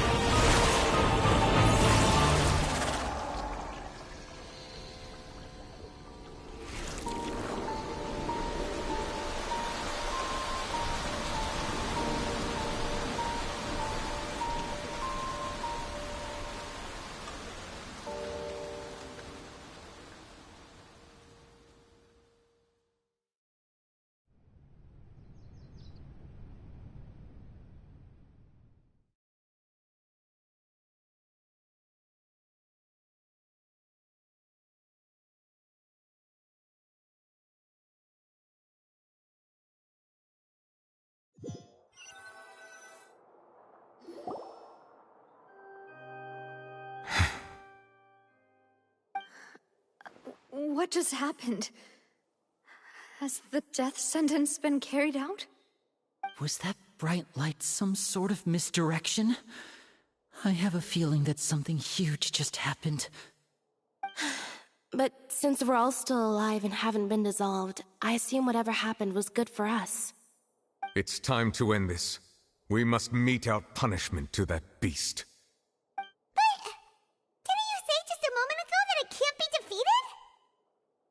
I have gained the strength sufficient to deal with it. Through certain means, I now have the ability to separate the power of the Primordial Sea from that creature. We should seize the opportunity to pursue our quarry. Traveler, now that the oratories can no longer function, I require an executor to help me mete out justice. The root of the calamities befalling Fontaine, the beast that enacts the prophecy. Its name is the all-devouring Narwhal. Come with me, traveler. The hour of execution has come.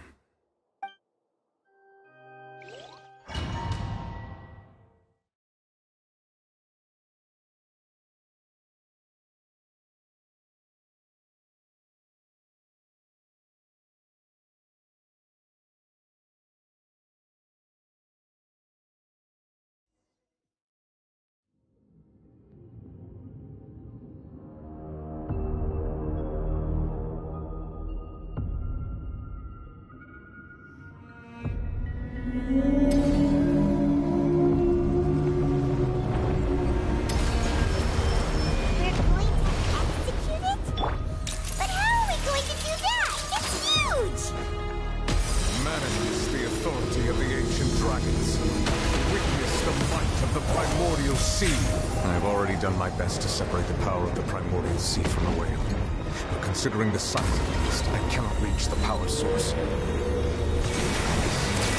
Find a way to attack it from within. I shall share a part of the ancient dragon's power with you. We shall look for an opening together.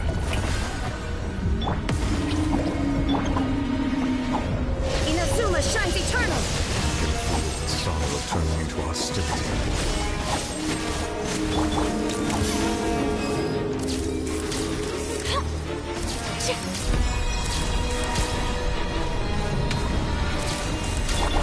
Strike a pose! Let my name echo in song! You're up! Shine down! The all-devouring narwhal cannot resist its instinct to devour. Continue to trigger its hostility.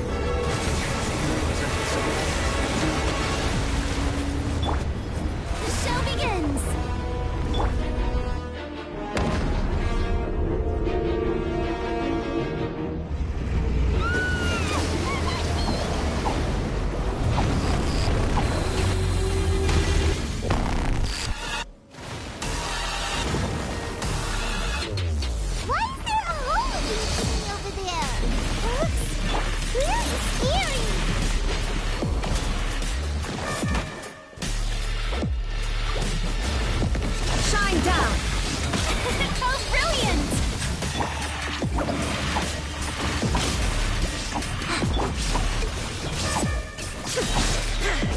Granted you my protection. Do not fear. Seize the moment and use my power to suppress its root from within.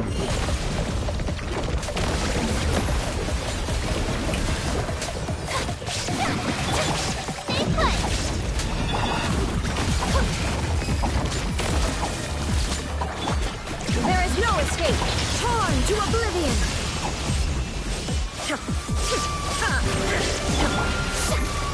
Time to shine! Hey, go away!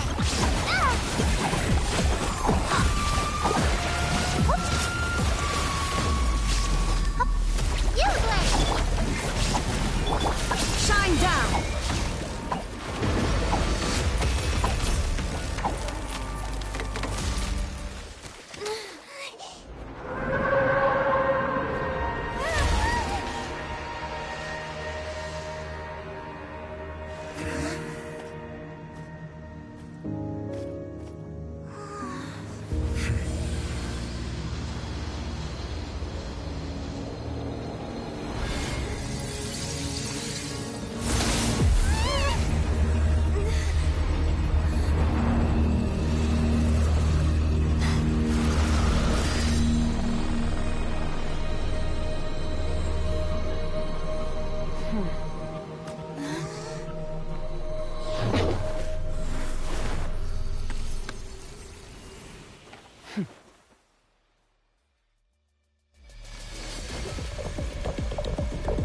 Thanks for helping with the cleanup. It should have been my job, but... oh well. It was just supposed to be a short private training session for me. I didn't think that my disciple and my master's pet would start brawling in the meantime. Well, actually, I had a feeling that it would happen at some point, but they bumped into one another earlier than I thought. That power. Who are you exactly? Paimon has an idea. From what she said earlier, she must be Child's master. Skirk, right? It's just that he gave us the impression that she was the less talkative person. I simply did not have anything to say to the weak. But you, on the other hand, managed to defeat the all-devouring narwhal without using power from beyond this world. So you may speak to me as equals. I have to agree. It's a strange use of a planet's primordial waters just to raise an all-devouring narwhal. That kind of power is wasted on it. It's not cooperative. It eats too much. And I have more important things to do with my time than pet sitting. The only thing that creature has going for it is its looks.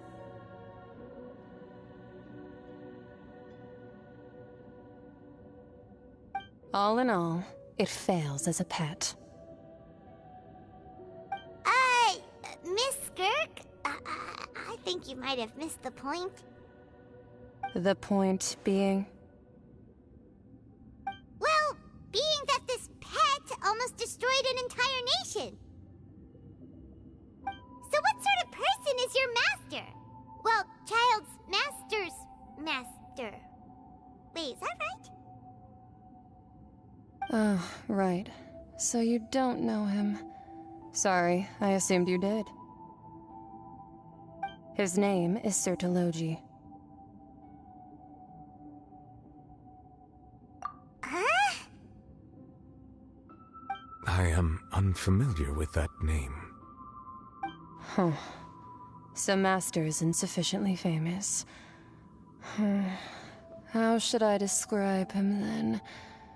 Have you heard of the name The Fowl? The Fowl? Still nothing?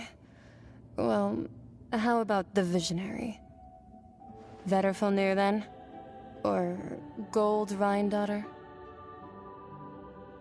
Ooh, that one we've heard! Rhindaughter's part of the Hexen Circle. She's Albedo's mom, right? Oh, so you do know that name. To be honest, I also heard all of those names and titles from my master. I don't actually know them either.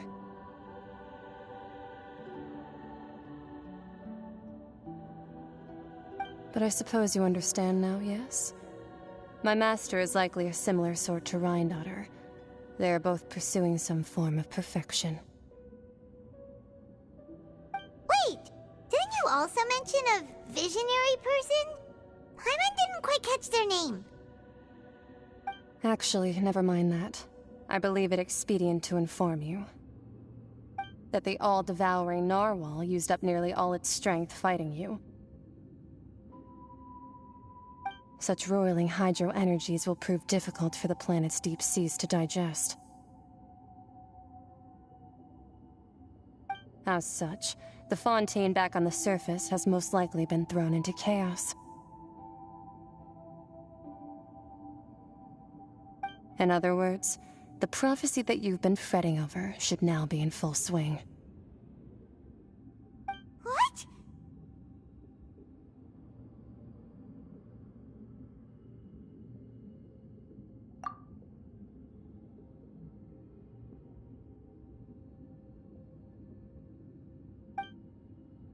Not to worry.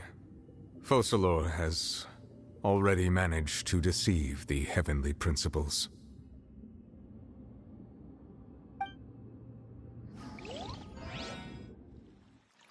In the end, the people will all be dissolved into the waters, and only Furina will remain, weeping on her throne.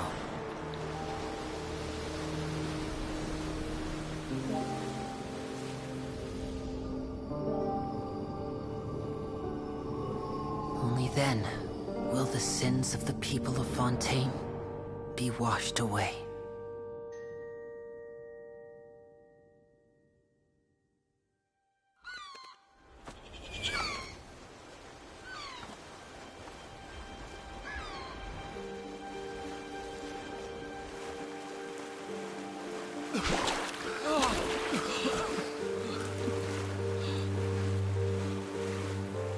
Hey! Help! Over here!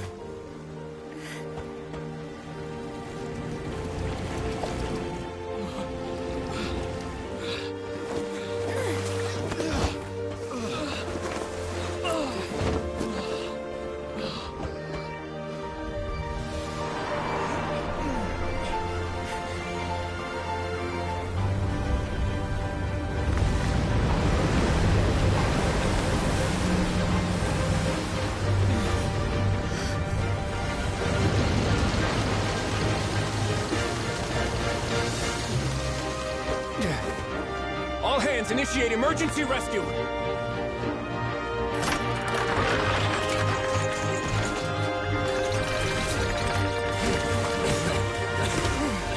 Hurry!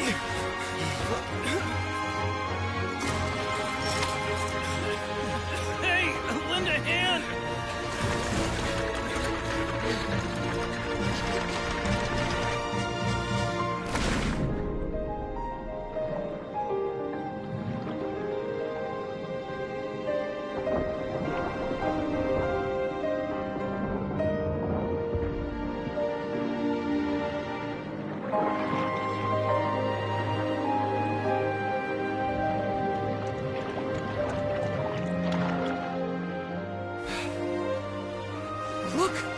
water's receding!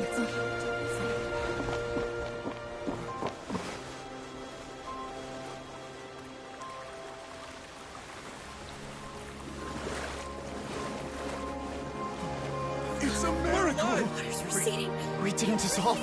The prophecy was wrong. The prophecy was wrong.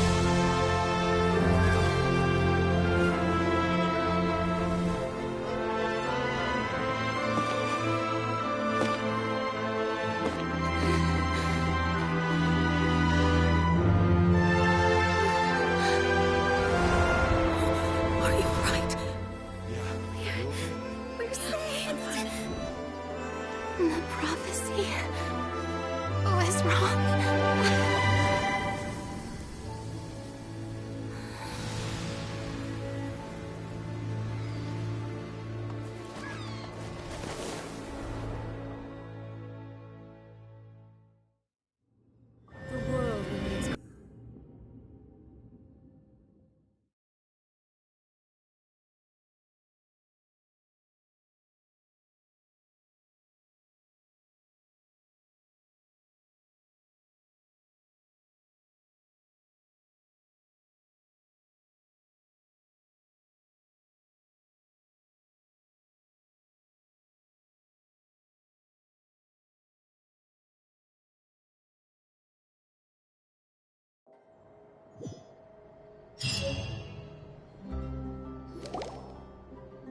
The soil renewed. The Sphena Diversula talks post-disaster rebuilding. I recently visited Poisson to meet with Miss Navia, spokesperson of the Sphena Diversula, and we spoke about Poisson's present and future.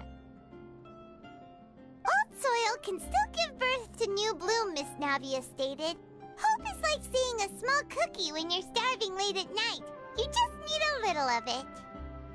Skyship Winglet, lunar brain of the Fontaine Research Institute. The various disputes that have arisen on account of Mr. Edwin have suddenly become a shield over the Institute, with Jurier turning out to be a once overlooked hidden gem. People always call the first researcher mad, but few know what to call the second. And should that latter person achieve a miracle, they would find it all the harder to find a word with which to classify him and his team. Wow! Paimon barely recognizes the people in the reports. Are those really Jurier and Navia? They sound like real big shots. What do you think? Pretty enthralling, huh? The Steambird's idea was pretty simple. With the disaster just having passed, we would print a free edition packed to the margins with good news to calm people down. The value for these big scoops lies in their inevitable follow-ups. We'll publish further reports and go into the stories behind those people. Edwin's assistant, Jurier, created a true flying ship, while Navia is leading people in the reconstruction of their home. I'm sure that these stories could draw even your well-traveled eye. Paimon's curious too! Wait a minute. Didn't we watch everything happen from start to finish? What's there to be curious about? And that's exactly why I'd like you to come conduct interviews with me. You're the best incubators of news, if you haven't noticed. And also, with you around, I'm sure I'll get to see that Duke. Are you sure? Hasn't he turned you down several times already? Oh, this time will be different. Come on, let's head to Poisson first, and then make a trip to the fortress. There are some things you'll only know when you get there.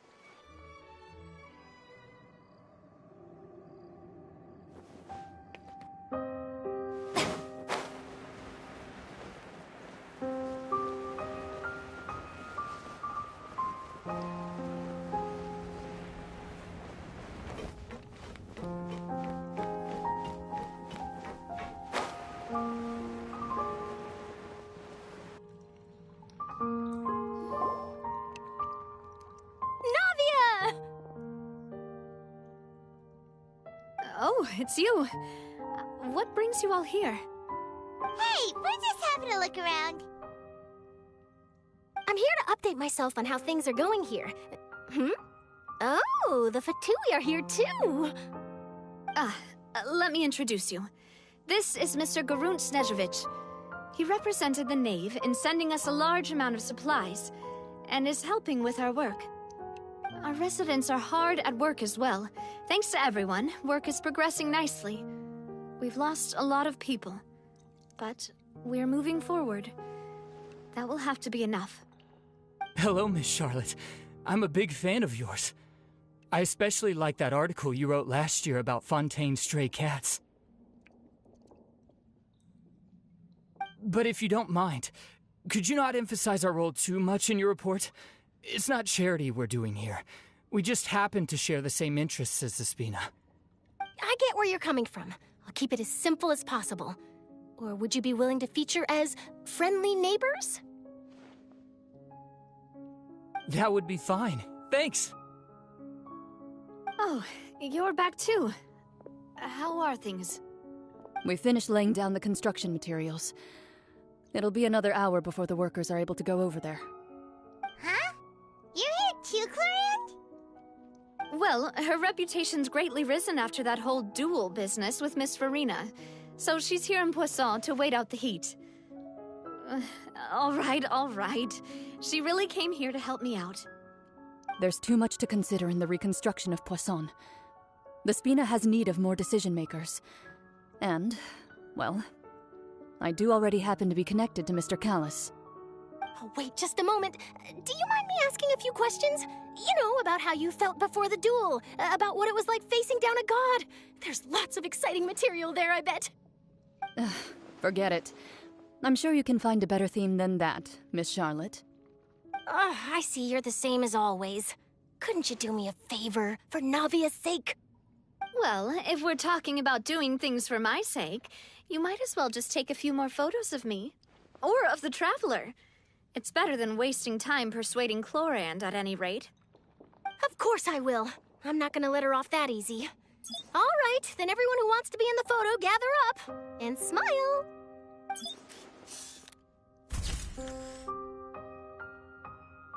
How did it go? Was it a good shot? Did Paimon look cute in it?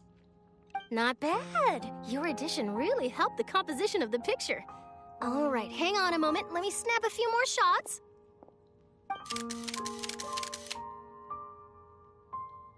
All right, that should do it. I'll be back here later anyway, so let's call it a day. You're very quick. Speed is of the essence when it comes to the news, and freshness is the key. Also, not to brag, but I'm pretty good at building connections. Who knows? I might eventually get that interview with you after all, Miss Clorand. Wow, you really do have that never say die spirit. I'm impressed. I'll hazard a guess that this is how you got that interview at the Fortress of Maripede.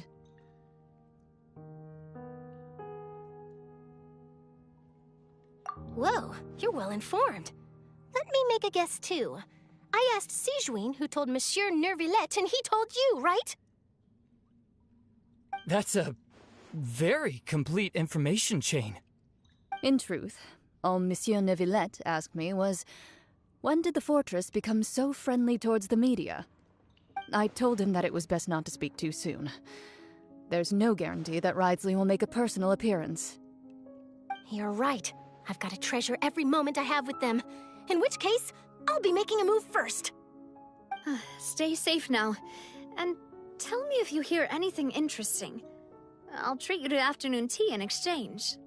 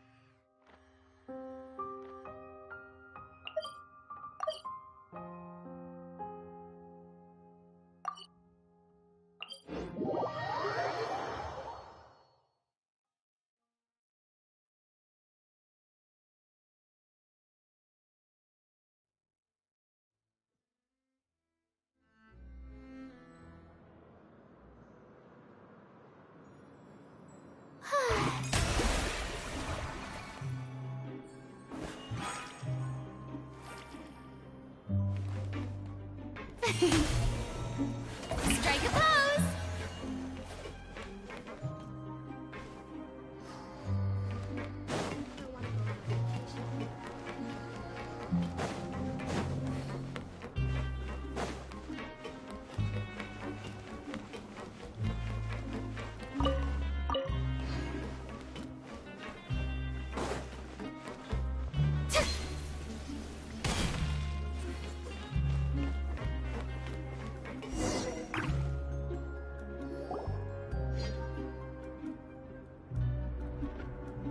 Wow, guess we're here again, huh?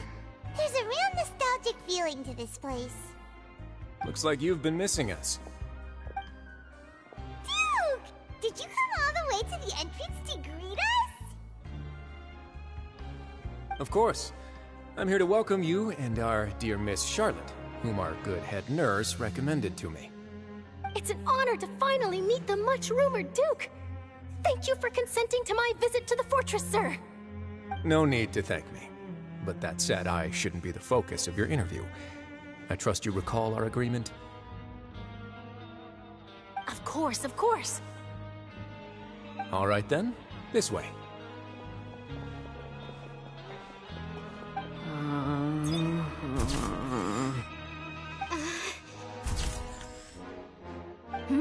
Hey, no need to be so nervous. I've already taken all the photos we need. Miss Charlotte, do these pictures really need to be published on the cover of the Steambird? It would seem that Miss Lorvine doesn't want her face to appear beside that of Mr. Jurier, Sir, please don't say things like that. But it looks like dear Mr. Jurier denies it. Might this interview be very important to you, then? No, I just... This is my first time being interviewed, and I'm very thankful to the Steambird for... Now, I might not look it, but I actually did meet Mr. Edwin once. And I'll be honest, I enjoyed chatting with you more.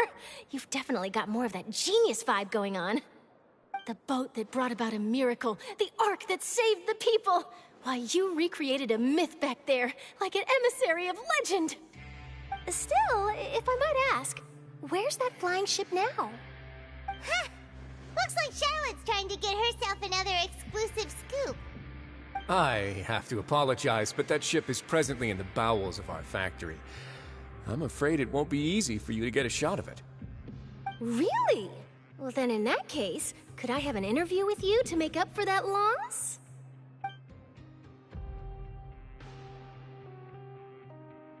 You already know my answer, I'm afraid.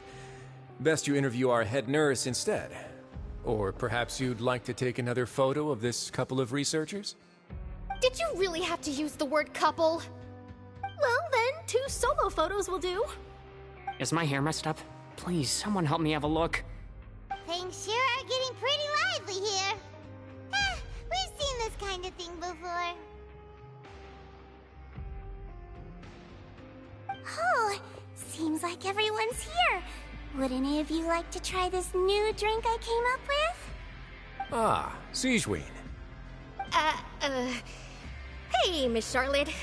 Why don't you, take some pretty photos of our head nurse? Sure. Come on, Miss Siegeween. Over this way. Let's find a brighter spot. Huh? Sure. Do I have to smile? So, how have things been at the fortress?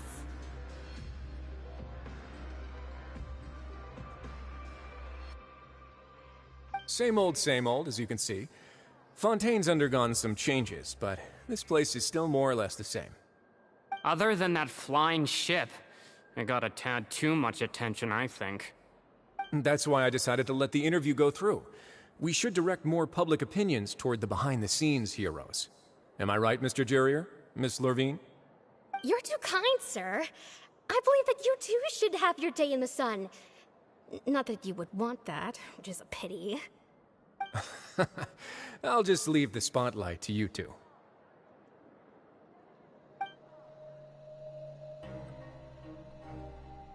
I see. Lots of things happened that day, huh?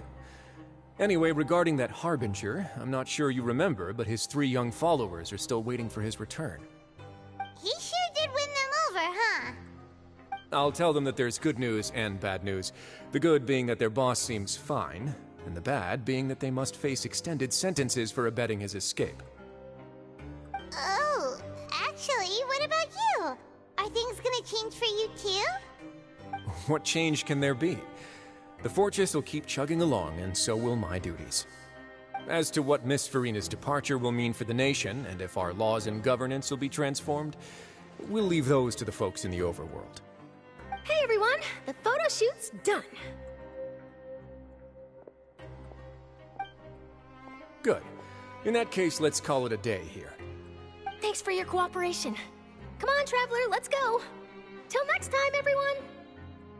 There'll be a next time? Maybe. Who knows? I might write a story about the underwater factory next time. Until then. All right. Last stop, the docks.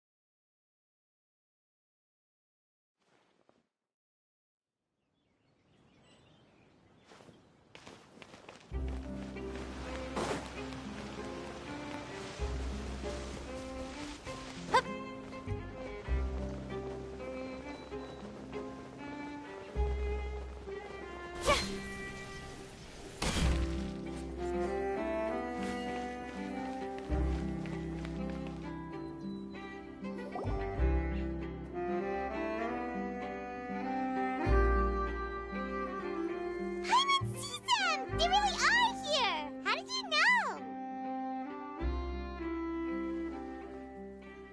Navia mentioned that she stayed in touch with Linny and the others after working together. Apparently, they've been at the docks distributing these strange pockets the whole time since. Traveler, Paimon. Ah, and Miss Charlotte, too. Would you like a magic pocket? What sort of gadget is it? It's a wondrous bag that can be used to carry many things. The water level has returned to normal, but if you see any of your things floating around, you can use this to carry them. Or you could trick a friend into doing it for you. Trick a friend? I wonder which of my friends would fall for that.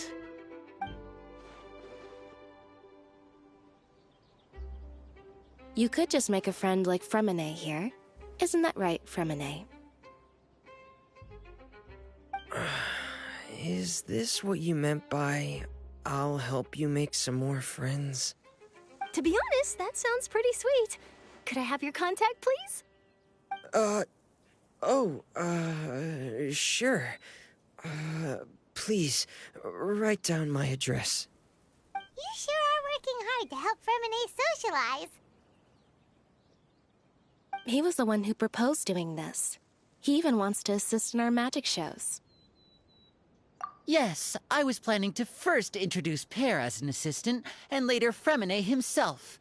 In the future, I think we can leave underwater escape magic to him too. That said, would anyone want to see a diver escape underwater? Oh, it'll work out. Every journey begins with the first step. He'll become a part of our show eventually. Lynette, could you come over? Miss Charlotte says she wants to take a picture of us. Got it. My, that Charlotte is rather perceptive. She got rid of everyone the moment she realized I had something to say to you. So, How have things been, Traveler? Father says that you did a great deal during the latest events. She's very grateful for your contributions to Fontaine. That's all right. We were more than happy to help. So, what's she doing now? Oh, I guess you haven't heard.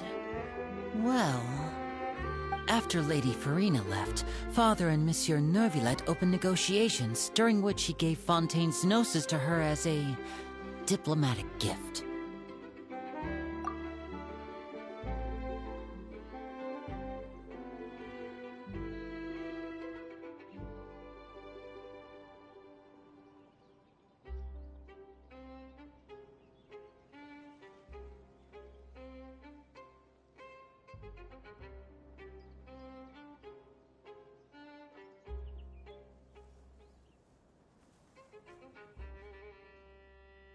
A diplomatic gift? A Gnosis? Yes, I was quite surprised at first myself. But when I thought it over, there were actually a number of things going for it.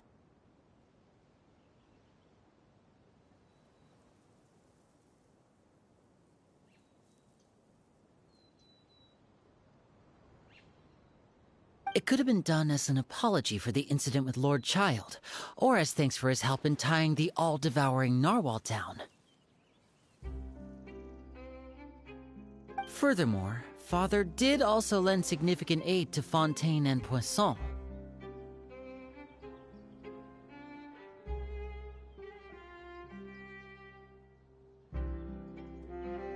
Well, that's true, but this is a Gnosis we're talking about. Doesn't this seem a bit irresponsible?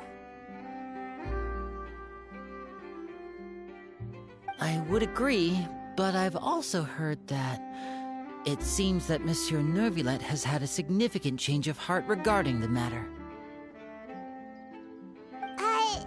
So there's some reason for this that only Neuvillette knows about?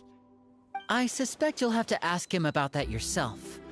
Ah, yes, speaking of which, I did see him strolling around the entrance to the Fortress of Meripede a while back. Isn't he real busy and stuff? Paimon didn't think he'd have the time for that. But back to the topic. The Gnosis was given to the knave, right? What about Child? They say that he's returned to Snezhnaya to recover from his wounds. I hear that the recent disaster really did a number on his health. That's true. When you think about it, we've had loads of run-ins with the Fatui. To think we'd be allied with them this time. So shocked by such a simple switching of sides?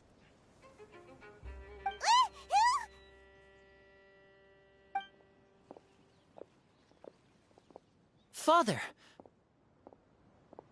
Well, well, what do you know? Come to the docks to see how my children are doing and meet the Traveler by chance. Please do not pay my accomplishments in Fontaine too much mind. I would have done them regardless. Are you going to take the Gnosis back to Snezhnaya? That is our duty as harbingers, yes. Don't be too preoccupied with sides. The goal of the Fatui concerns not a single place or person, but the entire world. With such a grand goal in mind, it is inevitable that we must wear many masks. Switching my masks is something I've always done. Well, that depends on many things. No one truly knows what the future holds. What good is honesty if you can't rely on it forever? As for you, I very much look forward to our next collaboration. Good things cannot be achieved alone, and you've proved yourselves to be great partners.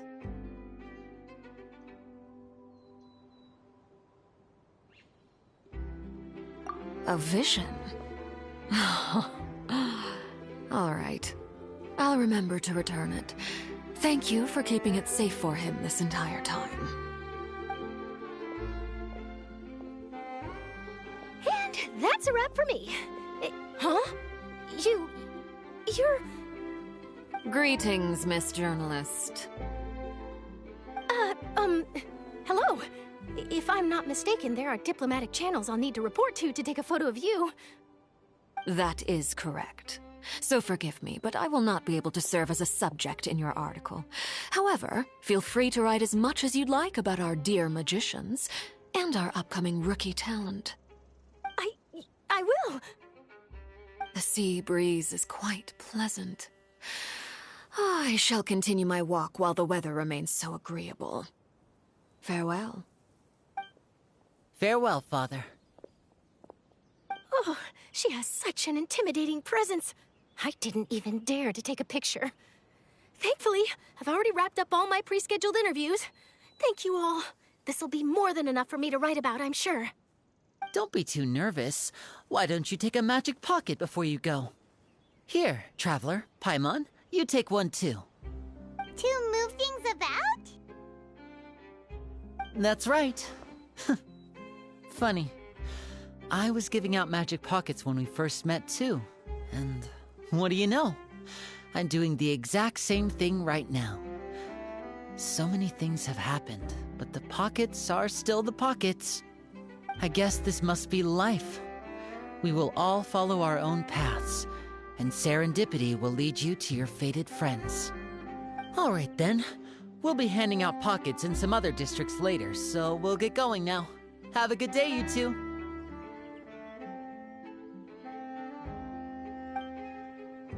Well, guess we sent Charlotte off. Shall we go see how Neverlette's doing? As long as he's not so busy that he doesn't have time to chat anyway.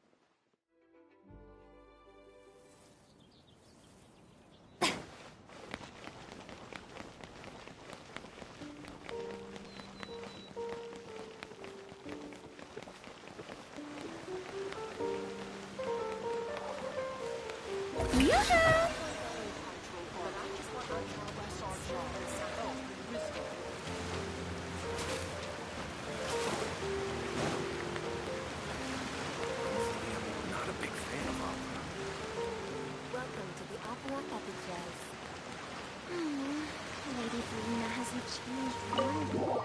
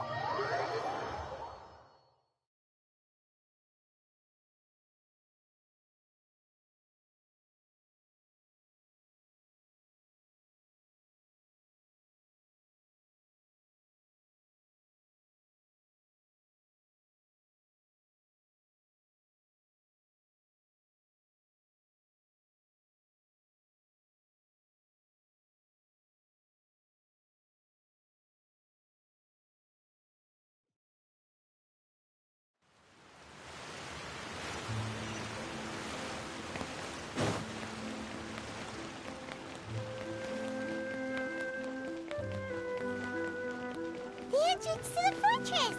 Ooh, he really is there!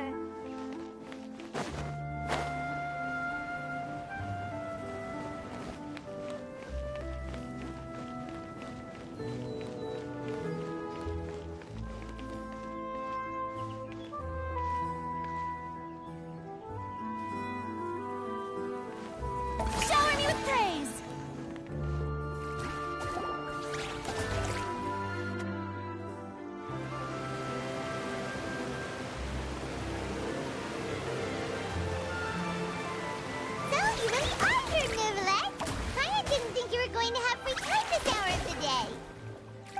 Really? Oh, I suppose you must have met Mr. Linny. He took the time to greet me earlier when he passed this way. In any case, you came at a good time. I was just considering reaching out to you to set up a meeting, so I may explain some things that I haven't had the time to before. Aw, Paimon's glad that you remembered. Thank you for keeping us on your mind, what with you being busy and all. Alright, let's have it then. How was Fontaine actually saved? The whole business is still quite the mystery to us. It is strange how words can often leave a bitter taste in the mouth when it finally comes time to say them out loud.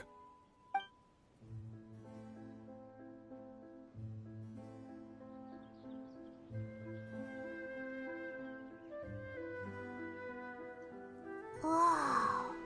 So that's what happened? Focalor destroyed the divine throne of the Hydro Archon and restored your power to you, transforming you into a fully fledged elemental dragon sovereign. But Paimon still doesn't quite get what you did to save the Fontainians from dissolving. For me, the authority of the ancient dragons refers to absolute control over the hydro element. Fontainians were incomplete humans born of Egeria's use of the power of the primordial sea, with constitutions similar to that of mimics. But so long as those primordial energies remain within them, I could use the ancient dragon's authority to grant them true blood, after the fashion in which life was first brought into being on this planet. In other words, when I gave my verdict, Fontainians became true humans, and thus would naturally no longer be dissolved by water from the primordial sea.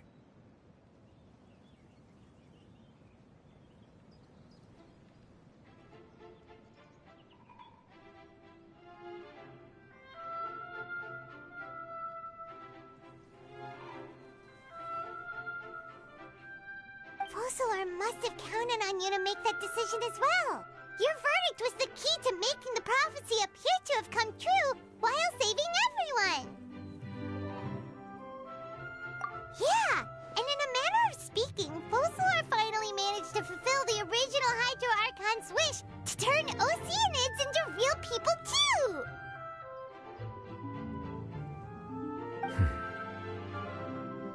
It seems from your expressions that you still have more things you wish to ask.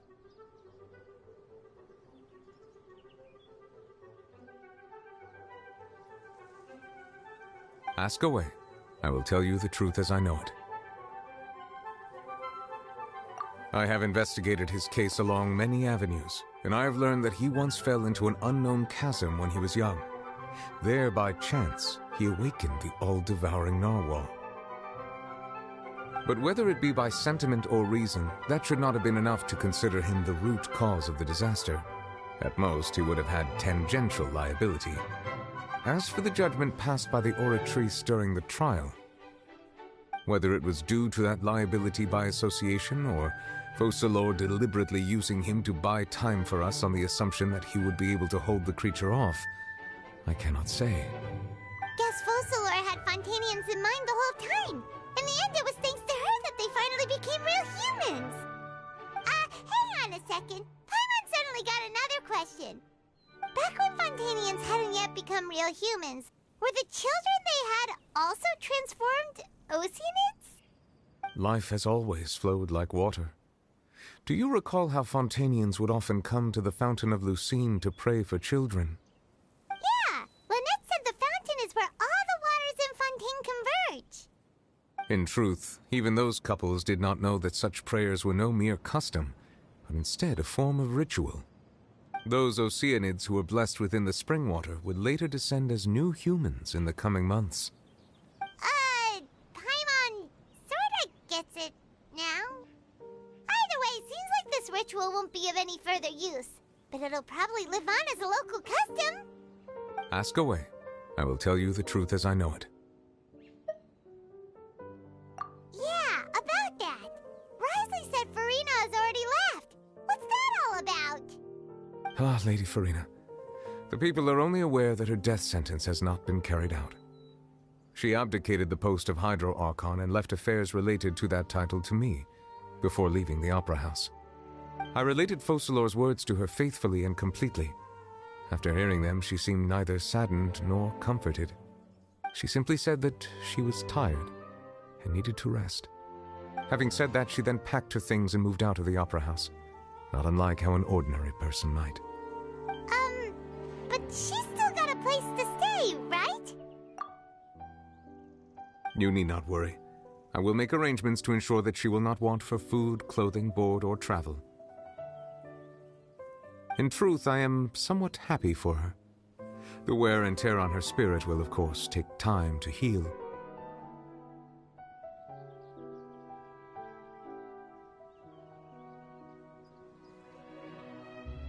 But now that she no longer has to play the role of Focalor the Hydro Archon, she can finally lay down her burdens and lead a normal life.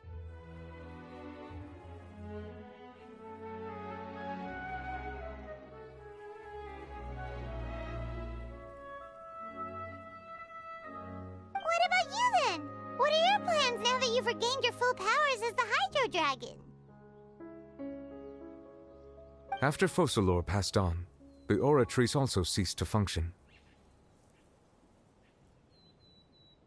This matter will directly affect our trials. After much careful consideration, I've decided to take over its role in our courts. From now on, I shall hear cases and pass verdicts by myself.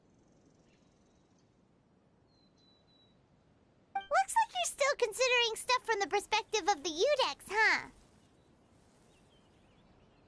As an elemental dragon, there are indeed many things that I must do. But this power and this duty, in a manner of speaking, you could say that both were granted to me. As such, before I attend to my other responsibilities, I must first and foremost continue to serve Fontaine as its highest judge. The duty of the Hydro Sovereign and the duty of the Udex shall coexist within my person. Additionally, the Hydro Archon's departure has brought about another problem, which is that the Opera House shall no longer produce indemnitium. That's true. That power was derived from the people's faith in the Hydro Archon, wasn't it? Wait, but the various mechs and machines in the city are all still okay. Where are they getting their energy from? As I am now, I have full command over New Musia, and it can serve as a complete substitute. Another reason why I cannot quite leave Fontaine immediately.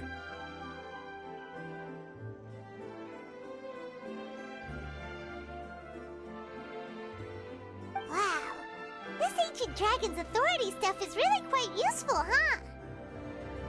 Ask away. I will tell you the truth as I know it. Oh, that's right! They say you've given it to the knave as a diplomatic gift or something! Leaving aside their intentionality, the two Fatui Harbingers have indeed done much for us during this crisis. Their sole remaining goal in Fontaine, at least at this point, would seem to be the Gnosis. The Oratrice has ceased to function. The Hydro Archon's divine throne is now no more, and I do not need the Gnosis's power.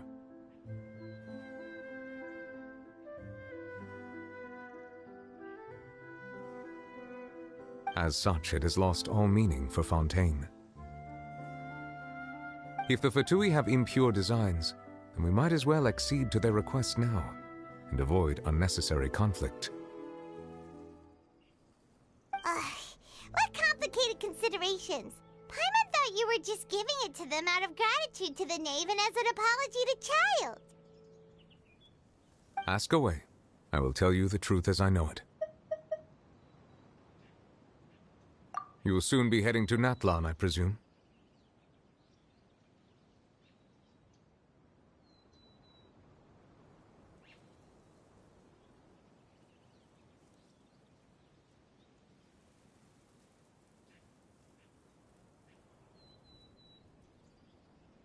I'm afraid that I have little talent as a travel guide, so all I can do is tell you what I know about that land.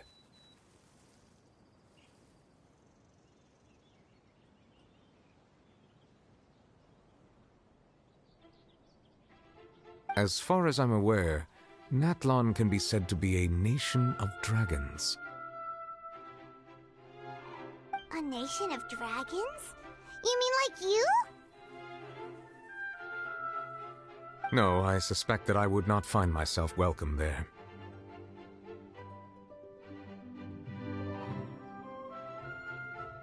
Unlike ancient dragons such as myself, the dragons of Natlan have undergone long years of development and evolution.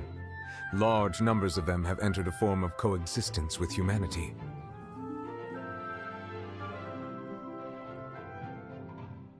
Natlan is also the nation of war.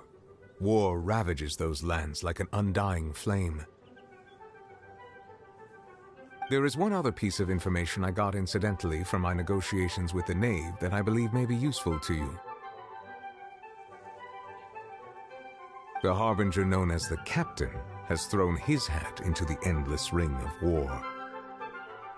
The Captain. Sounds like a real tough customer. Seriously, everywhere you look, there's a Fatui Harbinger doing their thing. I suggest that you fully prepare yourself before going to Natlan. In the meantime, Fontaine's doors will always be open to you. Ask away. I will tell you the truth as I know it. Hang on a sec. Paimon's still got a question about the Gnosis. When we spoke to Linny earlier, he mentioned that your attitude towards giving away the Gnosis had clearly changed. We guessed that there might be some reason for it that only you were aware of. No wonder the House of the Hearth is the Fatui's intelligence division. They are certainly sharp. So regarding this specific issue, I was just getting ready to share something with you. What is it? In truth, I exchanged some further words with that lady named Skirk after sending you two back to the surface. It went something like this.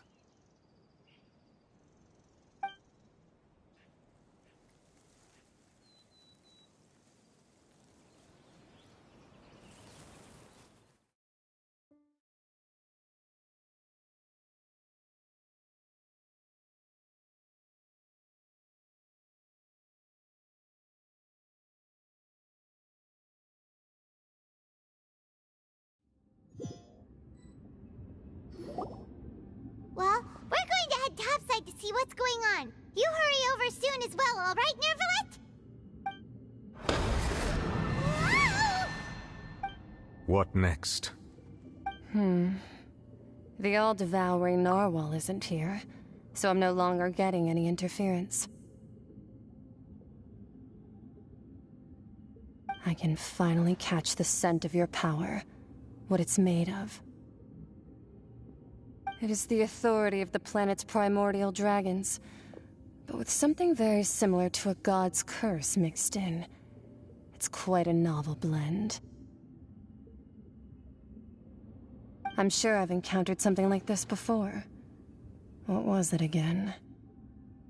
I do not know what you speak of. Ah, of course.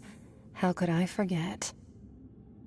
You should have the remains of the third Descender on your person, yes?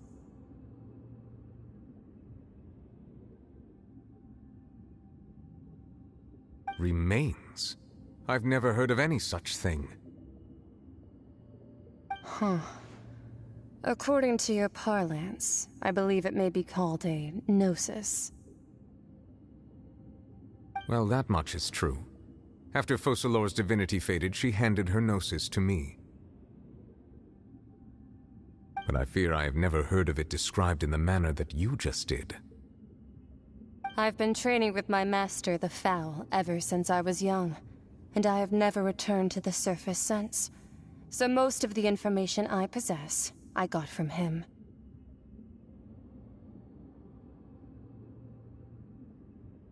It is only natural for those who are greater than humanity to possess a different sort of common sense, which is why there are so many problems in our attempts to communicate with humans. Regardless, you should probably get rid of objects of misfortune to prevent any disasters from befalling you. To live in itself is a blessing, but once a person dies, the bonds he once had with this world shall all turn to curses. What do you mean by that? No need to fret. These are just my personal thoughts, and my reason for no longer wishing to return to the surface. This third Descender you refer to, Who are they? And when did they die? Master never mentioned them to me. Perhaps it just wasn't that important for me to know. If you're interested, though, I could ask him. I'll be sure to pass the answer on to you next time. Next time? You believe we will meet again?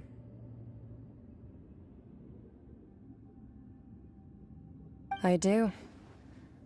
Wait. I have a disciple of my own, don't I? He can be the messenger then.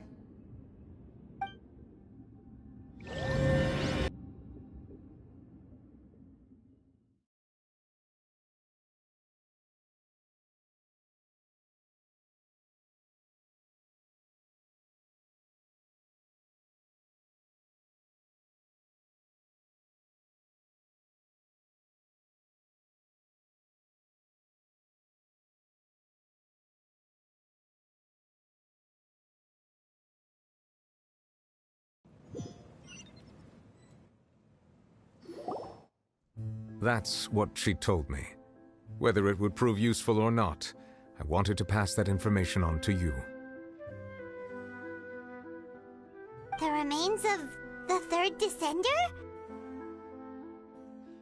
So that's what the Gnosis actually are. Paimon just thought they looked like chess pieces. How could they be a person's remains? All the same, assuming that there was no misunderstanding or special metaphor at play, that is what she meant to say. And she said that it would bring misfortune and that you should check it, which is why you gave it to the Fatui. If she speaks the truth, then I would simply be putting Fontaine at unnecessary risk by keeping it here.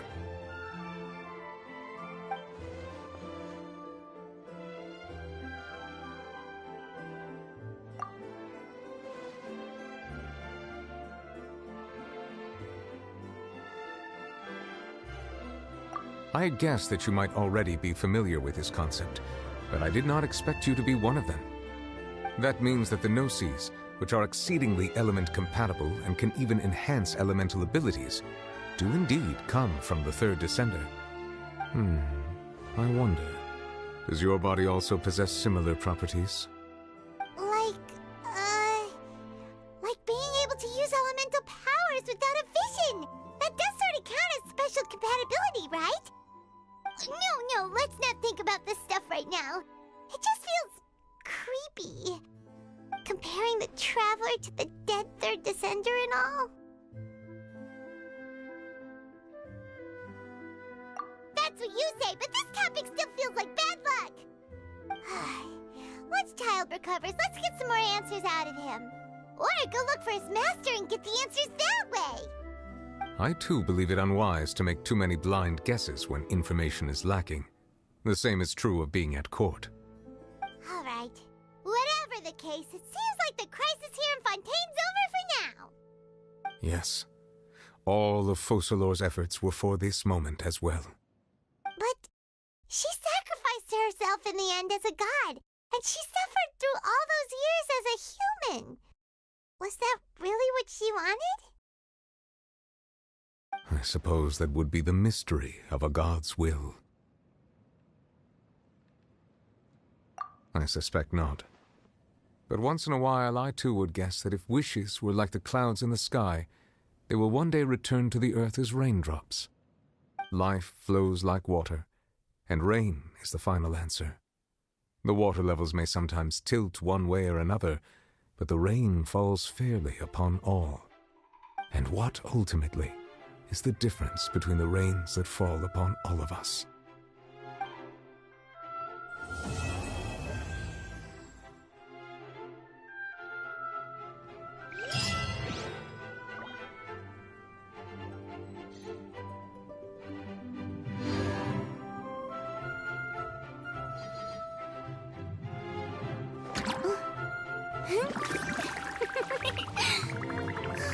Strike a pose!